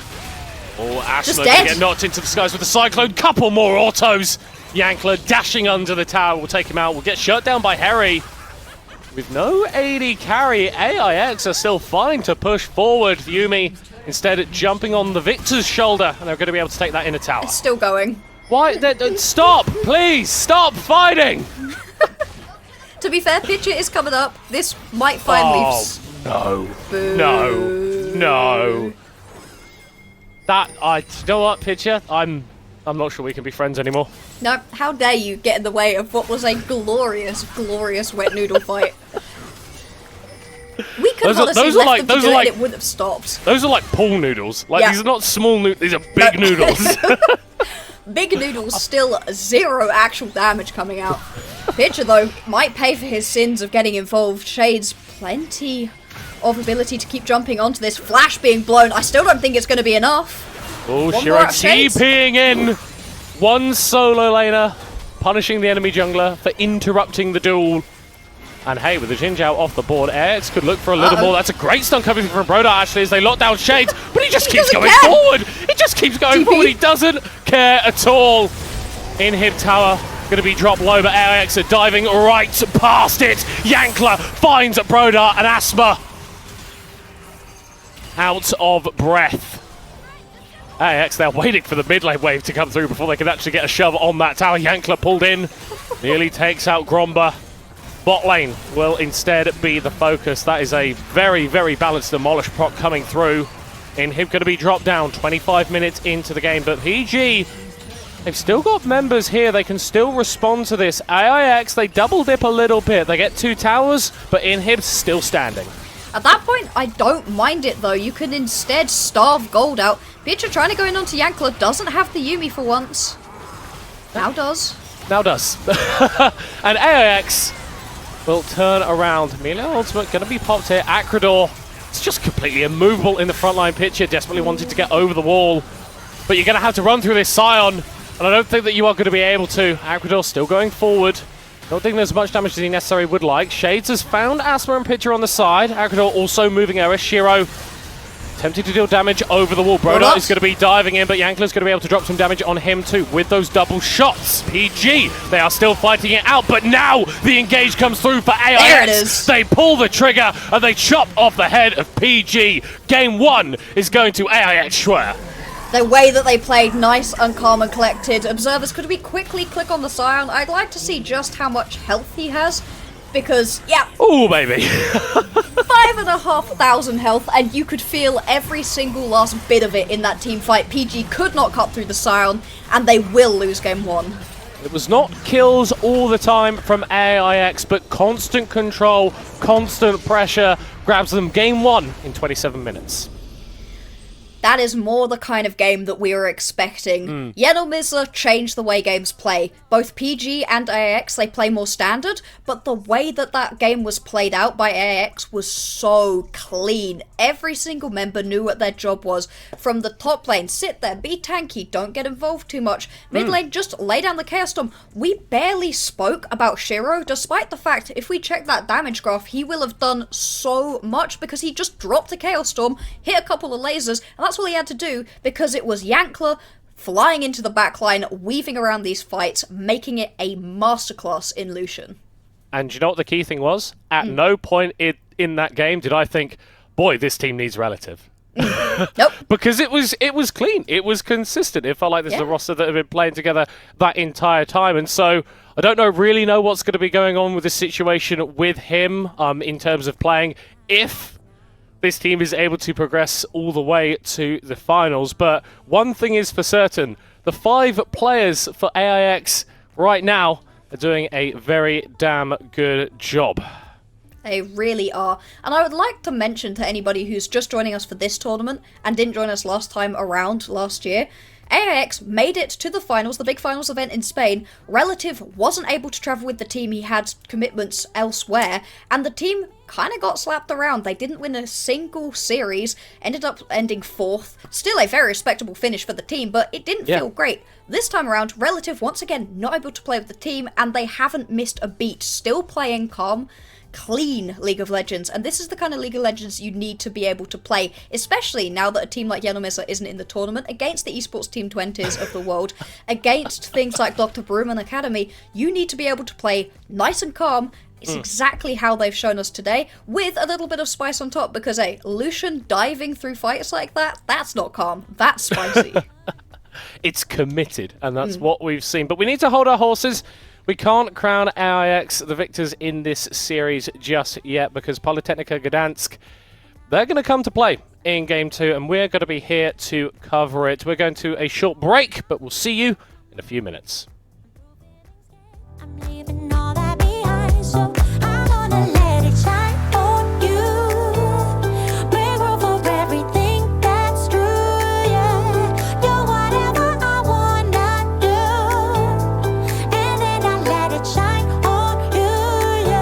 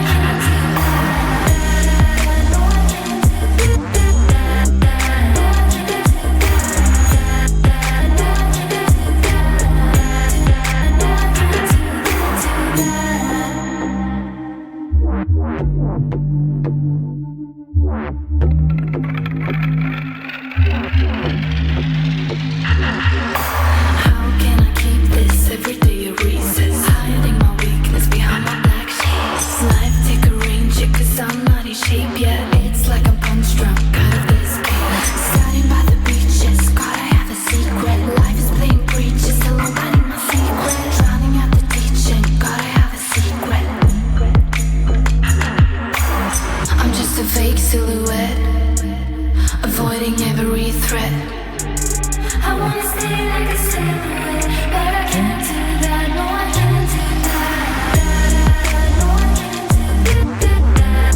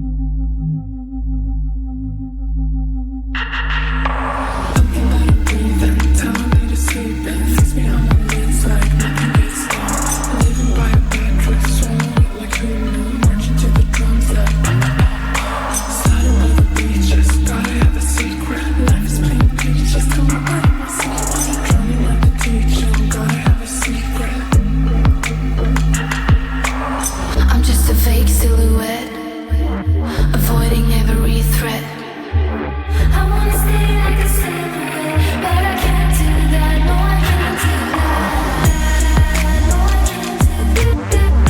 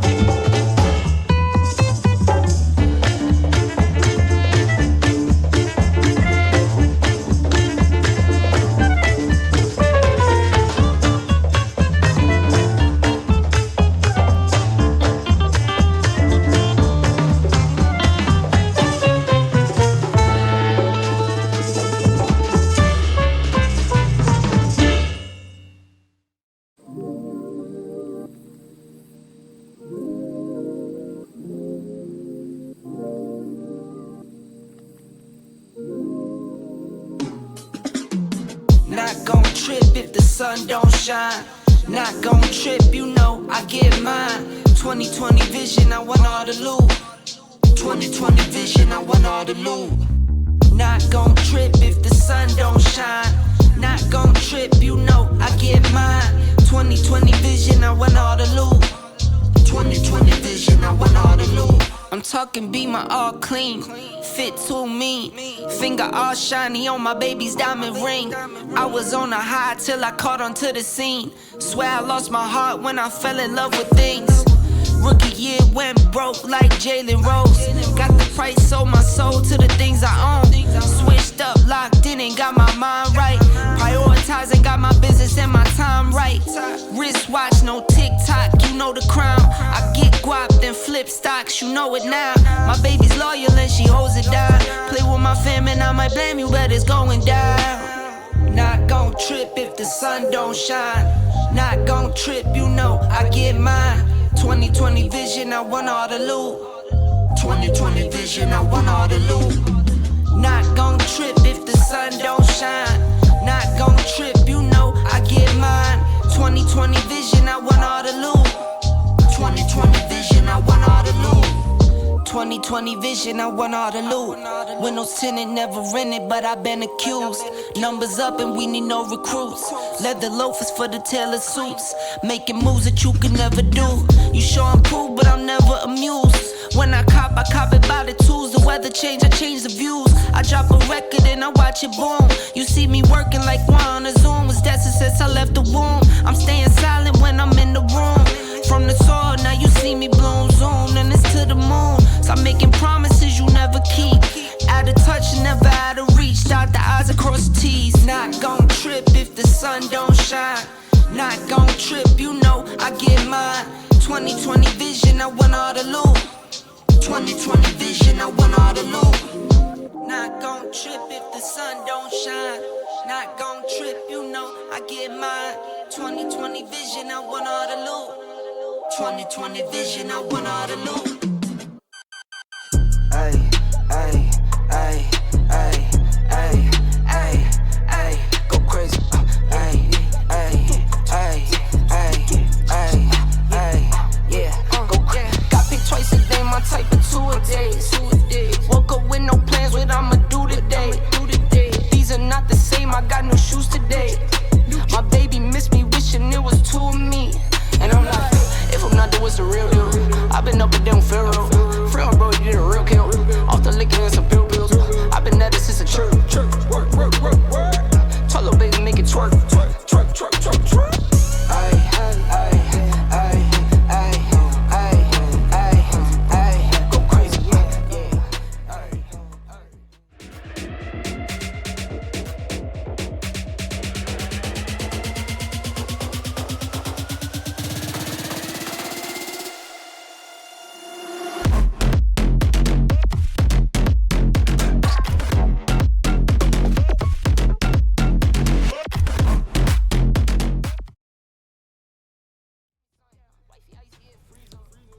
Welcome back, everybody, to the Amazon University Esports Masters League of Legends playoffs. We are here in the semi-final. AIX up 1-0 with a spot in the final on the line. And for Politechnika Gdanska, will they fight like a gladiator to come back in this series? Or will they draw a blanker and be going home solo without the trophy? It's a tantalizing prospect, Black Boxer, and it's made even more difficult to imagine because of just how dominant AIX were in that first game. It really was an absolute show by AIX. They did not allow anything really to be done by PG. They tried to find a couple of fights down towards the bot side. Nothing. There was nothing really to do. The most interesting thing that we watched PG do was a wet noodle fight between a Scion and a Poppy up in the top lane. And that was it. That was all that there really was, because every other bit of gameplay was run by AIX. The bot lane specifically, Yankler and Jackie were just on a roll. Lucian, Yumi, trying to combine those names accidentally. I don't think you can let that through the draft again. It might be the Yumi that needs to be banned, because Lucian without it is not so strong, but still, there's a lot of good Lucian pairings, and if you let any of them through, I do worry. I think Shades as well, constantly going full. Finding these picks was instrumental in that win. PG are going to be on the red side, so counter pick available for them in this do or die game, but AIX going to be able to grab on what they need a little bit sooner and try and close out this series in a clean 2-0. yeah, if they're able to do so, we will find them in the finals, and you can understand that they would like to finish up with their day, get the rest of their Sunday to do whatever they might like to. We are going to see the Lucian come off of the board, both Lucian and Zeri taken out, so Yankler definitely scaring PG at the moment. Interesting to see if there is a third ban, or if perhaps you want to stop Shades from being able to run the map like he did previously. I don't know if he died on that Wukong in the end. I don't think he did. Well, I think really, 1 death, 0 deaths, Doesn't it's matter. kind of immaterial. It was massive, and we are forcing bot lane bans against AIX's team that demonstrated such an ability to fight through their mid lane and their jungler. Yankler, Shaki just too damn strong in that previous game, and AIX, they haven't adapted at all. Still banning the Gragas, still banning the Kindred away from Pitya, who on the Xin Zhao looked pretty ineffective. Yeah, just didn't really find any actual ganks anywhere. Gonna be the Wukong once again. If Shades is able to have a repeat performance, I think we might end up with a repeat score. So what is the response going to be? I like this Nautilus pickup. That shows that you're not just gonna roll over and let Yankler and Chaki do what they want to. Gets quite aggressive. Interesting to see what you compare that with. Maybe the Ezreal again if you really want it. Jinx can also go quite nicely with this champion. And because you know you're not against the Lucian, you don't have to be too worried. Ooh. That's an interesting one. That can technically go into support or into the mid lane. Or it can go into jungle. Pitcher has been one of the few players playing a lot of these AP jungle damage carries. He loves the full AP Gragas. He's also had a few pretty pop-off games of the Taliyah. And I love this pick in the context of what AIX succeeded with last game. Yes, they're not going to have access to the Lucian, but fundamentally this pick is so great at creating zones in teamfights that it's difficult for the enemy to run through. And if Yankler is getting excited on a Jinx running all the way through a teamfight, it's going to be a lot harder for him this time around. Certainly is going to be. Jinx with the pickup, and then it is going to be this Syndra. Syndra super long ranged. If you do end up in a matchup versus this Taliyah, more than happy to sit back well out of range of that knockback. And so, what will the next response be? You expect it to be the AD carry right now. It's usually the way to go with the 2 AD carries and your jungler. Don't necessarily have the jungler with the Taliyah. We'll have to find that out in a minute. And what do you want to pair up with a Nautilus? Varus has been pretty strong right now, and it does give you enough range to not be too worried about that Jinx during the early laning phase. And with the pairing up with the Nautilus, you've got champions that could actually access onto Yankler. So kind of regardless of what Shaki picks for themselves, whether they go for a tank, whether they go for an enchanter, there's going to be a threat within that laning phase if it is indeed a Nautilus in the support role. And hey, doesn't matter if Taliyah is jungle or mid lane, she pushes, she can get down to that bot lane super, super quickly, especially post 6. Really can do. You can see this Yuumi getting taken off the board right away. Don't want to see Chaki on it once again. It was so very strong. There are still plenty of other good things you can pair up with this Jinx. I mean, the Milio also taken off of the board because that's the kind of thing you could have put with it as well. I'm going to see the Fiora come off, and so maybe we'll just get another big tanky top laner. Why would you change it up? Why would you change it up as AIX? Akrador played brilliantly on the Scion, absorbed plenty of pressure top lane, died a couple times, sure, but every time he died, it took so long to get him killed that the rest of the map was able to go firmly in their direction. Yeah, the story of some of those like team plays onto Akrador need like an additional book. You got like Volume 1, getting the Scion to 30% HP, and then Volume 2 is where he actually ends up dying. And I like that we are seeing this indexing into the bot lane even further from PG. All of their bans have been focused on the south side of Summoner's Rift. AX throwing in that Rakan as well, still anticipating that this Nautilus could be going somewhere that isn't in Grumbar's hands. Yeah, quite possibly, and why not? You can put it into this mid lane. It has a fine matchup into the Syndra. Imagine saying that in previous patches. Yeah, it's fine. Nautilus into Syndra, we've seen that before. It's fine, it's all good. It is going to be this Leona, and unless Leona's become a mid laner too in the most recent changes, Grombar should be picking this one up, so it will be Asmo with this Nautilus. I love a double support in the map because it means you're able to just lay down so much CC. You do not get to move versus this composition. No. None of that for you. And I think Harry actually had a pretty decent performance in the last game. It didn't feel like he was making big mistakes on the Ezreal. It was more like the game just got to a point where he kind of couldn't be useful because of how well Shades was playing. It's going to be another brawler in the top side here for Akrador, and the Cassante, I think something that can go for a few more of these solo kills as opposed to something like the Scion where you just need to stand there. Yeah, as a Scion, you are just a meat shield. As the Cassante, you do still absorb a lot of damage, but you're also going to deal plenty of it. Taric gonna be the pickup. Hey, what's scarier than a Cassante with a ton of resistances? A Cassante you literally can't hurt flying into the backline, alongside Shades on this Wukong. This composition, if it gets ahead, is going to be almost impossible to deal with. The response into this Cassante hovering up the Darius, that would be very aggressive. I would love it, but at the same time, it's not the best in the big team fights. Fascinating that Broader wants to actually take the fight to Akrador. I don't know, Bloxer. As Charlie XCX once said, lock it, lock it, lock it, lock it. Darius, in the game you need to win. This is a champion that can define clutch. Getting one ultimate, that reset early in a team fight, can be series defining, can be game defining. We've seen from many years past this champion completely take over competitive games, and if Brodart gets snowballing, it's going to be hard for him to stop. It really is, and this is a slow return towards the meta that I prefer. I absolutely love to see AP in the jungle. It absorbs so many issues that compositions can have where your mid laner is your only source of AP. Putting it in the jungle, it allows you to take something so heavily AD, such as that Darius in the top lane, and put something tanky like a Nautilus in the mid. Pitcher absolutely loves these more aggressive, more mobile carries, such as the Talia, such as the consistently banned Kindred. Fascinating to see them pick it up right here, right now. Like you said, do or die. And the way that Taric works in compositions is if your team is ahead and you're able to pop the ultimate first and get engages on your terms, brilliant. But it takes 2.5 seconds to come down. That is far too long if you get jumped upon and you're behind. So it is really a feast or famine style that AIX have drafted for themselves.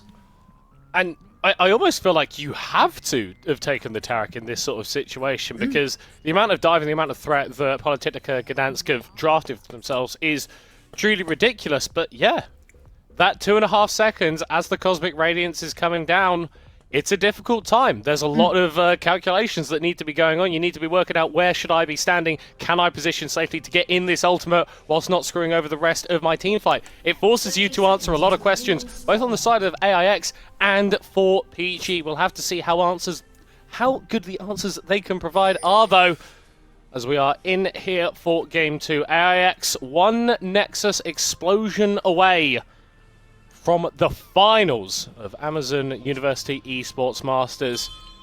PG, one Nexus plus another one away from the final. Best of 3 League of Legends. There's so much on the line. Yeah, it is so close right here. Best of 3 is incredibly tense. You don't get that long flow of a best of 5. Every game still feels like it matters more than anything else. Good warding right here. Should be able to spot any engage. Just gonna sit back. Nobody wants to throw it away right now. PG now going to step up, will be spotted out. Don't see that they're spotted out either, but Shade's just going to have to turn tail and run.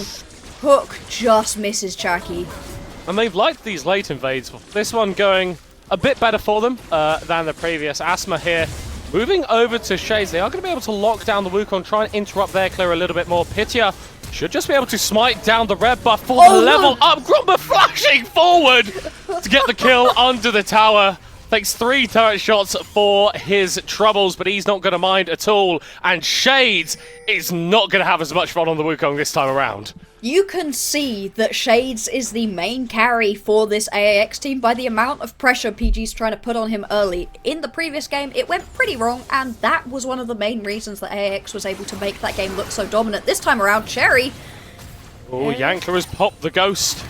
Rocket Auto's not coming out enough to take him down, but this bot lane actually is a big thing that we need to touch on. Harry and Grubber both had to reset off that play. Yankler has been able to pick up so much solo XP. Look at them, they're just going to go for the dive. Harry does flash away. This might be too aggressive. Oh, Shaki, you are way too low. Grumber 1v1ing a Jinx who is 1 level up a little. I'm not sure that's going to work out for you there, buddy. But AIX, they commit a lot of resources to that dive and they don't make it work. But they don't die, which is huge. That looked like it was going to be way too aggressive instead. Are going to lose out on a lot of the lead they would have had. Still though, it's 12-3 in terms of CS. Harry is very far behind. Has burned both summoner spells too to survive in that play. I think AX will be pretty happy with the way that one worked out, and feeling lucky that Pitcher wasn't anywhere nearby. Oh, yeah. Well, speaking of the devil, they shall appear. Pitcher roaming over towards the bottom side as Asper trading pretty aggressively with Shiro in the mid lane. The Talia sticking around for a little bit as this bottom lane wave is being shoved in, and in the top side, it's as you can imagine in a Darius Cassante lane. Lots and lots of fighting, lots of people swinging big weapons around, and a flash into the tower, resulting in a solo kill for Acrador. Acrador feeling himself right here. The Darius pick was a big risk and one that is not paying off right now. Pitcher trying to find something back on the other end of this map. Jackie Yankler needs to be careful. Still flash, still cleanse for the Jinx. Leona is going to start up the tank so incredibly strong. Survives! With that Aegis. Harry takes an extra tower shot and is going to die for Shaki. Pitcher opening it up on to the tower. Oh but my he's gonna God! find himself Oh! 3 kills for AIX's bot lane. The dive goes disastrously. Oh, it's going from bad to worse. The first 2 minutes of this game feel good for PG, and everything afterwards is not. It should have been clean as a dive right there. Pick up your kill onto Yankler, walk away. Instead, wanted to go for Jackie.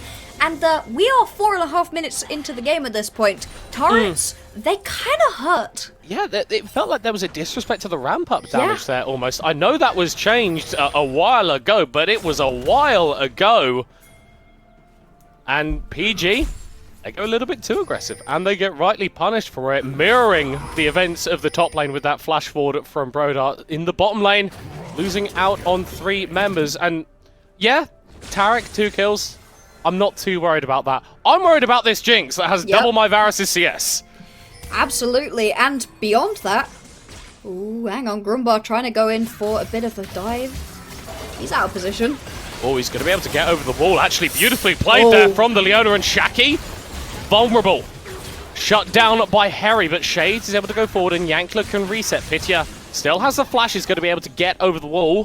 1-for-1 in the bottom lane, but with both supports going down, that favours PG. It really does, and you're in a situation now where Yankler just going to be pushed in, having to try absorb as much of this wave as possible. Quicker reset at least onto Jackie will be making his way back to this lane, and it's once again a bit of a scrap. Both of these teams really fighting tooth and nail, only 300 gold for AIX, so incredibly close. Nobody's looked at this Infernal Drake yet either. I worry slightly about the fact that Acrador got that solo kill early on. That is the strongest point for a Darius. He only gets weaker from this point onwards, whereas we've seen what a Cassante can do in the backline. See what that all-out can do to somebody. Sharky needs to run. Yankler jumped onto. Tarek is going to end up being the focus, the pullback there, the shove onto Yankler. He's not into the sky. PG really not concerned with killing the Tarek just yet, but as Jinx flashes away, Tarek will go down. It's been a strong response coming through here from PG as Asma, level 6, on the roam, looking to dive. Get it, because he's Nautilus. Shade's going to start it up. He's going to be able to Warrior Trickster away. A couple more autos will take him down, and Asma flashes to try and kill the Jinx. A couple of autos from Yankler will surely do it. The Aftershock falls away just in time for the Jinx to pick up the kill, but that's 4 kills on Harry. Dives are plenty for PG. Clean, no. But the member you kills, this Varus is getting them. At this point, he's going to be super strong. Shiro, though, more than happy to just sit and farm. He's up 30 CS at this point because Shiro has not bothered with roaming around. He's decided that his bot lane is fine by themselves. Sure, they keep dying, but they're at least getting kills back. Yankler managed to pick up another kill in that fight that he really shouldn't have been allowed to grab. And so why not just keep absorbing as much gold as possible? Now he needs to be careful. Lands the Scatter the Weak. Will the hook land? Oh, he keeps trying to dodge. Asma's just slowly walking at him very menacingly. Gets that flash off just in time.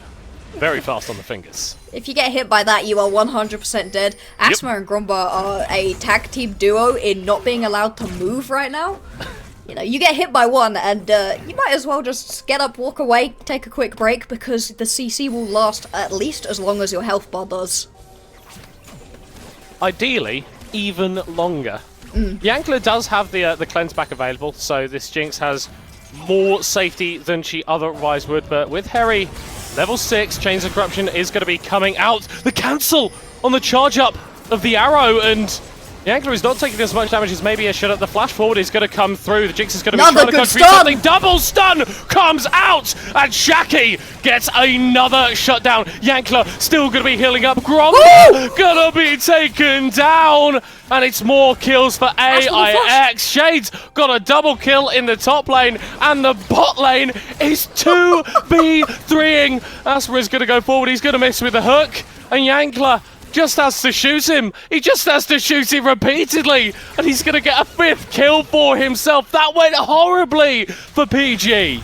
We've been speaking about excellent AD carries throughout the entirety of this tournament. Someone's name we have not mentioned is Yankler, but we will be sure not to make the same mistake again. This man is putting on a masterclass. The Lucian was brilliant, and this Jinx, but Chucky, man, every single time. Every stun landed on both members, and that is incredibly hard to do. With that link up off of the Taric, you're trying to see where you need to be lining it up for 2 different people in 2 different locations, and the fact that each and every one hit 2 members, Jackie needs to be very proud of himself. Yeah, someone needs to have a look at his computer. Played a bit too well there. But that's great. We've got to give love to the support, obviously. That interrupt on the piercing arrow So right at the good. start of the fight. If that doesn't happen, Yankler is dying a heck of a lot sooner, and the heals can't come through, and he's not going to be able to sustain. But as back and forth as this bot lane has been, with PG able to get their dives off and execute advantages, with AIX just being able to randomly win in outnumbers scenario, it's the team from Germany that finds himself over 3,500 gold ahead coming out of this early game. Indeed, and what a performance it's been so far. We were worried, that first couple of minutes of the early game, it didn't look great for ARX. And then, honestly, ARX have played well, but PG over-diving in the bot lane repeatedly. Sure, you keep killing the bot lane, but every time you lose 1, 2, 3 members, hey, sure, Taric picking up kills is not the best use of gold, but when he's then healing his AD carry on repeat, landing every single dazzle stun, it's such an impressive performance, and they wouldn't be in that situation if you hadn't continually overdived. And this is why we drafted Taric. He's so good in these situations when you've got people jumping on top of you. You pop the dazzle, you pop the stun, and then you pop the enemies. PG, though, still able to pick up a Drake for themselves, but it does feel like kind of across the map, they're just that little bit weaker than their opposite numbers. Indeed. See how this one ends up playing out.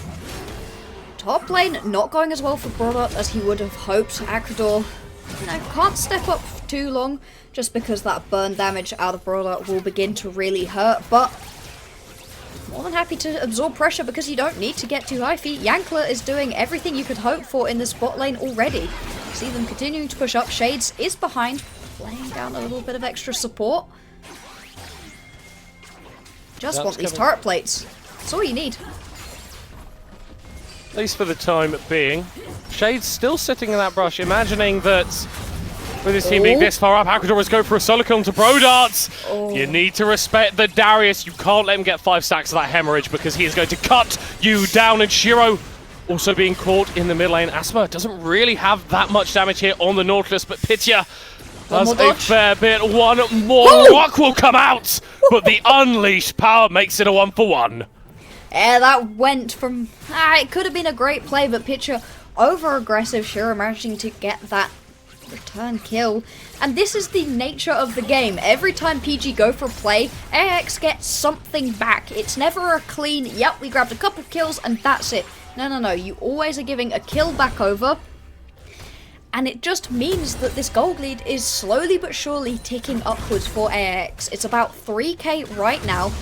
Got the next Drake in 3 minutes. Shades nicking away this blue buff as well. And the beginnings of first items are coming through. It is a Ludens build for Pitcher, so really getting aggressive for the full damage build. Wow, you need to kill Yankler.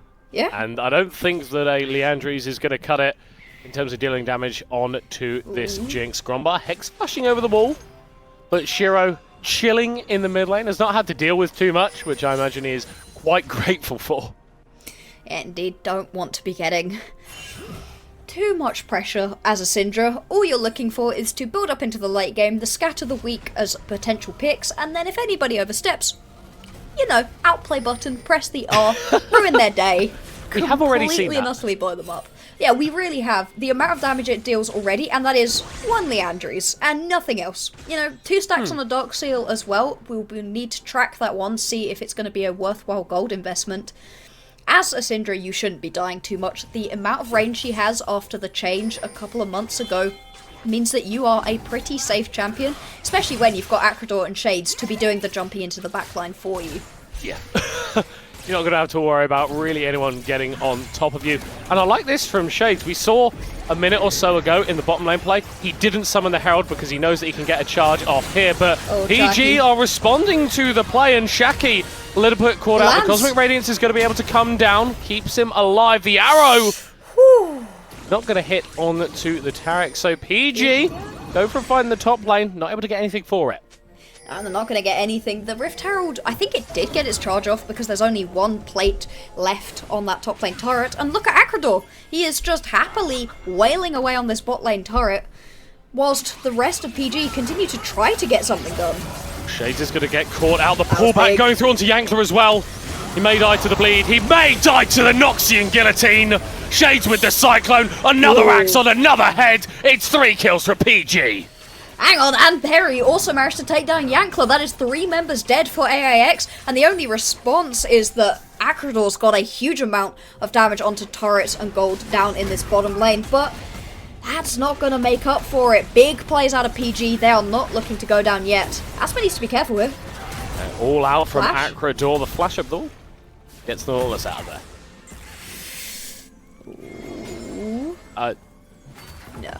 No. Yeah, I can see the It idea. was a good idea. It was a good idea. Can't believe Harry managed to get that solo kill, though. He's in a pretty strong spot, to be fair, and it did end up blowing the passive on that. Got the flash. Got the he cleanse had- out from Yankler as well. Yeah, That's and the ghost, too. You know, he's had to pretty blow good. everything on that one. But still, managing to pick up that kill off what has been a pretty strong performance out of Yankler. You know, if you had to pick one in the fight, I'd have thought the Jinx, but if you hit those Chains of Corruptions, the 1v1 potential of a Varus is really strong. And it's just that additional burst potential, plus the Immortal Shield Bow can come in Yeah, quite the clutch Immortal Shield Bow proc is huge. this stage of the game. And for AIX, it feels like the lead that they had has stayed stable, but it's not Yeah. grown too much. And whilst I don't feel like you need to be worried for them at this point, if you are an AIX fan, obviously with that additional 1-game cushion as well, you're feeling pretty chill. But PG, they've shown a couple of hints of something, and they're showing something Shiro? more. Ooh. Shiro has to flash away in the mid lane. It's going to be those Chains of Corruption gone, though, so there's a pretty big ultimate lost out on. You can see AIX, they don't really look like they want to find fights right now. More than happy to just keep letting Acrador push on a side lane and absorb pressure elsewhere. At some point, that is going to have to change. And Broader, now that he's picked up 2 kills for himself, has that Stride Breaker. He's in a pretty strong position. If you manage to let the Darius into the backline, you have to run, because once that man has those 5 stack of bleed, he's going to be healing for so much, it becomes almost impossible to take him out. Then we simply do not let the Darius into the backline. Easier Simple. said than done Easy. a lot of the time. X-Flash. Asthma. Oh Oh. no! He misses with the hook, but he's still going to get the stun comes coming down. down. Shaki is able to get the stun off, but Harry is not going to be hit by that solar flare. Shades causing a ruckus in the backline, and Grumber bringing the first kill. That's a reset for Yankler. It's 2 kills for the Yankler. Jinx, and we know what she can do with this. Acrador fighting up Oh, with Pitya, flashes. and the Talia is just about able to flash away. Gets through down onto Triple. the Jinx, who stays alive just that little bit too long. Rodart turning it with the 5 stacks of the Hedgerow Ridge. Gets Shades, but gets no one more. And every team fight that this Jinx stays alive is a team fight that PG are going to be losing. And that was Yankler with no cleanse, no flash, and he just about manages to survive through that fight. 8-3-1, 300 gold, shut down, and now has completed the R Edge. That's a huge gold spike right there. The amount of damage that you can do once you have that R Edge completed is ridiculous. Triple kill already without it. Oh man, you have got to be very worried if you are PG. They are fighting for their lives right here. If they lose, we will see them in that 3rd place match. You are still playing for a grand, but that 4k, that 3k that you could be playing around is out of reach. You can feel it in the way that PG are scrapping for everything they can find. Yeah, but as it stands, it feels so difficult to provide pressure against this Jinx, because if I'm looking at someone that can sort of just stand in the front and tank everything up, well, it doesn't look like any member of this PG squad, with Shiro dropping one rotation of his spells, taking Brodart to around about 20% HP, and that is your Darius. That is one of the tankiest guys that you've got on this lineup. Not for long. Yeah, absolutely. You don't really have a true tank.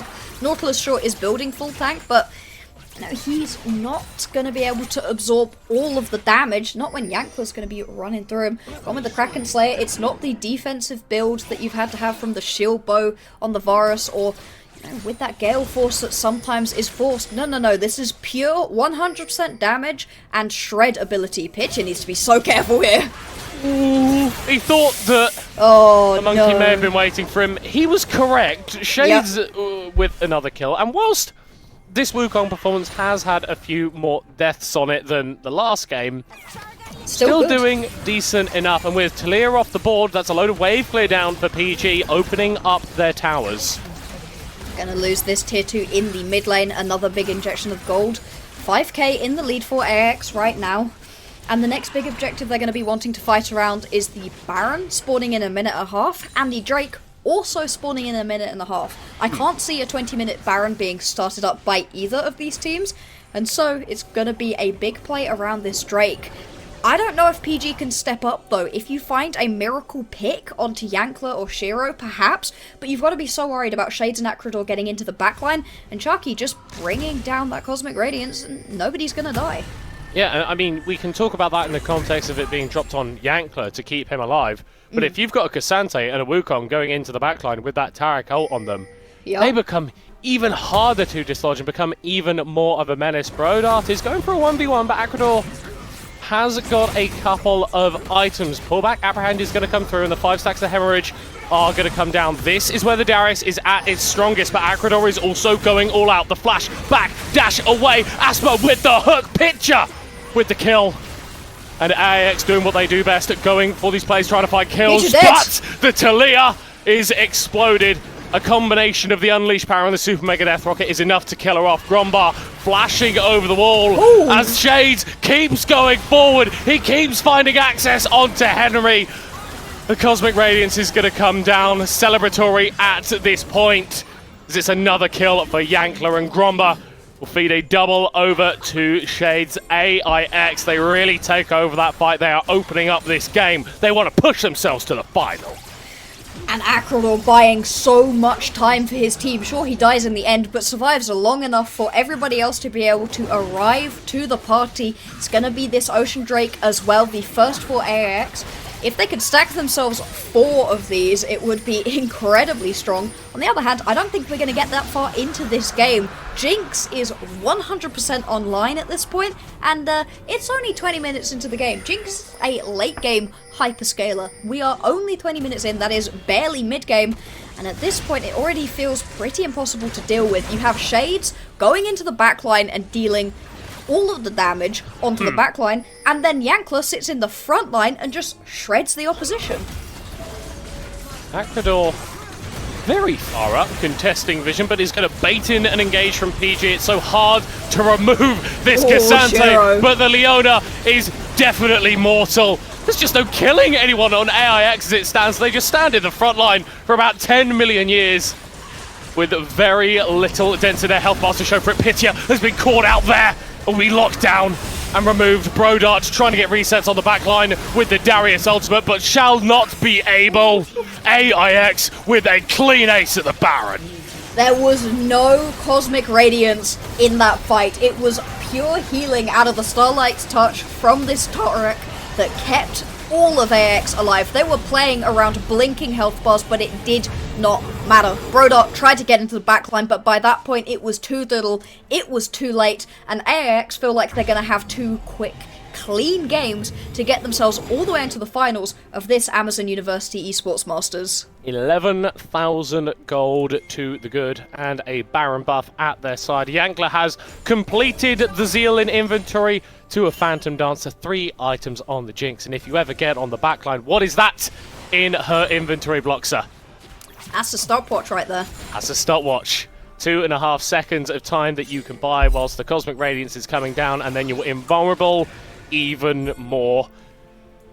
This is looking pretty disastrous for PG as it stands. But if you can somehow find a way for you to kill Yankler, hope still exists. Shaki, maybe a little bit caught out here, but he's going to pull Gromba into his own jungle. The rest of AX collapsing from the top side of the team fight. And PG, they haven't been able to find anything solid onto the isolated members of AIX. no! And so when the rest of the gang turn up, it's a goddamn massacre. Nothing to be done by PG. They're gonna get taken down. Teleport top for Acrodor. He wants the fast track into this top lane. Gonna be able to take out this inhibitor turret at least. Shiro's still playing pitch and needs to be so careful. Gets taken out! Oh, that is a disgusting amount of damage. Harry, yeah, good luck, buddy. Nexus Tower number 1, dead. Nexus Tower number 2, dead. Polytechnica Gdansk dead. AIX are going all the way to the Amazon University Esports Masters final.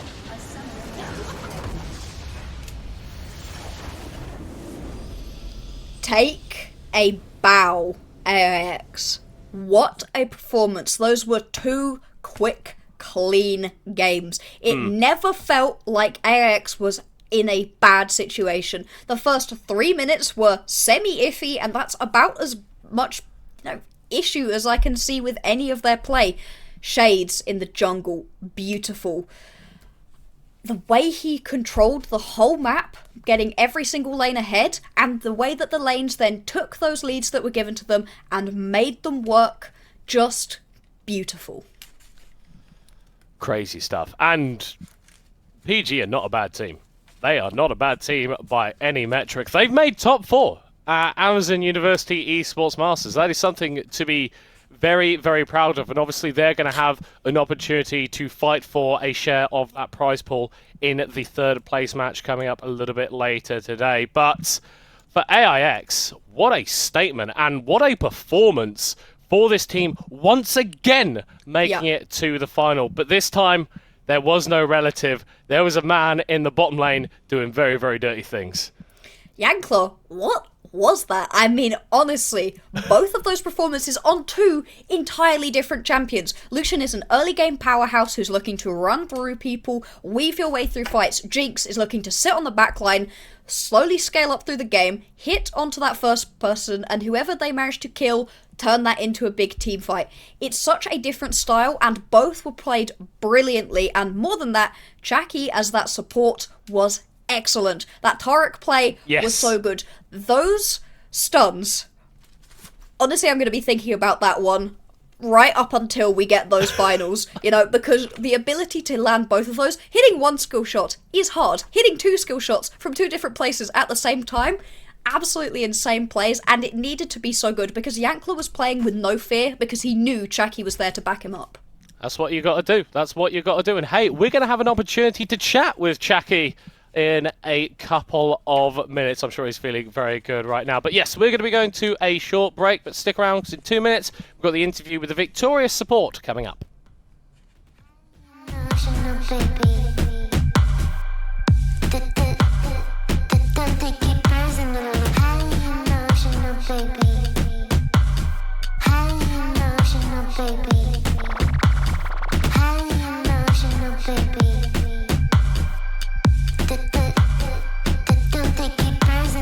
Blame it on the party, blame it on the booze. Grab a gun if you want it, make fake news on the news. Wipe your tears, cry, baby, baby.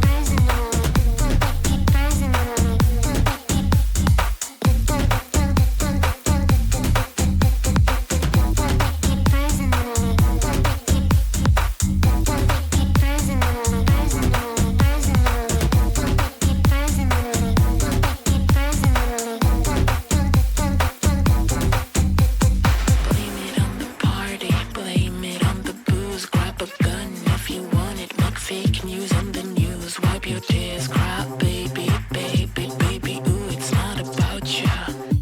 Baby, baby, ooh, I don't even get it. Why you got the blues and the world on your shoulders, walk in every shoe, wipe your tears, scream, go and dance like we always. It's not about you.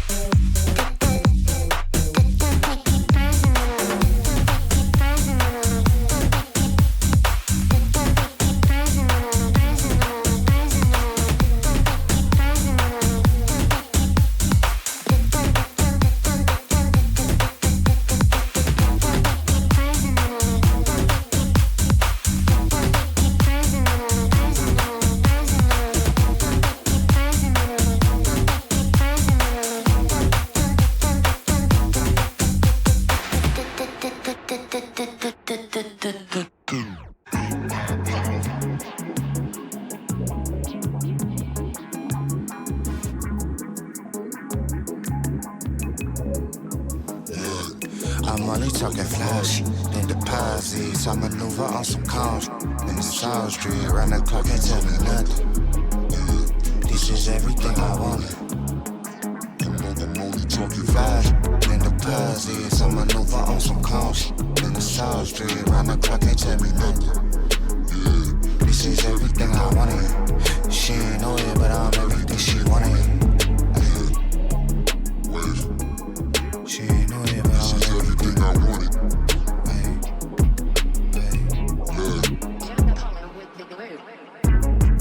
Look, I manifested where I'm at. The credit card just up the max, and everything I do, I tax. It's hard to buy my time. They see me shining, my paint dripping. I'm acting different. I keep it modest till I turn up. I've been champagne sipping. They clock watch while I big boss and a flossing proper. I'm quick to slide like a slip, not ducking cops and robbers. Been on the wave, you can't tame. They press and play to play me. And I'm out of body, my vibration high, I'm levitating. I feel amazing, I'm keeping space away from them toxins. I'm going places, I'm gassed up, ain't no limitation. Headed where that tree in that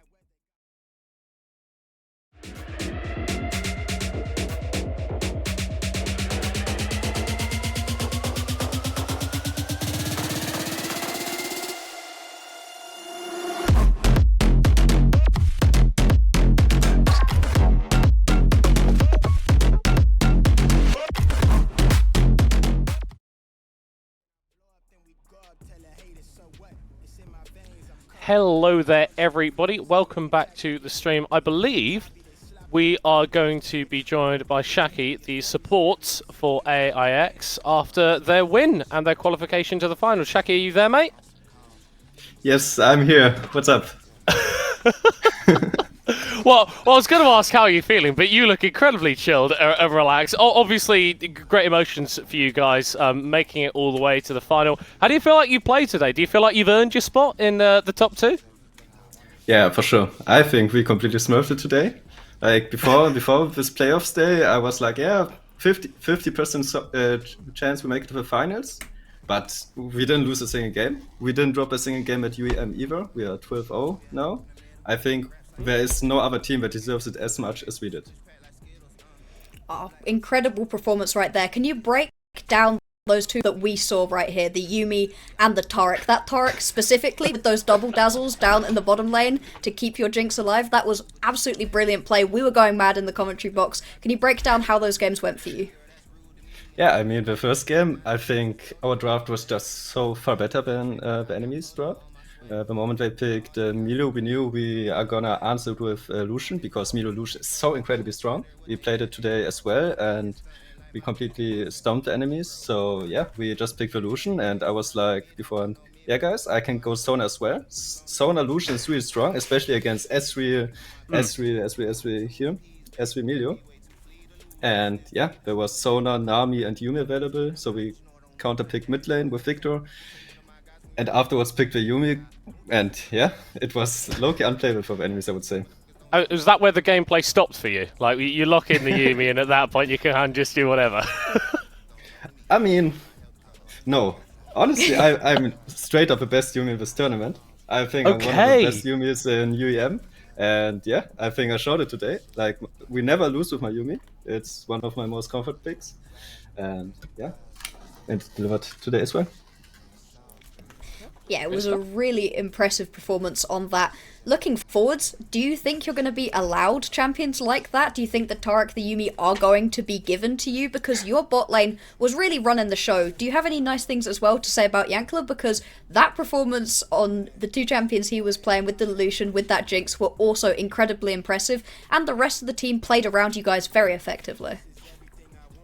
Yeah, absolutely. Like, Yankler improved so much during the last few months. He really tried hard at his heart out to make it to the finals today, whilst I just stopped playing League of Legends at all. So yeah, he kind of was able to carry me as well. I think I got a little worse during the last few months, and he got a lot better. And yeah, I think he did a wonderful job today. That was great stuff. And Chucky, final question from us in the commentary booth. Obviously, now qualified for the finals, going to be a live finals. If there was any place and any time in history that you could have these Amazon University Esports Masters finals, where would you pick and why? Oh, damn. At any point in history. I have given you the whole of space and time for you to pick an answer in the next 5 to 10 seconds. Easy question, mate. Honestly, the best thing would be like in the ancient Rome, in the Colosseum, Nice. sitting there in the stadium and in the Colosseum and just playing it out. I think that if I could choose, that would be really great. That would be dope. I'd be so down for that. Yeah. Well, you don't want to lose because then they release the Lions, and that's not a fun time. But Shaki, it was absolutely great speaking with you today. Massive congratulations on that victory, and best of luck for the finals. Yeah, thank you. I'm really happy that we made it. I think I was there in Alicante last time with the team, and everybody who saw me there heard me shit talking that I will be there next year. And I'm so happy that I made it this year and I could deliver up to my trash talk. And yeah, I'm just really happy to make this experience with my team. And yeah, I am very happy about that. Congratulations. Excellent. Great stuff, Thanks. man. Oh, I like that. That was just a little bit of BM in there. Like just enough. He seemed like a really nice guy, but there was a little bit of that trash talk that could just throw people off. Right, wow. But that was a pretty rapid series coming out there from AIX, Yeah. and I think, well and truly deserve to put themselves in the finals. Unfortunately, that does mean we might have a little bit of a break until our next series, which is going to be that third place playoff match. Teams fighting for a little bit of pride and for €1,000, which I'm sure is going to make their defeat in this stage of the competition feel a little bit better. But for us, we are going to be going on that break. We will let you know when we'll be back at some point. But for now, we'll see you in a little bit.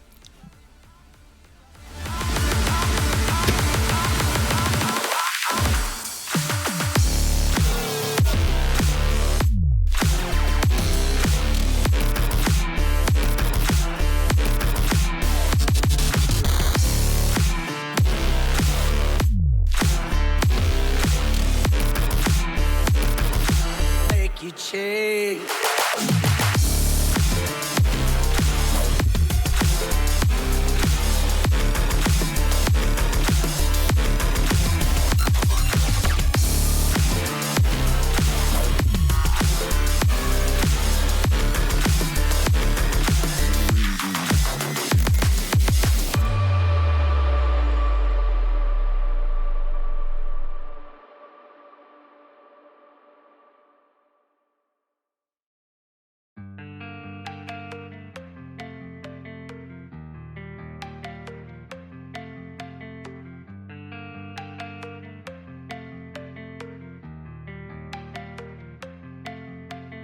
On my own, no fixer.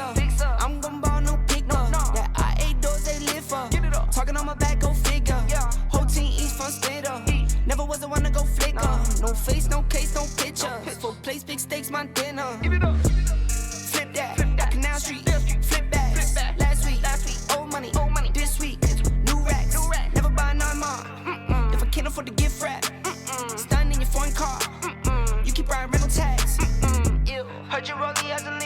the same. Couple thousand in my pocket, this pocket chick. Rubber bands on my arm, this is not for play. I put 20 on the crib while you cop a chain. I know they hated or love it. You know I love when they hate it.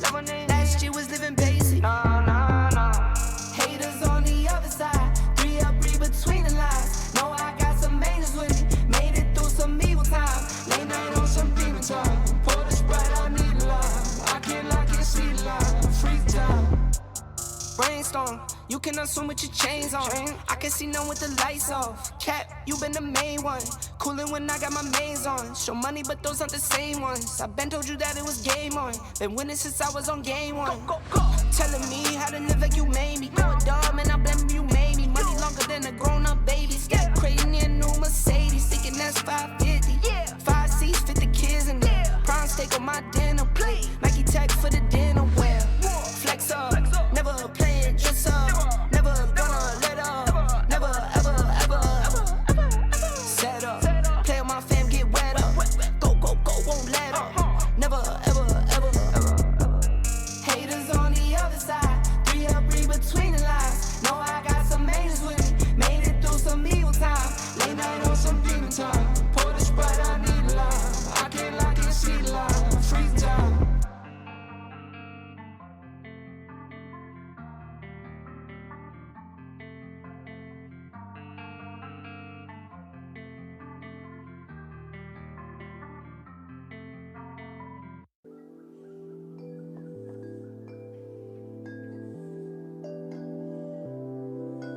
I am a woman, not here to please you. It's time to move on, cause my time is now. I am a woman, play by my own rules. I got my 2 feet on solid ground. And then I take the first step, a million more. And I make mistakes I never made before. But either way, I know I made up my mind. I'm through feeling scared, I'm leaving all that behind. So I'm gonna let it shine on you. Make room for everything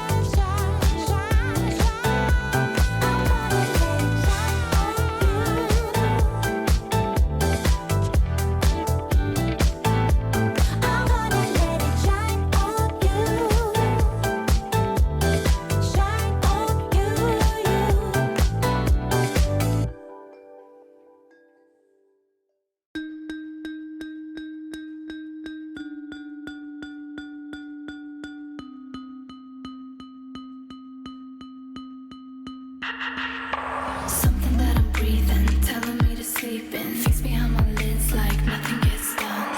Living by a bad truth, swallow it like who knew. Marching to the drums like pa pa pa pa. Sliding by the beaches, gotta have a secret. Life is plain peaches, tell nobody my secret. Drowning out the teaching, gotta have a secret.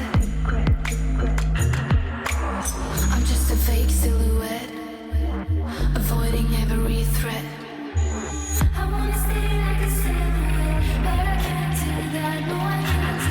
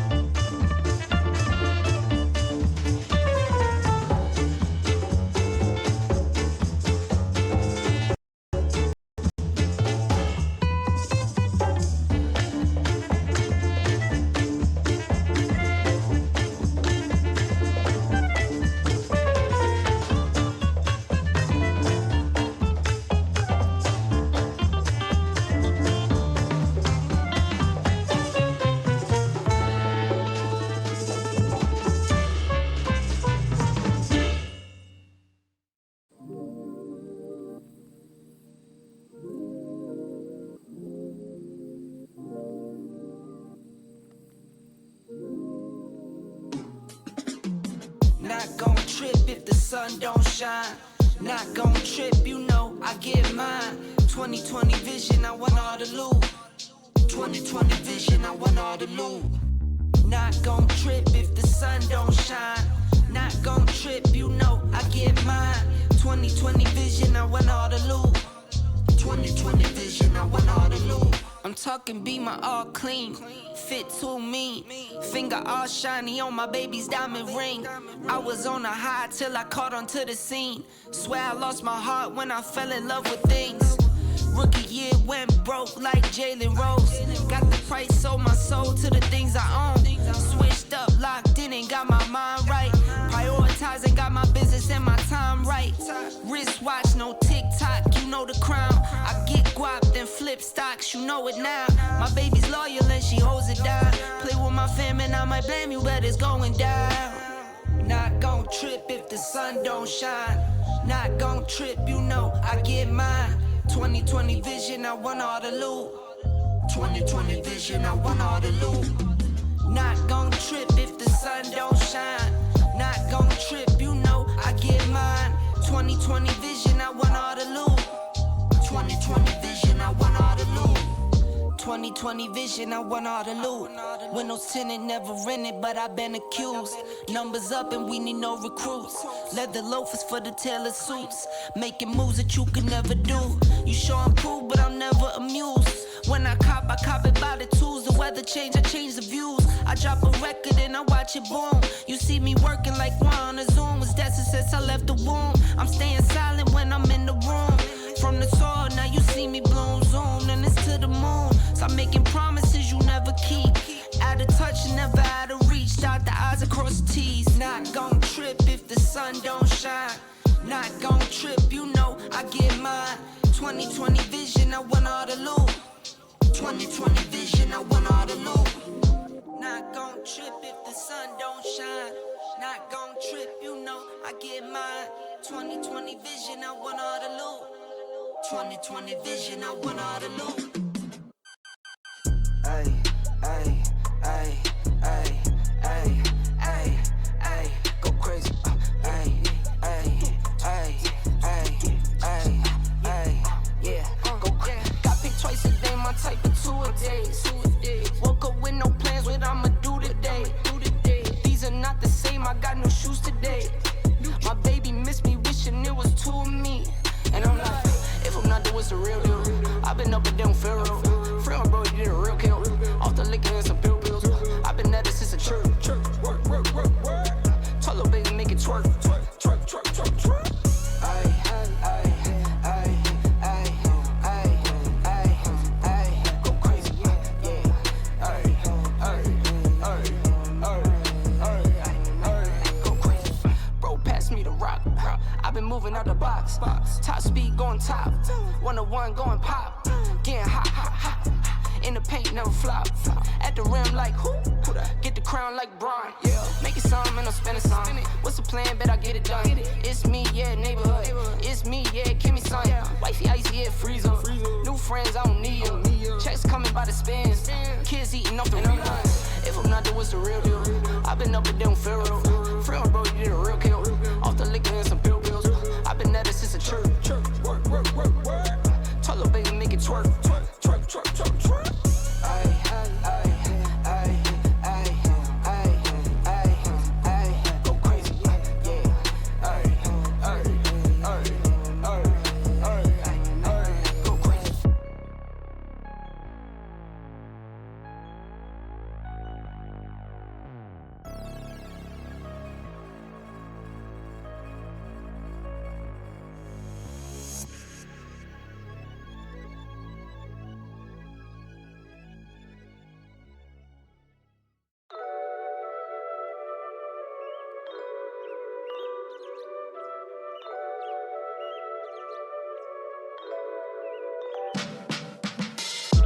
I hop out the car, leave the motor running.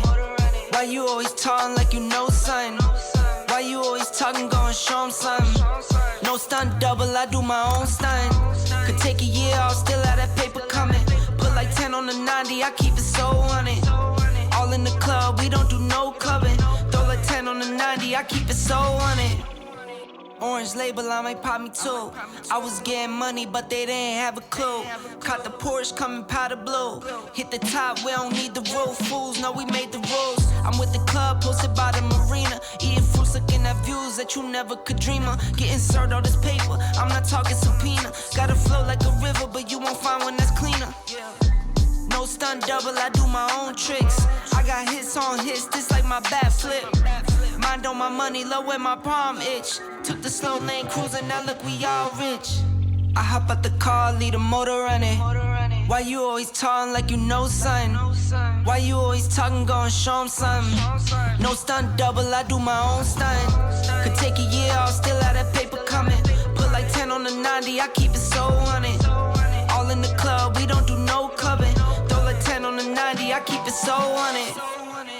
Could never take a handout. New cars, bigger house, everything was planned out. 2020 hindsight, noticing how I panned out. Never did too much, never wanted to stand out. Spent plenty, in my 20s, no place empty. God sent me, keep it thorough, this not trendy. Don't tempt me, on the edge and I'm sick. See them stealing my moves, hear them jacking my lyrics. But Chris can never dance like Mike, and Floyd can never hit like Tyson. I am who I am, never tripping, I just stick to the plan. And if I trip, it's to a beach, I put my toes in the sand, silly.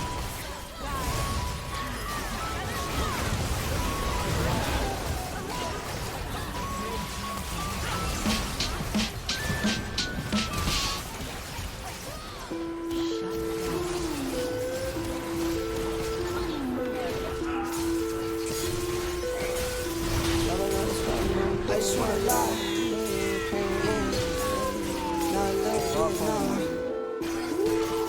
Who did it? I just wanna lie. I just wanna lie. I just wanna lie. I just wanna lie. I just wanna lie.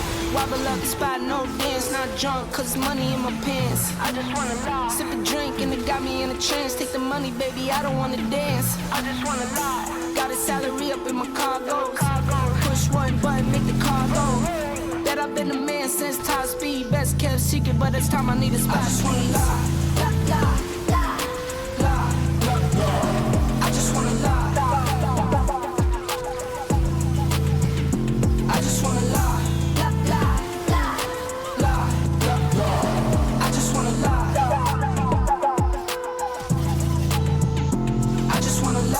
I just wanna lie, not a little bit. I don't need a pint, just a little sip. Been up in the mood and it's active. Up with the moon, I'm relaxing. I like nice things, pricey. Whole lot of carrots, my type thing. Whole lot of characters like me. If you only tell me yes, you can be around me. Free from around me, you can be around me. With some beats, if you see that it be around me. Be around me, don't you stick around me. I just wanna lie. I just wanna lie.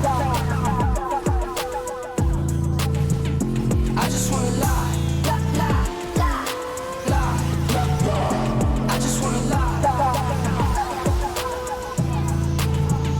I just wanna lie.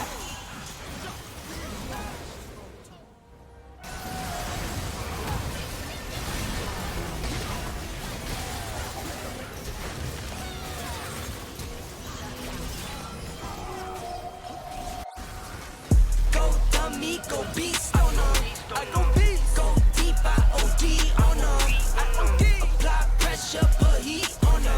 Put that 500 degrees, oh no. 500 degrees. Go dummy, go beast, oh no, I go beast. Go deep, I OD, oh no, I OD. Apply pressure, put heat, oh no.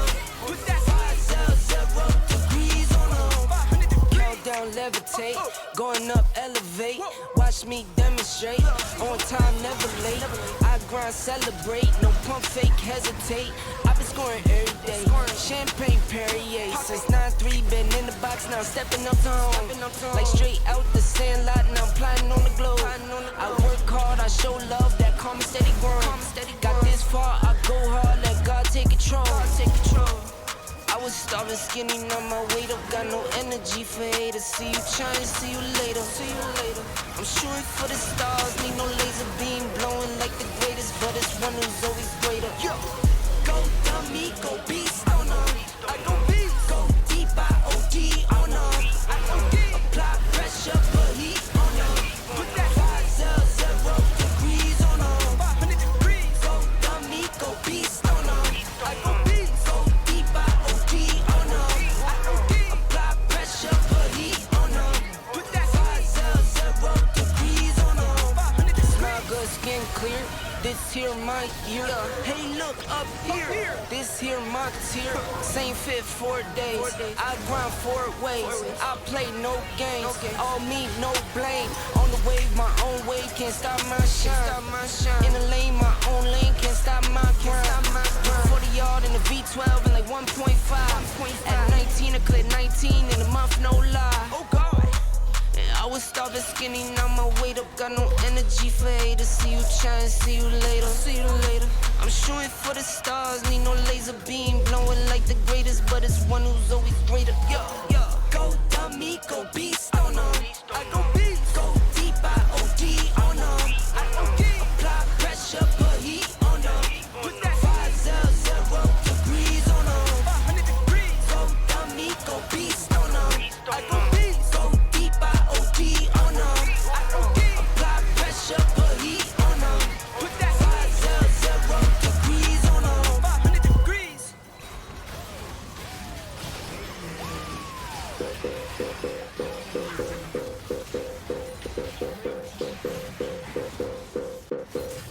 Caution. Comms hot. Caution. Comms hot. Caution. Comms hot.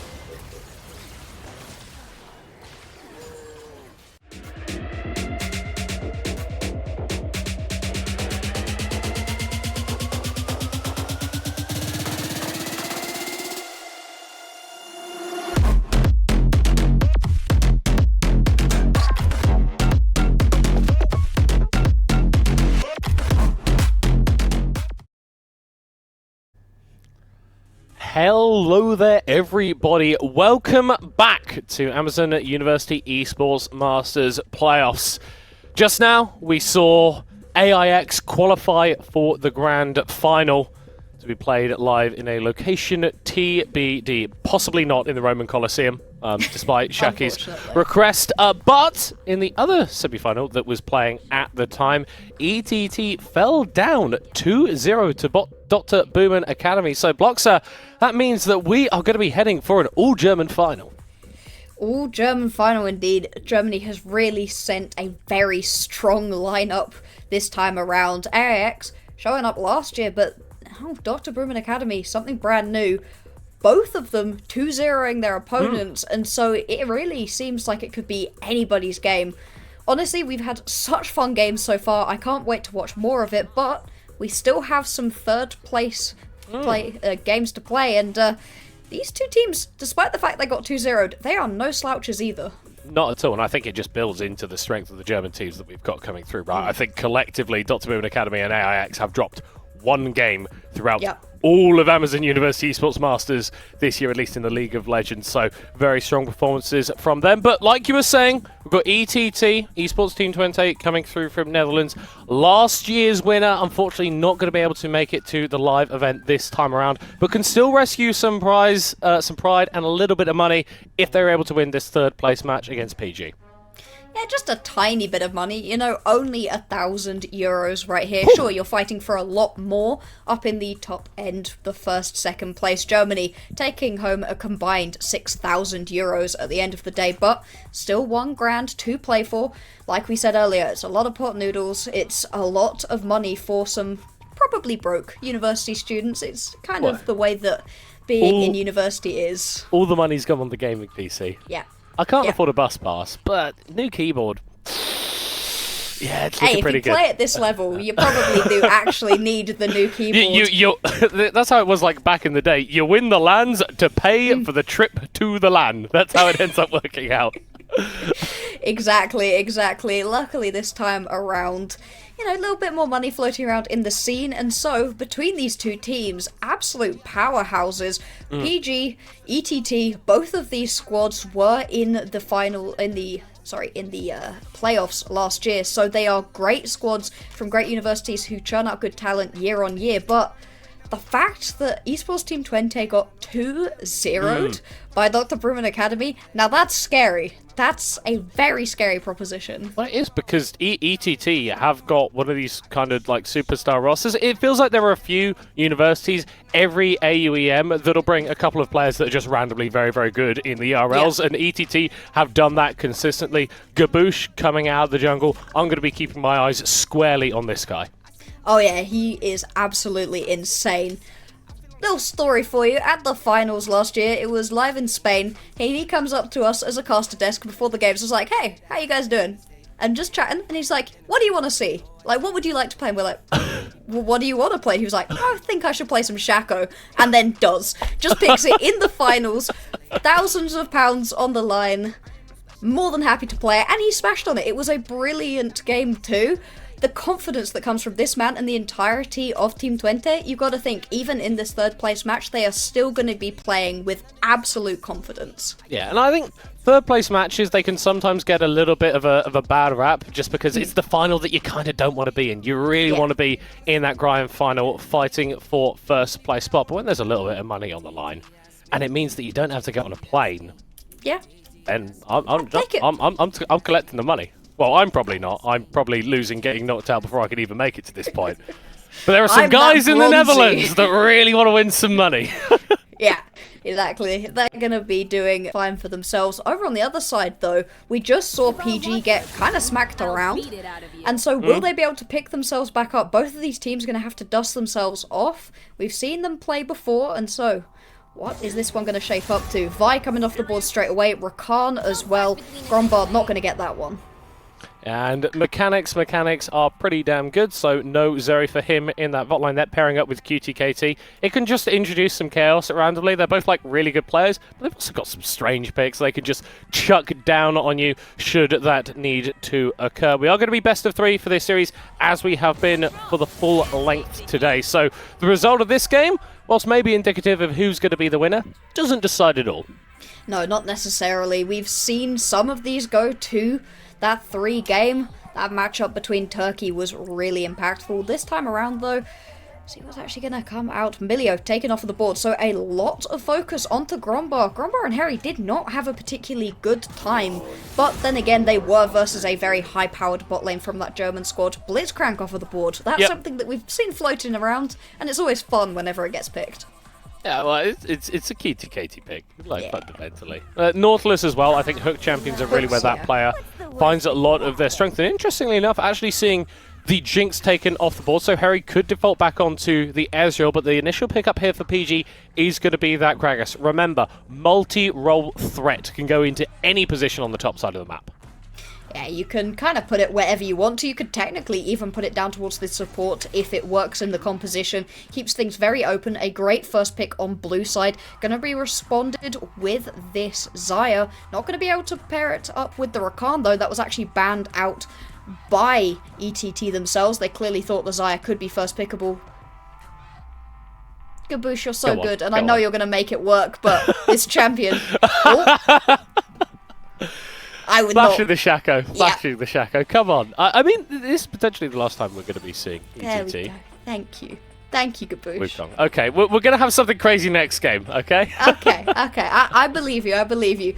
The Wukong is just better. We've seen how strong it can be at the moment. And the way that you can impact the whole map, really impactful. However, that's a little bit different. We've not seen Senna recently. Ooh. It's going to be Senna Seraphine down in the bottom lane. Ooh. That's different. That's not what we are expecting on this patch. Yeah, so what I'm seeing here is PG, you just want to go non-interactive in this bottom lane. Yeah. Because Senna, Seraphine, they're not great at fighting, but they're great at sustaining through these lanes. ETT, though, they're still committing to this more, well, kill-focused style. The Xayah, the Nautilus, is a great pairing with a load of CC and damage. Yeah, it really is. You can get super aggressive during the early stages of the game. That's when your Wukong as well isn't as impactful. You need to get to that level 6 to be able to get your own gank setup going, but pre-level 6, you're more than happy to with this pullback on the feathers from the Xayah, all of the CC that your Nautilus can lay down. It does mean it's a bit more of an early game focused composition, whereas you have that inevitable scaling that comes out of the center, meaning that you don't want to let this one go too long if you are the Netherlands squad. We're going to see Kassadin and Fiora being banned out in this first round. It feels like we've had Fiora banned second rotation. Like, yeah. almost every game of every series. Nobody wants to let it through. Incredible on that side lane, right? Particularly when you're on the side here of PG and you're still thinking about where we're going to chuck this Gragas. So ETT are in this position where they're like, we need to ban away some of these side laners. And interestingly enough, there's been so much focus on these big hyper-carry split pushes from Brodart. He hasn't been able to get his hands on the Fiora. He's had the Camille banned against him a couple of times. The Irelia taken off the board as well. Yeah, not being allowed to pick whatever he wants to. Pretty limiting on his champion pool right here. So coming into the second round, still looking for a top laner, still looking for a mid laner, unless, of course, that Nautilus does go into the mid lane. Emil wouldn't mind having this Gnar, has played it quite a lot. It has a good matchup into the Gragas if the Gragas does end up being in the top lane. We still have no clue where that one's going to land. Should finally be revealed to us with these next two picks. So you definitely need yourself something to put into the mid lane. I say that, maybe you put the Seraphine. I mean, that's the thing, right? Flex picks still on the cards for PG, and last two picks are going to be revealing where those end up going. I think you need a bit of agency. You've got these big ults to start team fights coming up from the Gragas and from the Seraphine, but I want something that dives in. I want something that gets things started, and the Camille can do exactly that while still providing a big lockdown ultimate. Oh, and Asma gonna go for this Swain again. It wasn't used particularly effectively last time we saw it, but at the same time, you have a very different composition around you. That should mean that it is a Gragas into the jungle, but again, never certain when you have this many flex picks on the board. Final pickup right here. Is it going to be a mid laner, or do you want your Nautilus to go down there? This would be a huge boon of AP damage. You really do need it to round out this composition, and it will be the Aurelian Soul. Not seen too much of the Space Dragon yet in competitive at this level, but you know how much damage it can do.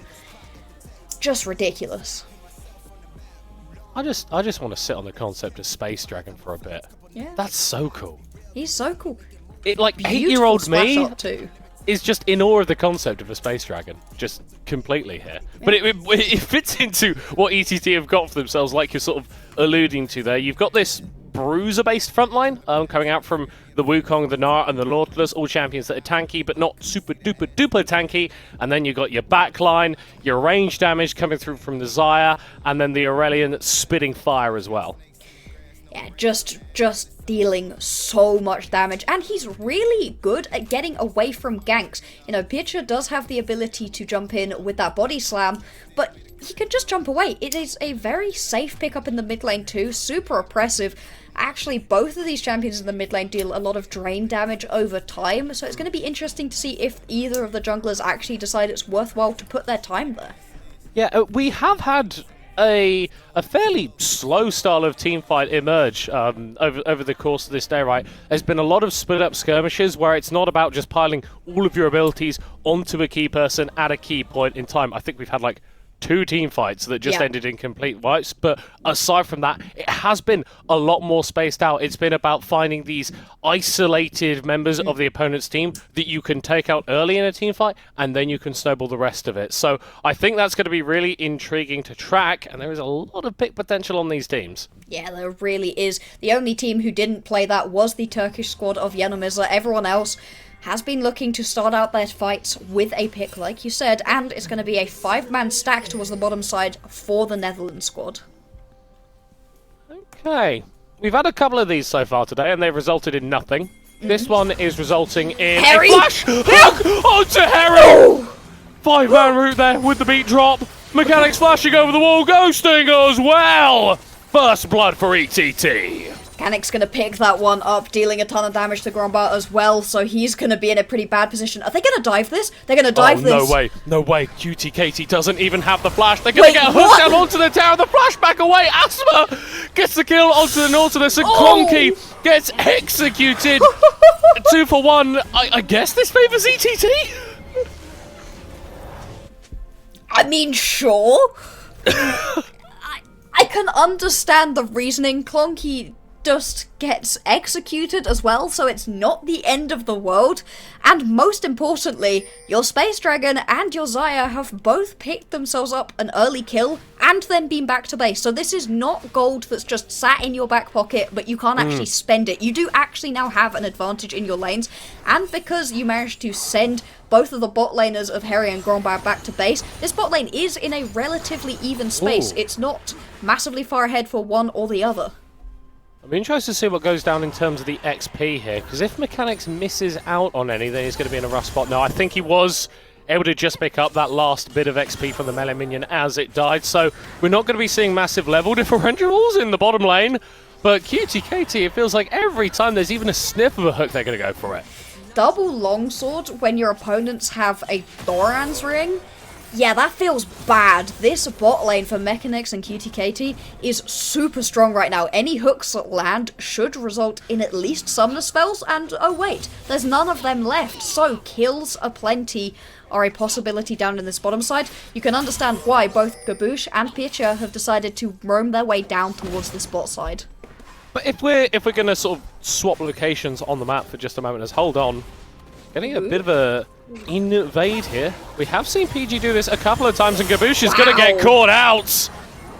Just trying to do his Gromp, but is going to get taken down. That's a first kill of the game for Grombar. PG stabilizing their bot side a fair bit. And that's not just the Gromp, it's going to be the blue buff as well. Gaboosh is running back towards. Hang on.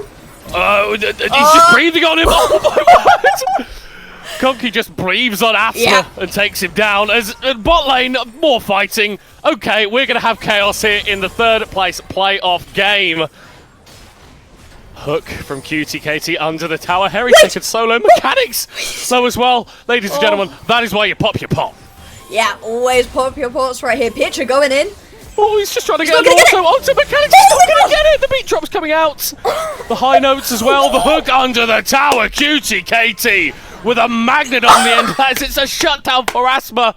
The second kill of the game that he's got from the Vision of Empires. It is 3 minutes into the game. We've got 9 kills. That's 3 kills per minute at this point into the game. Are you not entertained? You can see both of these teams, they are playing like they've got nothing left to lose, because at this point, finals are out of reach. There is €1,000 on the line, but you might as well play your absolute heart out for it. Nobody money match. is chill. There is a big ladder in the middle of Summoner's Rift, and from above that is hung a briefcase full of cash. Yeah. Both teams fist fighting in an attempt to get that cash, but I am intrigued how this top lane is going to be working here, because there are a load of split pushers banned away from ETT. They don't want Brodart on something like a Fiora, but the Camille is very, very similar. Gonna have a lot of power up in this top lane to be able to just keep pushing through, whereas the Gnar can split push more, wants to get involved in team fights. Gnar's one of those picks where when it works, when that Gnar ultimate comes down, it's huge, but it's very telegraphed. There's a big blinking red bar that says, hey, I want to go in right now. And if you fight him in that moment, it can be pretty risky. But that will have to come a little bit later on into this matchup. These junglers have not really needed to get involved. The laners are doing plenty of the fighting for them. Oh, that's just sort of ideal when you're jungle. I can't gank all of these lanes. They're all dying too often. But we do have a momentary pause here, letting us take stock of how things are going. A little bit of bullying going on in the mid lane. Clonky. Gaboosh, Fine. For now, Gaboosh is pretty damn low on mana. Pitcher is also here, doesn't have the flash, so unlikely that the Gragas is going to be able to get too involved. The peel back! Asma with his third kill of the game. Never Move was really nice. Oh! And Mechanics gets another kill. Mechanics really just bullying down into this bottom lane. And poor Grombar, he did not have a very good time in the last game at all versus AIX. And once again, QTKT making it look a little bit silly. That's 4-1 and 2 now. On to Mechanics. He's going to be able to take the base and spend that gold on some pretty damn decent items. For ETT, they've also got a pretty strong bastion in this mid lane. Whilst Clonky has been pushed around a little bit by Asma and Pitya, he's still up CS on this Aurelion, still doing absolutely fine, but Swain gradually also becoming a threat that you need to respect. Yeah, you can't step up to it during these big team fights because it will just be draining. Asma needs to be able to just continuously find those never moves. Managing to pop that kill off of that vision, that was pretty sick down towards the bottom lane, but it's pretty difficult to keep making plays like that happen. Clonky needs to be a little bit careful here. Just gonna walk away. Knew that there was something up with the way that Pitcher was standing.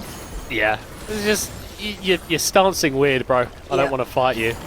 Maybe a pick here onto Pitcher, but Gaboosh and Clonky not able to sandwich the Gragas out of the river. Harry needs to be very, very careful, because if QTKT has hook off cooldown in a situation like that, he should be throwing it out pretty much every single time. And I guess what I'm wondering now is, what does the rest of this game look like for PG? Because bot lane has clearly not worked out, but you've got some scaling options here, and your mid lane is doing pretty decently for himself. What you want is to have your Swain get into the back line and just live there. What you don't want is for continuous ganks out of QTKT. Grombar not going to get rooted there. A little bit of a mechanical misplay coming through from ETT. Level ups achieved by PG. Mechanics is going to need to be very, very careful. Thank you, QTKT, says the ADC, for blocking that stun. Potential 2v1 onto Emiwu in the top lane. He is going to be able to go Mega, getting the stun against one on the wall. Rodart. He's alright. Not going to be able to take him down. Okay. Very well played up in the top lane. Viamil doesn't even use up his flash. Kaboosh now here to try turn this around. Doubt it's going to work. Clonky though. It's Clonky. He's going for a gank in the bot lane. Gromba has been killed by Mechanics and QTKT, whilst Clonky cleans up another. Asper desperately attempting to chase onto the Aurelion Soul, but unfortunately for him, the dragon can fly over walls. QTKT is not going to be as lucky as he's pulled into his death, and 5 kills on the Swain. Yeah. I think a carry is being formed this game. Looking pretty strong. We've seen this Swain be strong before. Asma had a pretty nice performance. It wasn't the main carry of the game, and unfortunately not enough to overcome AIX, but in this game, if you can get into the backline and just start draining health off of your opponents. This is a very strange engage coming through from Gaboosh. He's trying a 1v2 and he's looking pretty damn successful. Pitya on about 5 HP. Gaboosh is going to be able to take him out in a solo kill. Asma. No demonic ascension on the Swain at the moment. Mechanics has moved his way over. He's already got the Gale Force on the Xayah, and he's got a whole heap of damage to go with it. Asma is going to get shut down. Kill goes over to the Xayah. The flash away from Emaway, getting away from Broad Art. Double kill, and ETT take the bot lane lead, and they move it across the rest of the map. They've taken real offense to being knocked down into this third place match and are showing us that they are still one of the best University Esports teams in the entirety of Europe. Just such confidence right here out of Mechanics. He's so happy to step up and just get whatever he can. Multiple kills down towards that Rift Herald. Now though, bot lane getting a lot of gold into Harry and Grombar. I can see a world where, despite being down quite a lot of gold, Grombar and Harry can make these teamfights work for themselves. Hook misses. KT. Crucial that it misses. Feathers fly into the sky. The Encore Gale forcing forward. Mechanics wants every single health bar to fall to his whims. Pitya going to get hooked in by QTKT, keeping the Xayah alive. Roams down from Asma, but the Gaboosh is also moving over. A shutdown secured. That's massive gold going into the back pockets of Gromba, and Pitya takes out the Nautilus as well. ETT, they can't get too overconfident with this bot lane because PG know how to play. Nobody wants to sit back. Nobody wants to play a calm game. It is absolute chaos once again between Poland and the Netherlands. Clonky once again on the roam. It's what you want to do with the Aurelion Soul. Just consistently apply pressure across the map. And it's at the point now where Mechanics goes in, gets a couple kills, gets killed himself, and just repeat. Go again, go again, go again. I'm fascinated to see these big team fights though, because there's a lot of great team fight ultimates on the side of PG. You know, that Encore can really disrupt a fight if you manage to get it through multiple allies as well as enemies. Asthma into the backline with that Demonic Ascension at the same time, draining people's health slowly, whereas it's a bit more of a pick team out of Esports Team 20.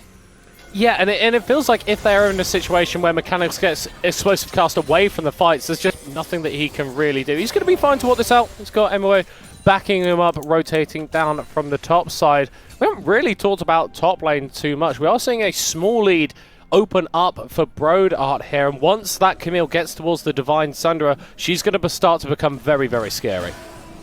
Really is going to, and it's going to be a real question of, do you leave Brodart on the side lane to do what he can to try to just pick up turrets and apply pressure, or do you want to get the Camille in? Camille's pretty good on a flank. I'd rather take a Gnar, but that's not to say that the Camille is bad at it. So having good vision and not allowing for flank wars is going to be crucial for both of these teams. Dragon has been on the map for a little bit. I think ETT might want to take it. Skaboosh. That Warrior Trickster, every time it's going forward, every time he's searching for Harry, searching for Grombar and trying to take them down, but he might get collapsed on here. That's a good Cyclone to interrupt the stun coming through from Brodart, but he's still going to be able to get that Blast Cone down. Wukong escaping away, gets locked, but Grombar is also being jumped onto. Brodart still hasn't managed to take out the Wukong, and with that depth charge coming through, it's curtains for Camille. Emu has moved over as Asma is also joining the fray with that Demonic Ascension. Encore onto 2, the charm into the beat, drop health bars falling off of Summoner's Rift, going in favor of PG. What did we say about those big teamfight ultimates? Once you manage to land that Encore with the Demonic Ascension running from Asma, you just shred through people. So much damage in such a small space of time, and it looked like a pretty good fight. Sure, Gaboosh had been caught out a little bit, but Mechanics had arrived. Cutie Katie hit a great hook to keep him alive. Emil just dies on the backline, doesn't even manage to use the Gnar. And it's PG who have pretty much evened up the game. What am I saying? There's 26 kills in it right now. Well, it's going to be 27. Les Clonky is able to scoot his way out of here, which is just about able to do. But this feels like a repeat of the YNZ series from a little bit earlier in the day. We're going to keep having team fights. One team's going to win them, another team's going to win them, and then at some point, there's going to be a fight big enough for one of the Nexuses to blow up. Yeah. So at some point, you may have killed 9 of 10 players, but that 10th does manage to pick up at least something. No Ezreal to survive in this one. Interesting to see who will just about manage to scrape their way through these fights. Rift Herald does manage to take down the next 2 plates, only 1 remaining on this mid lane turret. Mechanics also going to pick himself up. He's had a ton of gold injected into him. Already has that Gale Force completed. Brodart taking a lot of damage, but Gaboosh and Cutie Katie not interested in stepping too far up, knows that there's a potential collapse, still looking for this blue buff. Gaboosh is just going to have to walk away from it. Well, he's choosing not to. He's going for a little bit of a fight. Asma is fighting up with Clonky. Aurelion Sol is going to get pulled under that mid lane tower and actually take a fair chunk of HP. This is going to make the mid lane push a little bit more vulnerable if he chooses to go for it, but the good news for ETT is in the top side, their ADC is getting solo first turret gold. That's huge right here. Already having that Gale Force completed and now going to be able to go back with a massive chunk of gold. Fascinating to see what he's going to build. Is it just going to be the usual build we've been seeing with the quick blades next? I could see it. Clonky needs to be so careful. Bitchia jumping over the wall. Still has the explosive cast. Isn't going to use it. Just able to use that Astral Flight to get away. Keep himself nice and safe. The minions have been doing a ton to this mid lane turret. Not quite going to be able to take it out, but it's going to end on 26 HP. Yeah, someone go and breathe on that. Yeah. Tickle. Light tickle away from like falling over right there.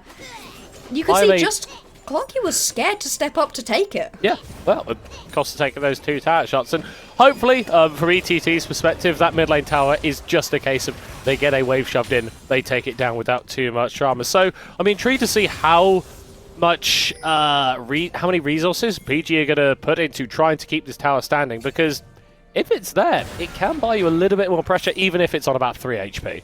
It really can do. It's just something to hide under. It might only get 1 or 2 shots off, but that can still be enough to change these fights. We are at 12 kills to 14, you know, only 2k lead for Esports Team 20. They're not massively far ahead. Any little extra can help right here. Annex, he is so happy to just step up and keep showing his presence. The way that this man plays is with such confidence, and it really is earned. He is mechanically very gifted, as the name would suggest. What does the name Gaboosh suggest? Death for the enemy, usually. Well, potentially. Pitya, the victim right now. Explosive Cast is going to break up that fight a little bit. Gromma being focused down. Clonky coming from absolutely nowhere. Drops an entire universe on the centers. Henry's going to take out Pitya as well. Harry needs to be very, very careful. Level 11, that Aurelion Soul is scaling in mid lane tower. Going to get bonked over. Falling like Breath of Star, just so much damage. And the fact that Clonky could just come flying over the wall as well. This new Aurelion Soul is incredibly difficult to deal with. Gonna turn that one into a Rift Herald over on the other side of the map. Mill and Asthma just gonna tickle each other really with auto attacks, and the reason that PG weren't able to fight back in that matchup is because most of their gold is concentrated right here onto the Swain. And you can see, despite that goal lead, he's not having a fun time in the 1v1 versus Emu. Now going to be able to hop away. Ghost going to be invested. Wow, okay, there's still a tower there. This is very aggressive from Asthma, and he gets nothing for it. Blowing Ghost and ult with Drake spawning in 40 seconds feels a little bit suspect for me.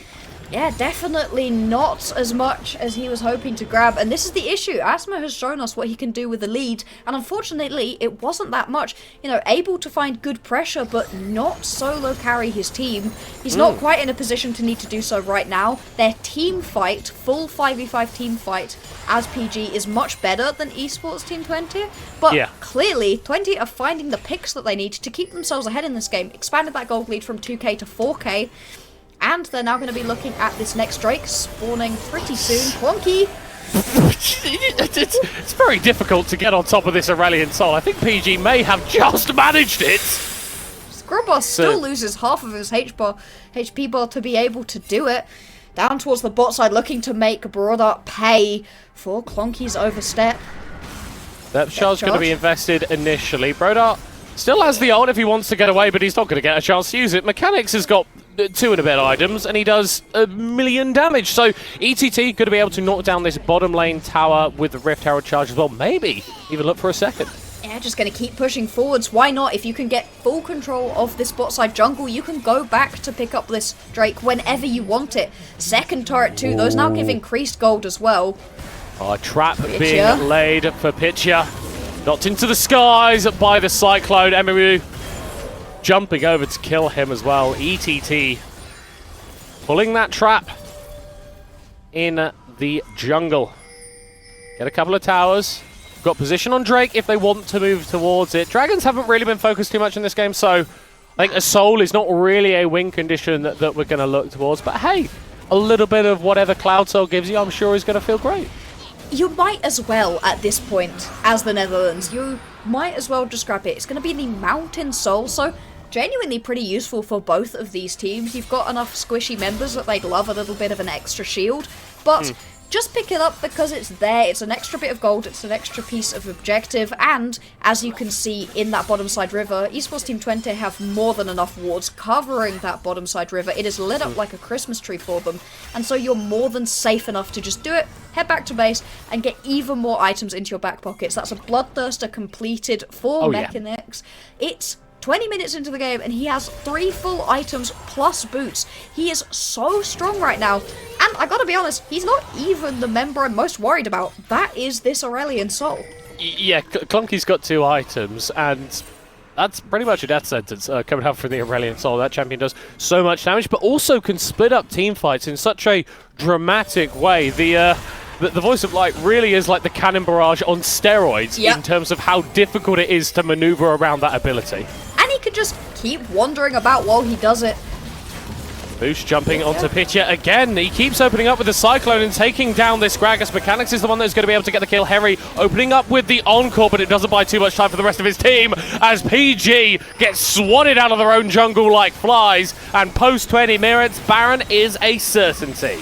Broadart can only try to pick up a couple of minions down towards the bot lane. They're lucky to even get an outer tier 1 in this game. It is now a 9,000 gold disadvantage right here for PG. They are so far behind. And it all starts by Gabush just going flying in, more than happy to be able to survive for long enough. And once again, this is the job of the Wukong. You go in, you knock somebody up, and your carries do the rest of the work. You are not trying to deal enough damage to be able to get a kill yourself. Just be annoying with your clones, survive long enough, and the rest will be done by your incredibly strong Aurelion Soul and Xayah. For PG, it really just feels like any gold that you can grab on the map is a bonus right now. Brodart able to pick up that bot lane tower, take the objective, Bounty, get a little bit more gold on this Camille, but you're 0-4 now. And it feels like Cho'Gath ulting AD carries is not going to happen this game. Mechanics going into the skies just in time, but it's still a little bit isolated from the rest of his team. He's going on a 1v3 mission, and it's mission accomplished for PG. They're able to shut down the Xayah, and Emiwu taken down for a double on the top half. We're going to have TPs coming into this fight from Clonky. QTKT just needs to buy time. Gabush is moving over. The Aurelion Soul is moving over, health bars out of the way. Asthma surviving for a millisecond up in the top side as Clonky has found a new target in picture and slays him with ruthless efficiency. A delayed ace for ETT, nearly double the kills of Polytechnica Gdansk. It looked like it was okay for a second, but that's because the main members were not there. Asthma trying so hard to be able to carry his team right now, but just not being able to. Clonky might have overstepped here. Big shield. Yeah, a little bit too far forward, but Bagoosh is there to try and help him out. It's still a shutdown secured for the Camille, and getting an injection of gold on that is big, but with the teleport coming through from Emway, ETT will continue to dive like the Nexus towers don't even exist. It may not for much longer as the inhibitor tower is finally able to take out Emiwu, but with a triple kill for Gabush, the respawn's coming out.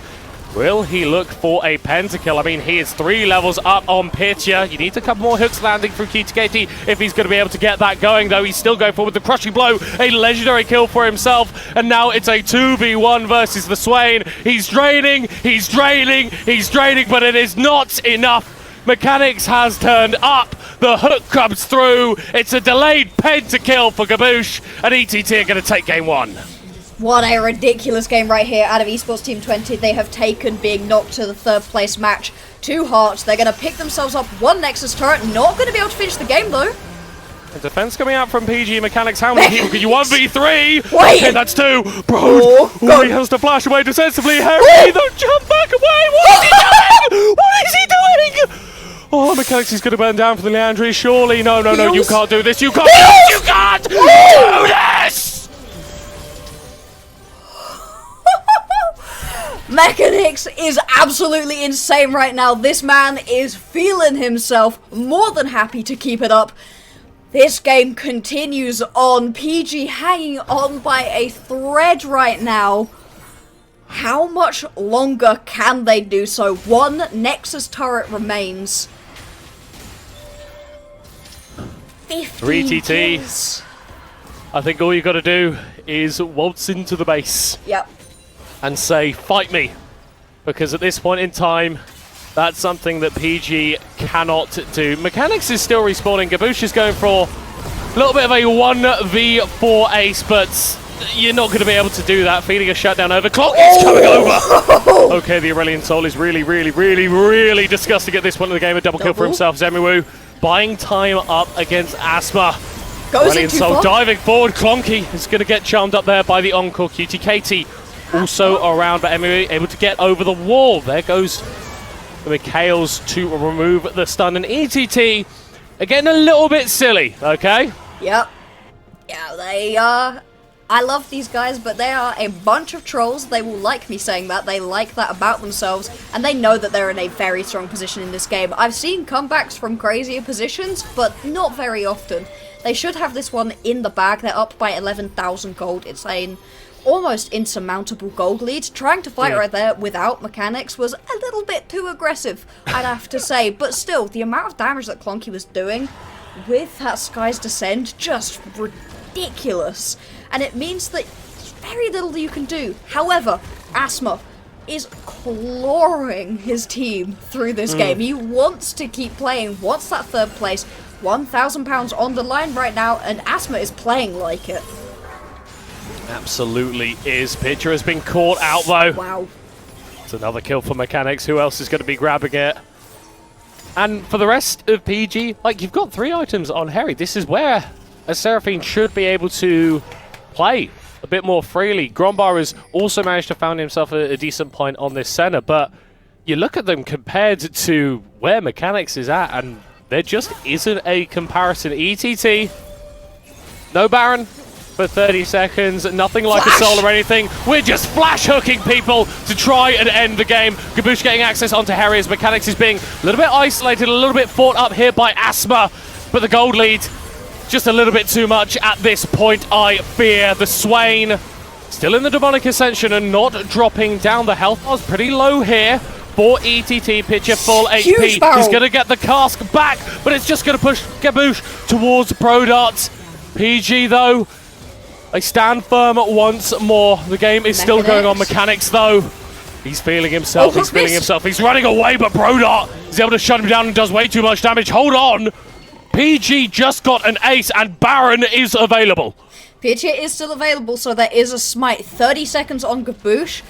This one could well be going down. Camille, Gragas, and a Seraphine. They don't deal that much damage to this Baron, but the death timers are long. Clonky's going to be up.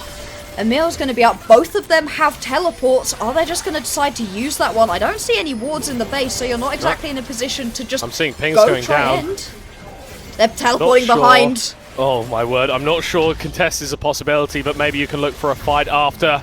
Clonky is going to be joining Ember, who's in a mini Gnar for the time being. He's going to get knocked into the rest of the squad. The encore comes through, and Clonky has to flash and dash to get away. ETT, I'm going to say it, Bloxer, they were playing disrespectful with their gold lead earlier, and it's gotten to the point where I don't know if they can just walk up and close. 7k behind at this point. It was 11, so the gold lead is slowly closing, and beyond that, gold lead matters less and less the longer this game goes. Take a look at Mechanics' items. It's full. He's got everything. There is nothing more that Mechanics could need at this point, and so more gold into his back pocket doesn't mean anything. There's still another item worth of power onto this Aurelian Soul, but later into this game we go, less and less it means, and the closer it's going to feel, because PG have that great team fight composition. Gabush going in by himself again. Gromba is taken low. Cyclone invested, doesn't get too much. Explosive cast as well used. He's going to go back in for the Wolf. And Gabush is going to pay for it with his life.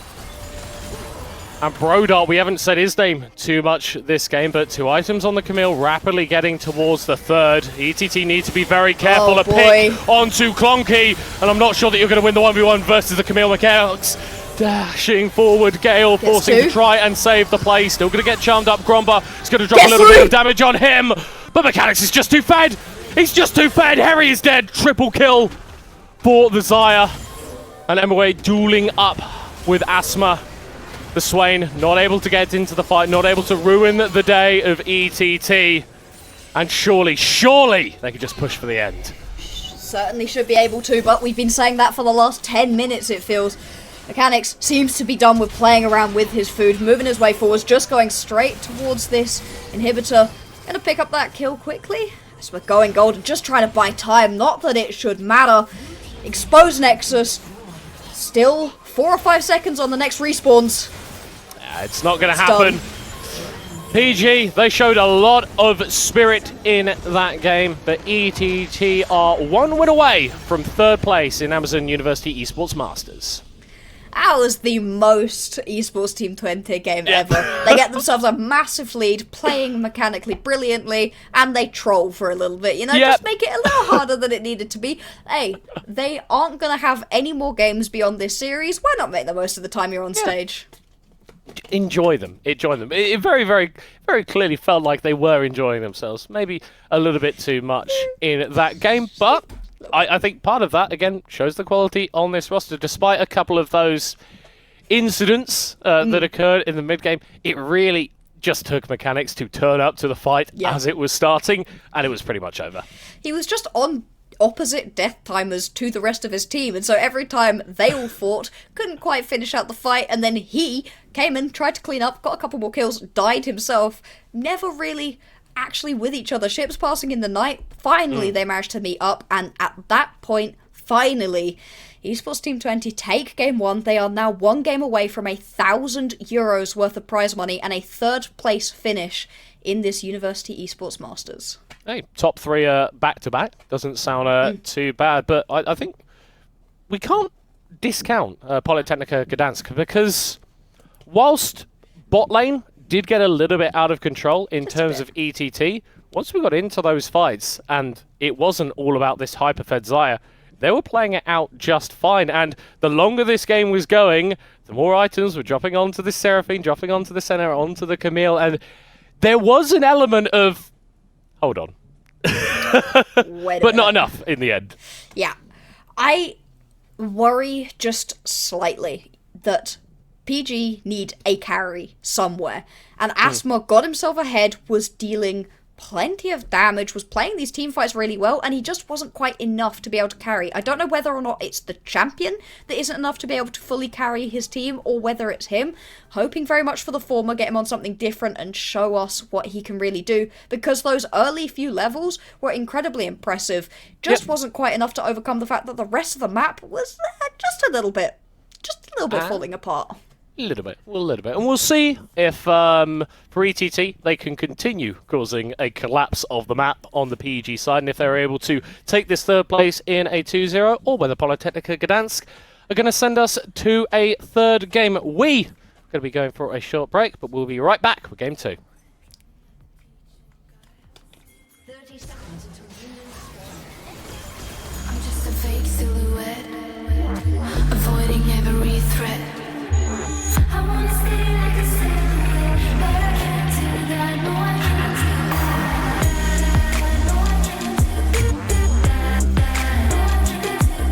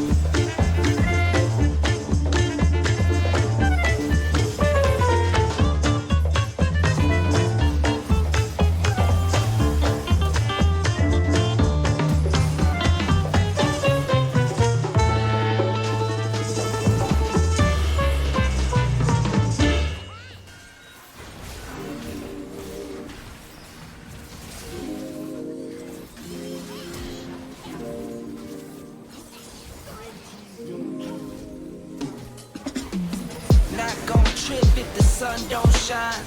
Not gon' trip, you know I get mine. 2020 vision, I want all the loot. 2020 vision, I want all the loot. Not gon' trip if the sun don't shine. Not gon' trip, you know I get mine. 2020 vision, I want all the loot. 2020 vision, I want all the loot. I'm talking be my all clean, fit too mean. Finger all shiny on my baby's diamond ring. I was on a high till I caught onto the scene. Swear I lost my heart when I fell in love with things. Rookie year went broke like Jalen Rose. Got the price, sold my soul to the things I own. Switched up, locked in and got my mind right. Prioritizing, got my business and my time right. Wristwatch, no TikTok, you know the crown. I get guap, then flip stocks, you know it now. My baby's loyal and she holds it down. Play with my fam and I might blame you, but it's going down. Not gon' trip if the sun don't shine. Not gon' trip, you know I get mine. 2020 vision, I want all the loot. 2020 vision, I want all the loot. Not gon' trip if the sun don't shine. Not gon' trip, you know I get mine. 2020 vision, I want all the loot. 2020 vision, I want all the loot. 2020 vision, I want all the loot. Windows tinted, never rented, but I've been accused. Numbers up and we need no recruits. Leather loafers for the tailored suits. Making moves that you could never do. You sure I'm cool, but I'm never amused. When I cop it by the tools. The weather change, I change the views. I drop a record and I watch it boom. You see me working like one on a Zoom. It's destined since I left the womb. I'm staying silent when I'm in the room. From the soil, now you see me bloom. Zoom, and it's to the moon. Stop making promises you never keep. Out of touch, never out of reach. Dot the I's across the T's. Not gon' trip if the sun don't shine. Not gon' trip, you know I get mine. 2020 vision, I want all the loot. 2020 vision, I want all the loot. Not gon' trip if the sun don't shine. Not gon' trip, you know I get mine. 2020 vision, I want all the loot. 2020 vision, I want all the loot. Hey, hey, hey, hey, hey, hey, hey, go crazy. Hey, hey, hey, hey, hey, hey, yeah, go crazy. Got picked twice a day, my type of 2 a day. Woke up with no plans, what I'ma do today. These are not the same, I got no shoes today. My baby missed me, wishing it was 2 of me. And I'm like, if I'm not, then what's the real deal? I've been up and down Pharaoh. Friend, bro, you did a real kill. Off the liquor and some field bills. I've been at it since a church. Work. Tell little baby, make it twerk. Twerk. Ay, ay, ay, ay, ay, ay, ay, go crazy, yeah. Ay, go crazy. Bro, pass me the rock. I've been moving out the box. Top speed going top. 101 going pop. Getting hot. In the paint, never flop. At the rim like who? Get the crown like Braun. Make it some and I'm spending some. What's the plan? Bet I get it done. It's me, yeah, neighborhood. It's me, yeah, give me some. Wifey ice, yeah, freeze up. New friends, I don't need them. Checks coming by the spins. Kids eating off the reruns. If I'm not, then what's the real deal? I've been up and down Pharaoh. Friend, bro, you did a real kill. Off the liquor and some field bills. I've been at it since a church. Work. Tell little baby, make it twerk. Twerk. Ay, ay, ay, ay, ay, ay, ay, go crazy, yeah. Ay, go crazy.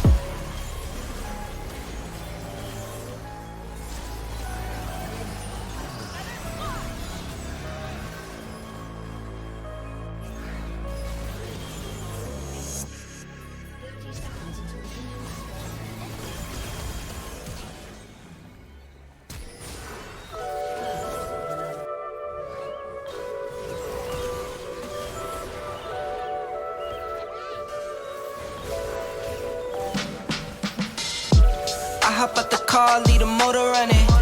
Why you always talking like you know something? Why you always talking, gon' show 'em something? No stunt double, I do my own stunt. Could take a year, I'll still have that paper coming. Put like 10 on the 90, I keep it so on it. All in the club, we don't do no clubbing. Throw like 10 on the 90, I keep it so on it. Orange label, I might pop me too. I was getting money, but they didn't have a clue. Caught the Porsche coming powder blue. Hit the top, we don't need the roof. Fools know we made the rules. I'm with the club, posted by the marina. Eating fruits, looking at views that you never could dream of. Getting served all this paper, I'm not talking subpoena. Gotta flow like a river, but you won't find one that's cleaner. No stunt double, I do my own tricks. I got hits on hits, this like my bat flip. Mind on my money, low where my palm itch. Took the slow lane cruising, now look, we all rich. I hop out the car, leave the motor running. Why you always talking like you know something? Why you always talking, gon' show 'em something? No stunt double, I do my own stunt. Could take a year off, still have that paper coming. Put like 10 on the 90, I keep it so on it. All in the club, we don't do no clubbing. Throw like 10 on the 90, I keep it so on it. Could never take a hand out. New cars, bigger house, everything was planned out. 2020 hindsight, noticing how I panned out. Never did too much, never wanted to stand out. Spent plenty in my 20s, no plates empty. God sent me, keep it thorough, this not trendy. Don't tempt me, on the edge and I'm sick. See them stealing my moves, hear them jacking my lyrics. But Chris can never dance like Mike, and Floyd can never hit like Tyson. I am who I am, never tripping, I just stick to the plan. And if I trip, it's to a beach, I put my toes in the sand, silly.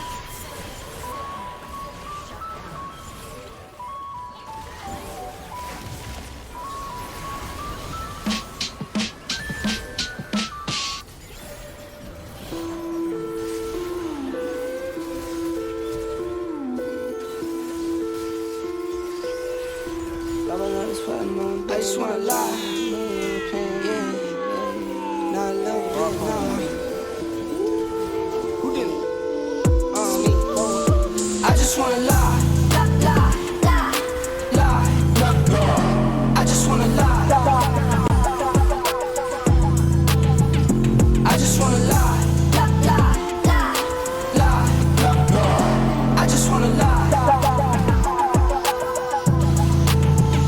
I just wanna lie. Wobble up the spot, no dance, not drunk, cause money in my pants. I just wanna lie. Sip a drink and it got me in a trance. Take the money, baby, I don't wanna dance. I just wanna lie. Got a salary up in my cargoes. Push one button, make the car go. Bet I've been a man since top speed. Best kept secret, but it's time I need a spot. I just wanna lie.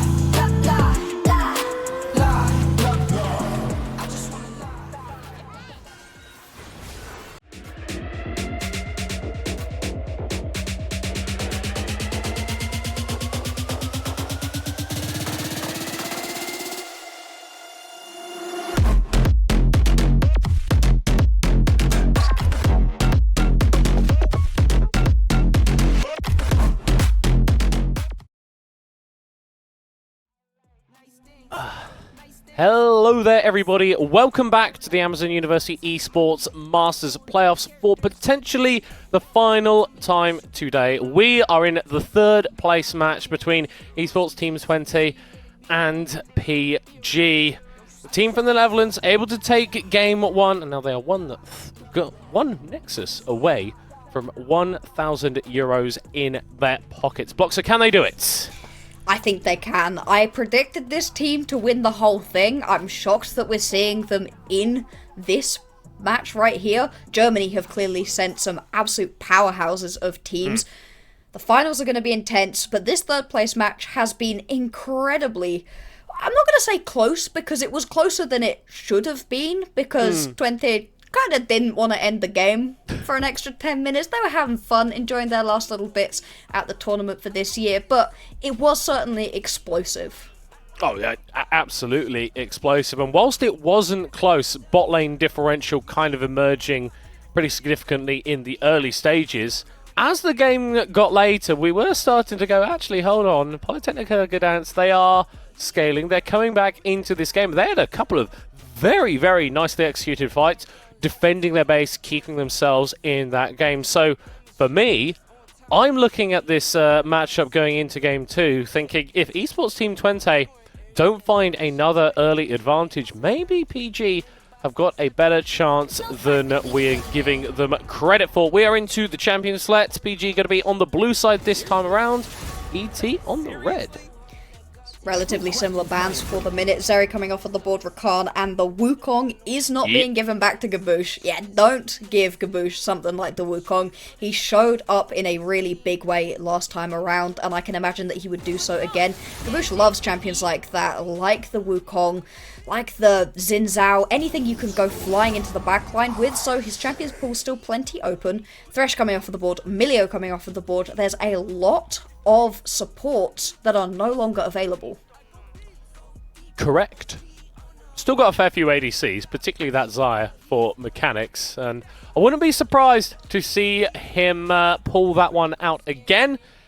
ETT, though, still with the last ban. Not really anything from the PG side that I think was particularly troubling for them, so they are going to be taking away that Nautilus, which looked really good for QTKT last time. Yeah, odd that they banned this one away, and 3 bans towards Gromba. I mean, Gromba was good, but he didn't feel like the biggest threat. That was Asthma. Just going to pick themselves up this Jinx, potentially. It's been super strong recently. Does like to be paired with the Nautilus. Surprised to see that ban, most certainly. We'll see what we end up going Hold with. on. Blitzcrank's available. That's true. Blitzcrank's available. And I've not met QTKT, but I feel like I'm vibing with them as a person right now. I'm getting a Blitzcrank. That's what's going to be happening. Looking in the Zorn sisters? God, watch I came way too long ago. Zorn sisters, yes. Jinx and Vi. We've got long range damage. We've got long range engage. Yeah, these two work very well together. Perhaps not in personal relationships, but as champions right here, should be able to blow somebody up from quite far away. Lucian, Yuumi, we saw it previously, and it was hey, it was pretty dang strong. Fascinating to see it alongside this Gragas as well. This combo can be incredibly impactful. Lulu gonna be the pickup too, so Enchanters down towards this bottom side of the map. Lulu plus Jinx, that's a recipe for running through somebody. Fiora, once again, second round of bans every time. It could still be a Lulu mid, and we could have a Blitzcrank like support. You don't know. You don't know. I think I'm wrong. I think I'm wrong. I'm sad that you're wrong. I would love to see a Blitzcrank I would love a Blitzcrank. Well, maybe ETT lose this game, and then they whip out the QTKT special in game 3. Although, with Mechanics having a Lulu alongside him, considering the AD carry performance that came up basically solo last game, when you got an Enchanter along your side, I'm anticipating even more damage raining onto the skulls of PG. Yeah, I'm not gonna disagree with you on that one. Swain and Fiora, so bans going towards the solo lane right now. What will this final one be? You're expecting it to either be a top or a mid lane ban. Casting gonna come off of the board once again, and so, what is this first pickup gonna be? Do you want to give your counter pick to Emil or to Clonky? Both of whom had pretty good games. Emil didn't have to do very much, did he? Yeah, I think you can kind of just lock in the Gnar here and go, do you know what? I prefer counter pick for mid lane, because Clonky, very, very high impact. Obviously, with the Aurelion Soulban, isn't going to be able to pilot the dragon, but should have something equally impactful in his wheelhouse. Now, the Jax is actually a relatively decent blind in a lot of compositions, can have some rough matchups, but he actually provides a heck of a lot to your team. Not only is he a side lane split pushing threat, but he can also be a little bit of soft engage, especially when he's flanking with the leap strike counter strike combo. Absolutely super strong, and you can get it a good matchup into the Gragas or into whoever, it doesn't really matter. Poppy is going to be the lock-in. Fascinating to see if this is going to be a Poppy into the jungle. That's where it's been strongest recently, but we've also seen Broadup take it towards the top side. Didn't mind taking it. That was into a Scion though, and it wasn't the best game, but plenty tanky. Wet Noodle fight, not the same when you're up against a Jax though. Yeah, Just his so many noodle's dashes. got like nails in it. Yep, somebody's put an iron rod in the middle one. And that is one way to get kicked out of a swimming pool. Let me tell you that. I haven't seen too much Ari, actually, today. I believe this is the first Ari pick that we're going to get locked in, but it allows for Asma to have a bit more agency, play towards these sides. We did see him pick up a couple of early kills on the Swain, thanks to that long-range vision of Empires. Ari needs to get a little bit closer to make things happen, but if you find a charm onto that Jinx, she disappears like that. Exactly, and with that Spirit Rush, you're able to weave through fights pretty effectively. Oh, that's certainly one way to stop you being able to dash about. Oh, you've picked a Poppy to stop us from dashing? Well, we will take a Cassiopeia. Casiopeia's super strong in in the early game as well. One of Ahri's weaker points if you play it poorly. And versus a Cassiopeia, you land one of those Noxious Blasts, Twin Fangs can shred through you. Plus, when we get to objectives, Jax, Vi, Cassiopeia, and a Jinx with a Lulu backing them up, Baron, gone. Gone. Gone. Disappears very, very quickly. And I think the miasma as well from Cronkley, the ability to deny those dashes, massively impactful. You've got a low-range composition here for PG anyway, and if they can't utilize their dashes, then it could be sitting ducks in these team fights. Yeah, you grab a situation where Pitya, Asma, Harry, any of them are stood next to each other, you chuck the miasma down. What can you do at this point? Because there's plenty of dive threat as well. Mechanics, gonna have to play these ones in a safe way. Don't get yourself caught out, but if he's able to do so, you could just sit back and relax because your Vi and your Jax have gone flying in. Your Cassiopeia is stopping the aggression from being able to happen, and you could just sit there raining down those bombs, raining down those bullets. Oh, it's gonna be a spicy one. Esports Team 20, I like their composition, but I can still see what the idea is by PG. And I think the crucial thing for me is that bot side of the map looks a lot better this game. I think that Ahri provides a little bit more agency, and the Lucian Yuumi, I mean, we've seen it already today. Like Yankler put on an incredible performance on this pick. You can generate so much pressure once you hit the mid-game. We'll have to see if PG can claw it back, or whether ETT are going to be able to push it through and win the third place match there. We had a little bit of a cat sitting on top of a fox there. The Yuumi Ahri in the mid lane, but obviously expecting her to be going down to the bottom lane once laning commences. Yeah, you'd imagine so. Just using Asma as a little bit of a ride, you'd think. I mean, if you wanted to change things up, just leave the Yuumi mid, potentially. I don't think Pollution would have a very good time at all versus a Jinx and a Lulu. Jinx Lulu, one of those compositions where you just have so much you can do for your AD carry. GTKT, we saw in the last game on the Nautilus, he was a madman, going in, looking for the hooks every single time. Completely different playstyle right here, but Lulu, you can still be pretty aggressive and know that you have that wild growth to get mechanics out of any potentially sticky situations. I think that's the interesting proposition that I think a Lulu invites, because yo, you've got a big AoE knockup on your ult. Yo, you can turn someone into a little bit of a munchkin. I'm not doing the Scarlet White Yo thing, okay? Just let you know that. But you've got offensive tools that can be employed. So if QTKT sees an opportunity where they can flash forward, get some CC down that maybe a lesser Lulu player would not notice, then it could be a big boom for ETT that they've got this player who's so competent on multiple different styles. It really is. All over Esports Team 20, they are great players. There's nobody you look at and go, yeah, that right there is the weak point. We were chatting in the break about how everybody on Team 20 want to be the main carriers for their team. Out of PG, I want somebody to step up. Asma on this Ahri is a great candidate. Same thing for Harry on this Lulu. No longer is it the Swain who wants to sit back and just drain people during the team fight. No longer is it something like a Seraphine and Senna, which needs to get some time to get scaling. These champions are good right now. Ooh, Brode is feeling very good right now. Asma may just be able to take out Clonky. He's flashed very far away from safety, but the Twin Fangs are going to come through! 3 bites! Take out Asma. A solo kill for a level 2 Cassiopeia is that's a worrying trend for PG. As soon as that Noxious Blast hit, you knew that those Twin Fangs were going to come through, just dealing so much damage during this early game. And this is one of those champions where... Hang on top. Oh, just about going to get away. Brodot needs to be careful. Cassiopeia is one of those champions where during the early levels, just has so much ability to bully somebody out. Emil needs to be so careful. Pitcher in the top lane. It's going to be fighting in that minion wave. We'll have to see what the Jax wants to do. Flashes forward for the leap strike. A level up for Brode. A little bit of HP keeps him alive. And it's a kill for Pitcher in the top lane. Nice little gank right there, and Pitcher not gonna go down without a fight. Making things happen right here. Because see, this Jinx Lulu has managed to push in the wave, gonna be able to get a nice Cheetah's recall off at level 3. It's exactly what you want.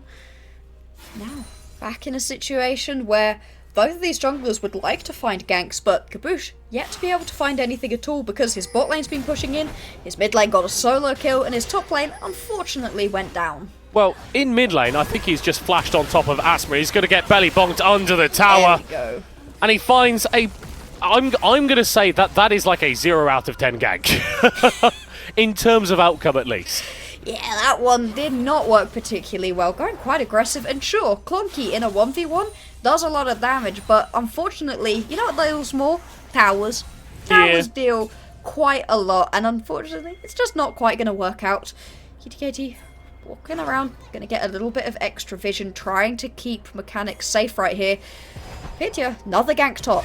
Yeah, Emu still doesn't have that flash from the aggressive way that he played the previous fight. The leap strike interrupted, and at this point all you can do is pick up a couple of these minions. As this time it's Brodart being the beneficiary of this kill. And PG, we said that if the bot lane doesn't go as badly in the early game, then maybe they've got a chance. Well, we're about 5 minutes in. Bot lane is going fine. You're down CS, but the rest of the map is going very, very nicely. Exactly, we can see it's already going to be a Sheen completed for Brodart, and the amount of damage that a Poppy can do is surprising. You don't think she should be able to, but with this build, going to go towards the Divine Sunderer. It's not quite as much damage as we saw out of that Black Cleaver Starax Gauge build, but still puts it in a nice spot. Yeah. And I like what Gaboosh is doing in terms of their rune choice here, because you see it's the Aftershock on the vibe, which you don't see too often, but you look across the rest of your team and you're thinking, there's not a true tank there. So yeah, having your jungler be just that little bit beefier, be able to soak a couple more cooldowns, really important in these team fights when you are operating with kind of hyper carries on 3 lanes for ETT.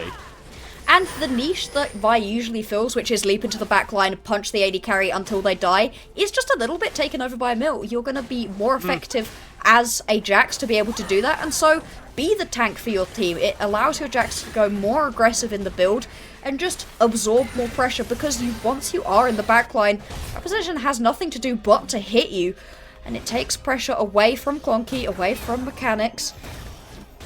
See if it's going to work out for Gaboosh. Over aggressive during that first gank, but still is up by about 10 CS. I mean, he's doing absolutely fine for himself, and of course once you get the level 6 to cease and desist, then things are going to get better for you, and that's going to be really interesting, because ETT, they've not really gone for massive amounts of skirmishes so far in this game. They've just been having a really awful time in top lane, and despite missing that barrel, Pitya is going to deliver the 3rd death to Emu's door. And ETT, you're picking up a Cloud Drake for this, but you're not accelerating the bottom side of the map as fast as you need to match what's happening top lane.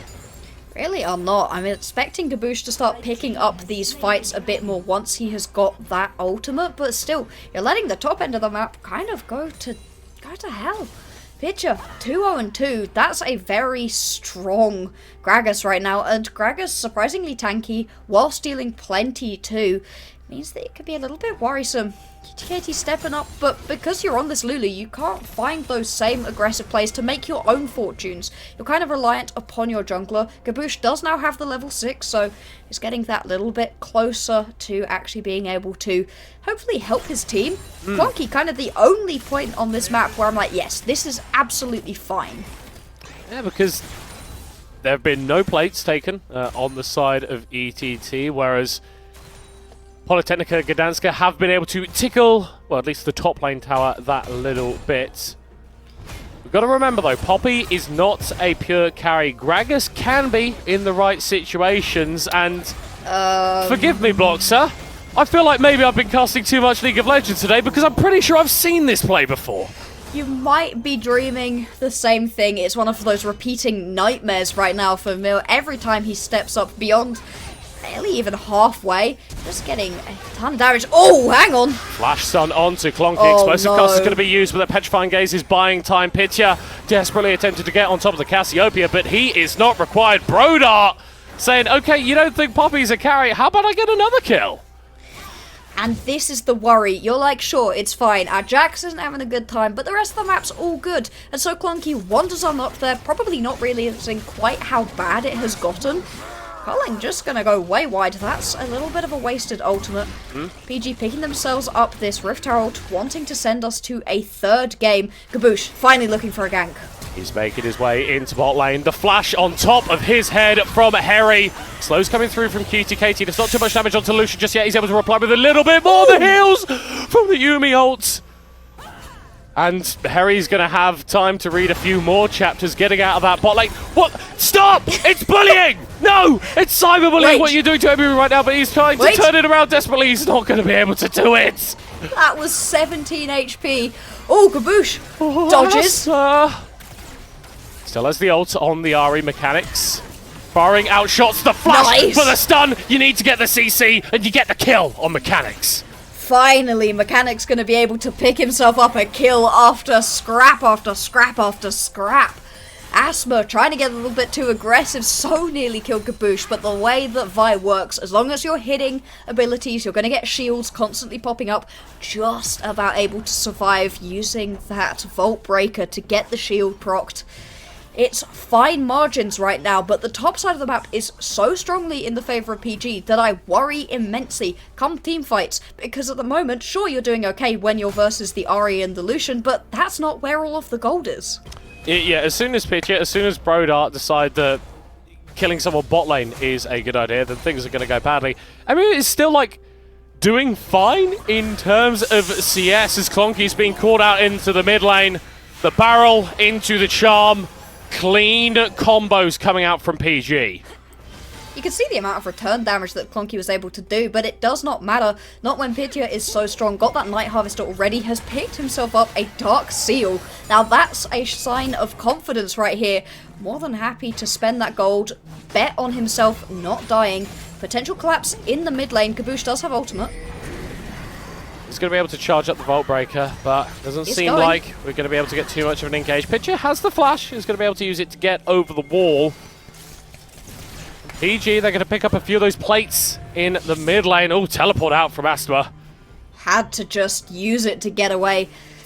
Makes sense. Don't want to get caught in that situation. Asthma has a decent bit of gold on them, but is not the main carry right now.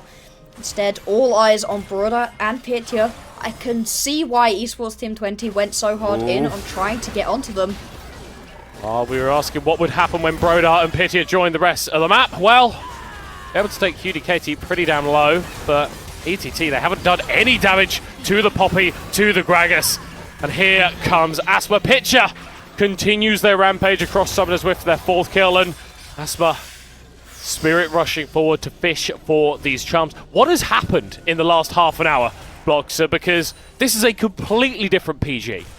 I have a theory, is that PG have woken up.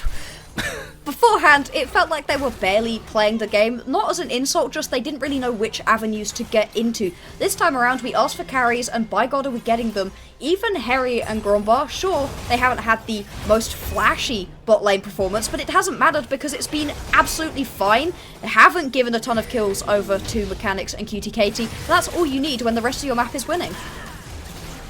But that trade in the top lane was a little bit worrying. We'll have to track how the Jax is feeling in the rest of this matchup. We are getting a cease and desist ult investment onto Pitya, but the shields from the Lulu are too much, and ETT are grasping at straws, but they're made of paper. Clonky finally able to claim a shutdown as he retreats back into his own jungle. QTKT on his back, trying to keep him alive. He's not going to be successful. A double kill for Harry in that play. 12 kills in 12 minutes. PG, they want that €1,000. Grombar is doing everything he can to keep all members alive. Shields, shields, shields, heals off of that ultimate and everything in between. And it's more than enough. Clonky, the only one really dealing damage at this point. We've seen Jinx is so accelerated recently that you forget she's not that strong in the early stages of the game. You really need to get that excited passive going. Otherwise, you're not really going to be able to run through your opposition, especially not at this point in the game where you have a Noonquiver, a pickaxe, and not a whole lot else. Especially when you're up against a fully completed item on your opponent. Yep. Plus, everybody else on your team, on the opposition, has fully completed items. And that feels bad.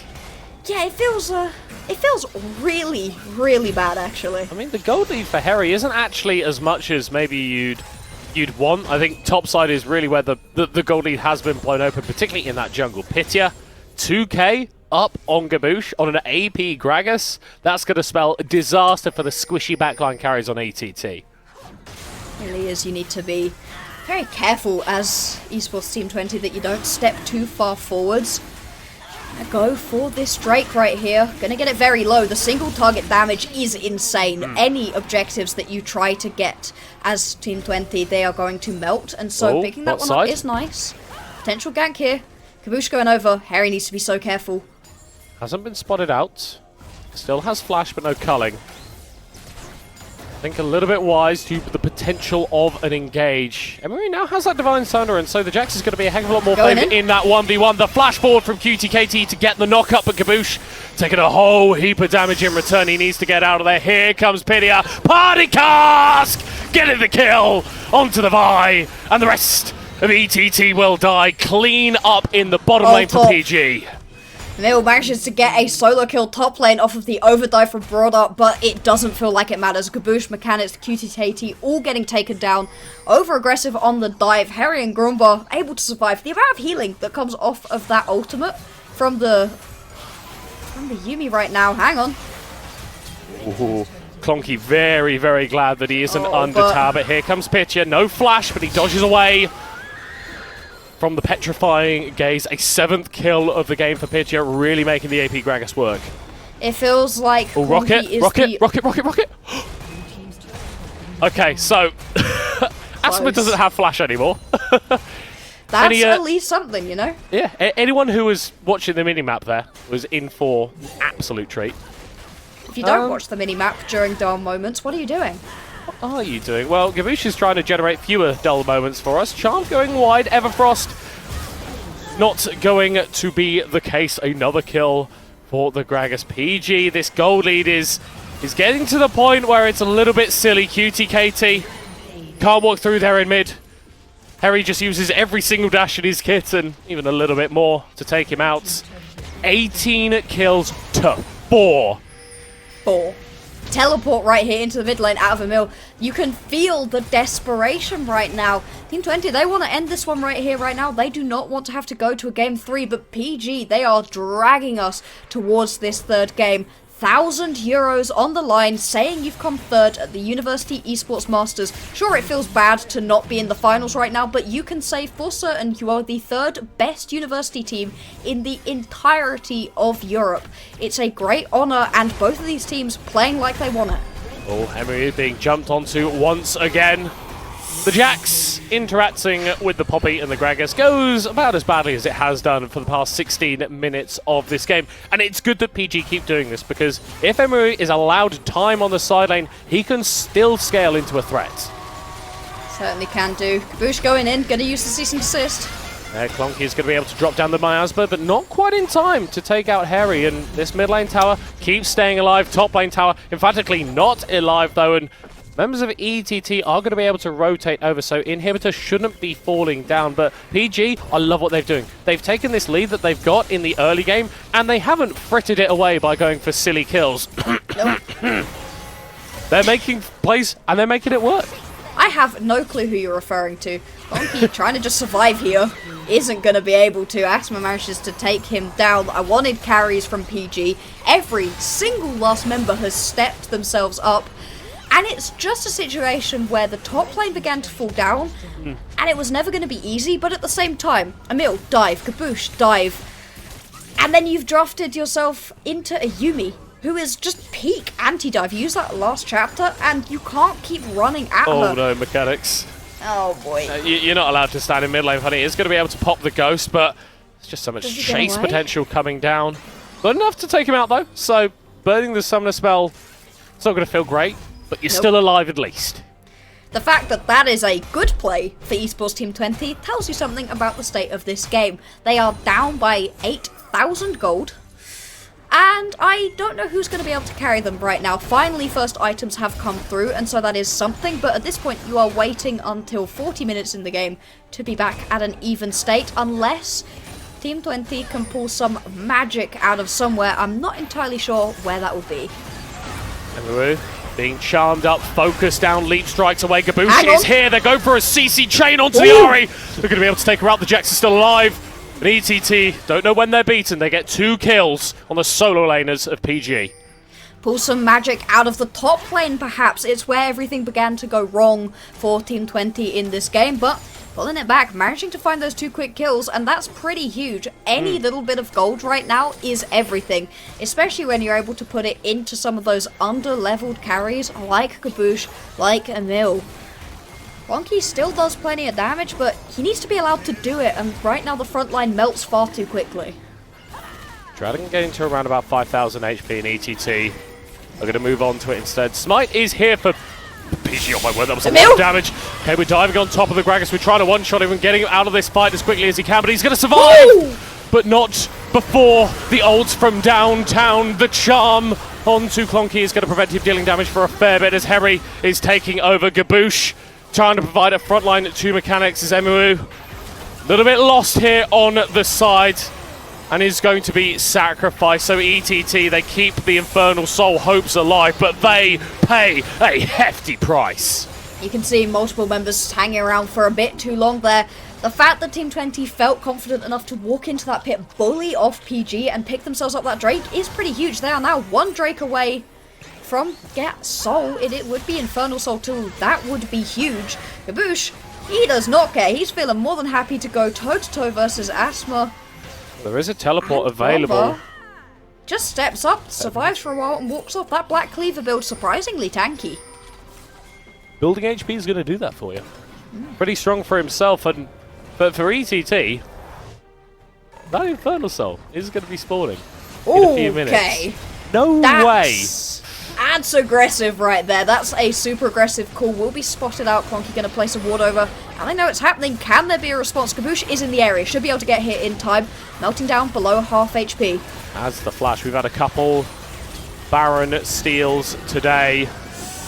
Kaboosh could add his name to that list. The Keeper's Verdict is going to be charged out, but Brodart isn't able to find himself in. The Baron isn't getting DPS. It's a steal for Kaboosh.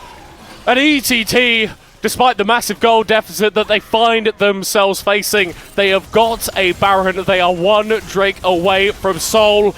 They are not stopping, charging up the Vault Breaker, going over, catching out Asthma, assassinating him under the tower. The Puppy is going to be the next to fall. The crit auto's coming through from Mechanics as the mid lane tower drops down.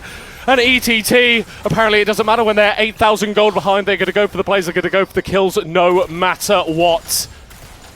They're still behind, but they are a damn sight less far behind than they were just 90 seconds ago. Emiru 3 levels up on Harry and on Grombar. Not going to opt to go aggressive. The Gragas is moving over. He is going to be dropping down to his demise. So ETT, they make a series of very, very good plays. Keep their chance in this game alive. Wonky and Mechanics are dealing. I don't even know how to describe the amount being done. Those twin fangs off of Clonky are shredding. And the fact that Mechanics and Gaboosh work so well together. Gaboosh goes in, you hit 3 of those auto attacks, and you break the armor of your opponents with the E. All of a sudden, you're dealing so much more damage as the Jinx that you're beginning to shred, and you saw that get excited, sent Harry and Grumbar running. Yeah, and we spent so long in this game looking at how fed the top side was getting for PG, but Harry and Grumbar were never that far ahead of Mechanics, right?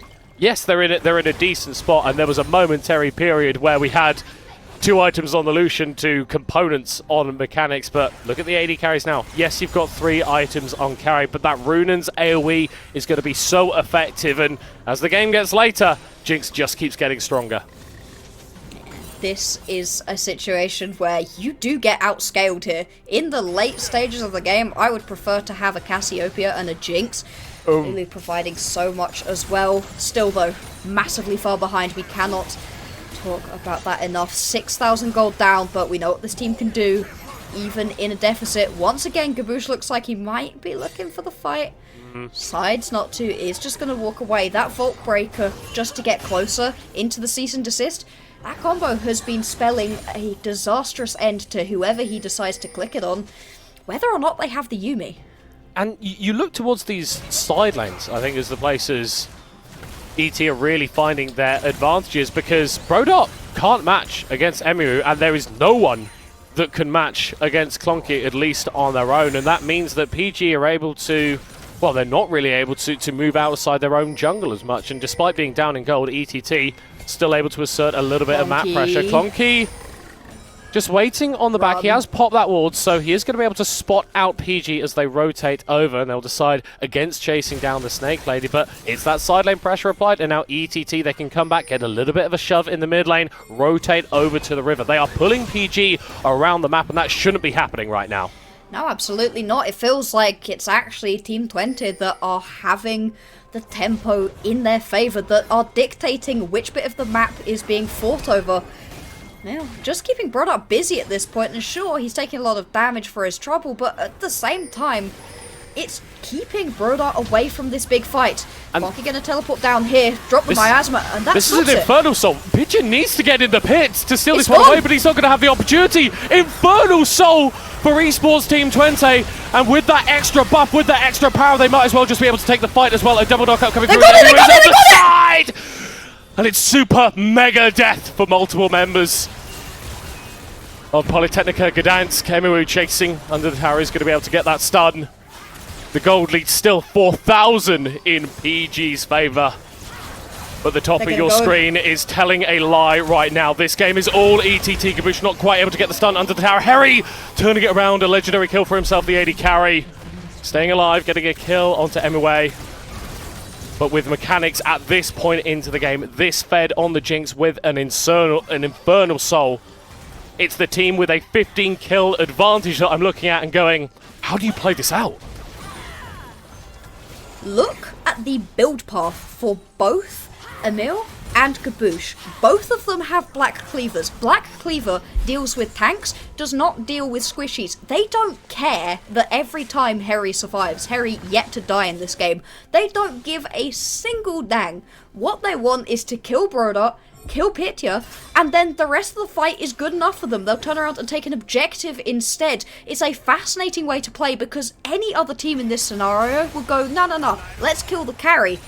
No, Esports Team 20 don't care.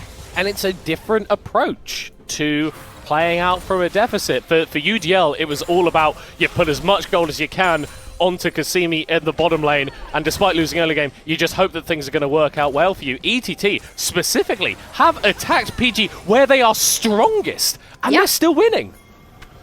Absolutely they have. You could have tried to bully out this Lucian Yuumi. They tried a little bit, it didn't quite go so well, and decided after one attempt, no, we're good.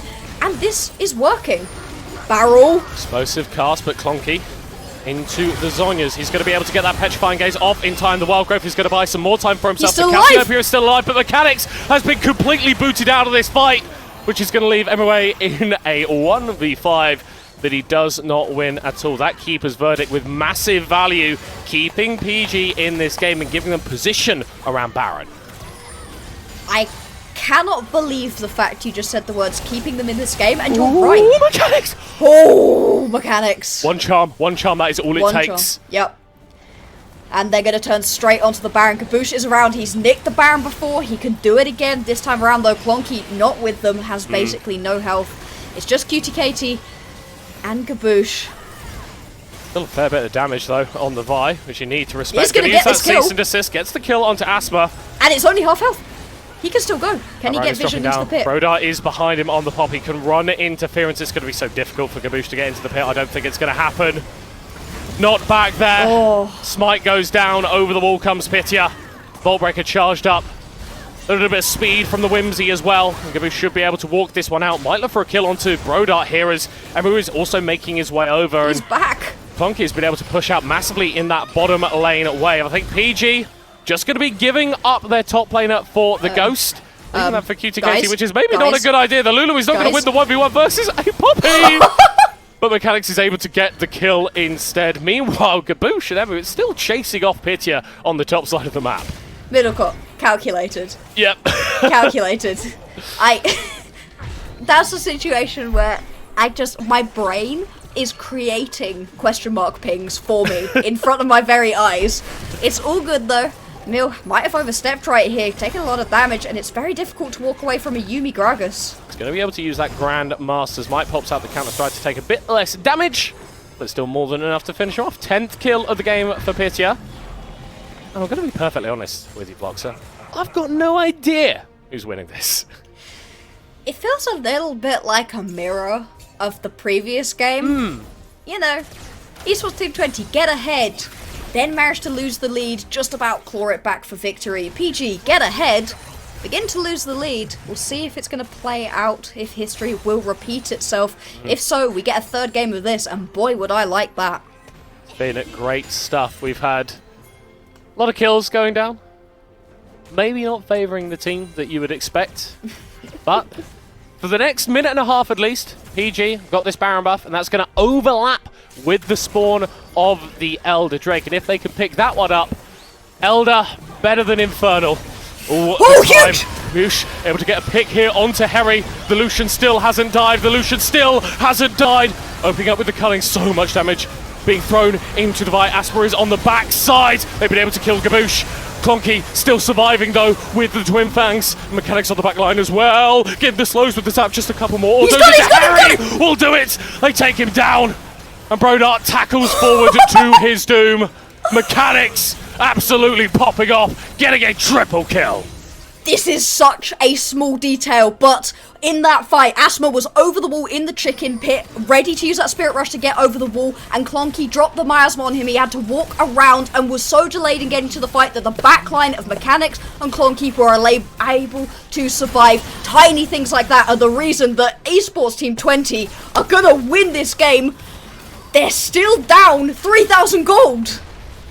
But it doesn't matter at all. The respawn's coming through a little bit too late.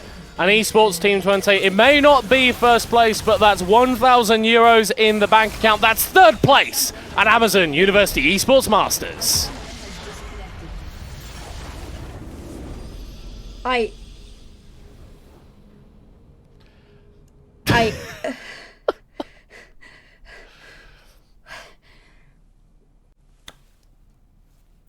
You've got a feel for PG right there. That was rough, bro. They had it. That game was theirs to lose. Yep. And every time somebody throws, another team has to catch. And sure, it was a really nice comeback, but God, that game was firmly in the control of PG, but overstep after overstep, and the fact that small mechanical, I cannot overstate how impactful throwing that miasma over the wall to stop the Ari getting into the backline was. You saw it 5 minutes prior when one landed charm instantly blew up Mechanics, and then the Baron was taken by PG. Things like that are everything at this level, and the presence of mind to be able to do that, incredibly impressive. And that's when draft really comes into its own. You can't drop the miasma down if you don't have a Cassiopeia, so you grab the Cassiopeia and you make it work. And despite the goal deficit that ETT fell towards, and despite PG seemingly doing all the right things, taking their lead at a top lane, trying to transition it to the rest of the map, getting Harry as fed as he was, it ultimately just didn't matter because they weren't able to kill the Jinx. They weren't able to take out Mechanics. The fact that the itemization was let's kill the front line and deal with what else comes at us later on, absolutely insane. I love the big brain play that was. At the same time, I am fascinated by the fact that the single time the Lucian died, it was the end of the game. That was the only thing that was holding on for PG. At the end of the day, people are going to look at this and look at the box scores. 2-0. 2-0 to Esports Team 20. Clearly the third best team. If you don't watch this series, you have no clue just how close it really was. Yeah. And I think that this has been a wonderful taster of what we're going to get in the final, right? Between AIX and Dr. Bibin Academy, because that was some really exciting, that was some really high level, that was some really good League of Legends. And the two teams that we've got going to the final, I think we are comfortable saying, are a level above. Yeah. Esports Team 20 got 2-0'd Dr. Brewman. Yeah. And over on the other side of it, PG got 2-0'd by AIX. Worlds and above, Germany are the best team in Europe at League of Legends in the university scene right now. That's something we can say very easily. Whatever happens in the finals, Germany has sent the absolute powerhouses. And I'm so fascinated to see, because the fact that both of them waltzed their way through today, like, you just watched how good Esports Team 20 are. They are a brilliant organization. I've met those players. They are great lads and they love the way that they play. The fact that the team also, this is a side point, but the fact that the team that also gave the most issues to any of the two finalists was Yenomiza tells you something about that team. Tells you something about the way that that team plays. Everything else, I think, today was 2-0s. Yeah, no, I think it was. It was, yeah. It was only I love that. I've got this idea. Like you've got this. You've got your brain here. And, like there's some really important information, and just no Mesler is just like push it out. It's just like all I think about for this team. And I believe that we have got an updated bracket graphic ready. So you folks at home can have a little bit of a look at what the tournament is looking like. And I'm not going to lie, we need to fix these tournament formats. We keep having these regional finals in international grand final. It's just not good enough. It's not good enough. This is... I'd say lower brackets would fix it, but World's lower bracket, it didn't help us. We had loads of those. But obviously, of course, like... Easily the best. AOX and Boomin', not just German fans going to be cheering for them, right? I think they've shown off enough interesting gameplay, enough exciting gameplay to make any neutral a massive fan of these guys. Absolutely. If you're a German esports fan, obviously this is the series for you to watch, but anybody who's into university esports, this is the pinnacle of university esports in Europe. These teams are incredibly good. Some of them play together in the divisional regions too, in their Div 2s. Likely will be stepping up to Div 1 play. You just can't play in university esports if you play in Div 1 for your region, so they're just going to wait to graduate and then move on, because the level of play that has been shown is incredible. AIX made it to the finals tournament last year. They ended up in 4th place, didn't have Relative, once again don't, and are still in the finals.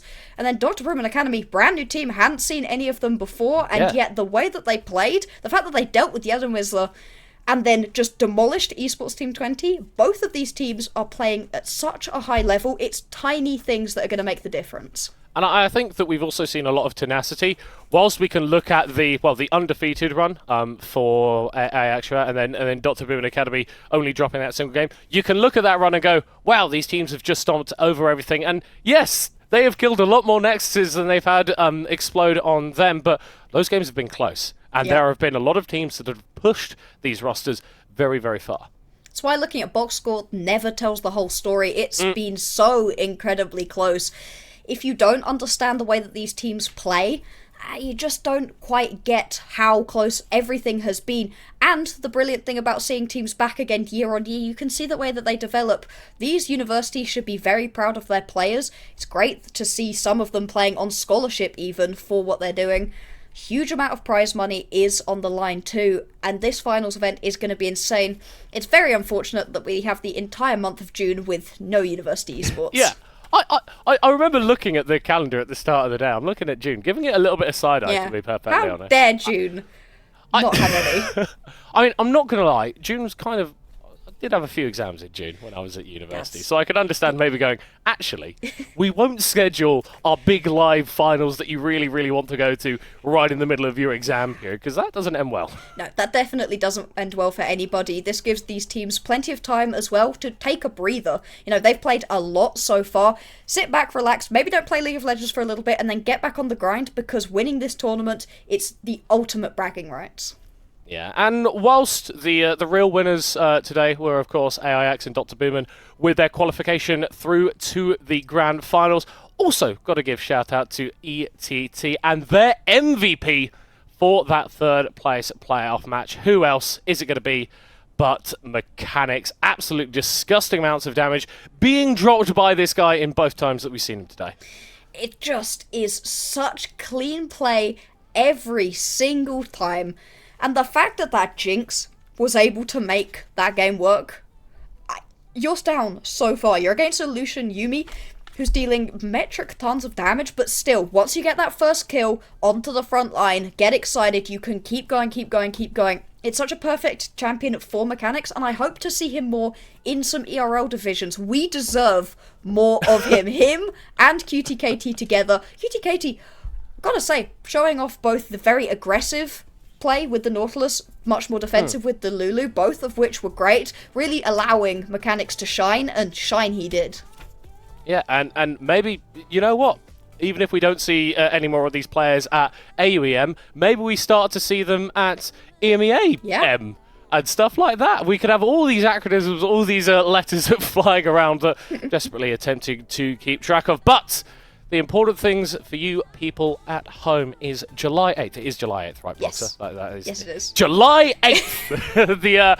The grand live finals for University Esports Masters. Not just the League of Legends, but also the Valorant and another game as well, which is escaping my mind. But for the time being, that is it from us today. Bloxer, anything you want to say before we close out? Once again, get involved. If you play League of Legends, I do not care if you're not Challenger. Perhaps getting to this level is not in your future, but University Esports is one of the most fun things you can do, one of the most rewarding things you can do. Meet other players, get your teams together. I don't care if it's League of Legends or if it's any other game. Play with your friends, compete for your university, and show the universities that this is a great thing for them to invest in. And hey, maybe if you are Challenger and you are great at the game, something like this could be in your future. Live events, thousands and thousands of euros of prize money on the line. It's a great thing to do, so ask your university, find that esports society, and get involved. Absolutely. Could not have put it better myself. And I think what a better way to close out our show from the day. Congratulations, obviously, to the two squads that we've got progressing through to that grand final, but also to everyone who has competed across Amazon University Esports Masters. You have made this tournament what it is. So from myself, Middlecott, from Blackboxer, and from all the production team behind the scenes, making sure the stream works come out good. Thank you for watching. We'll see you later.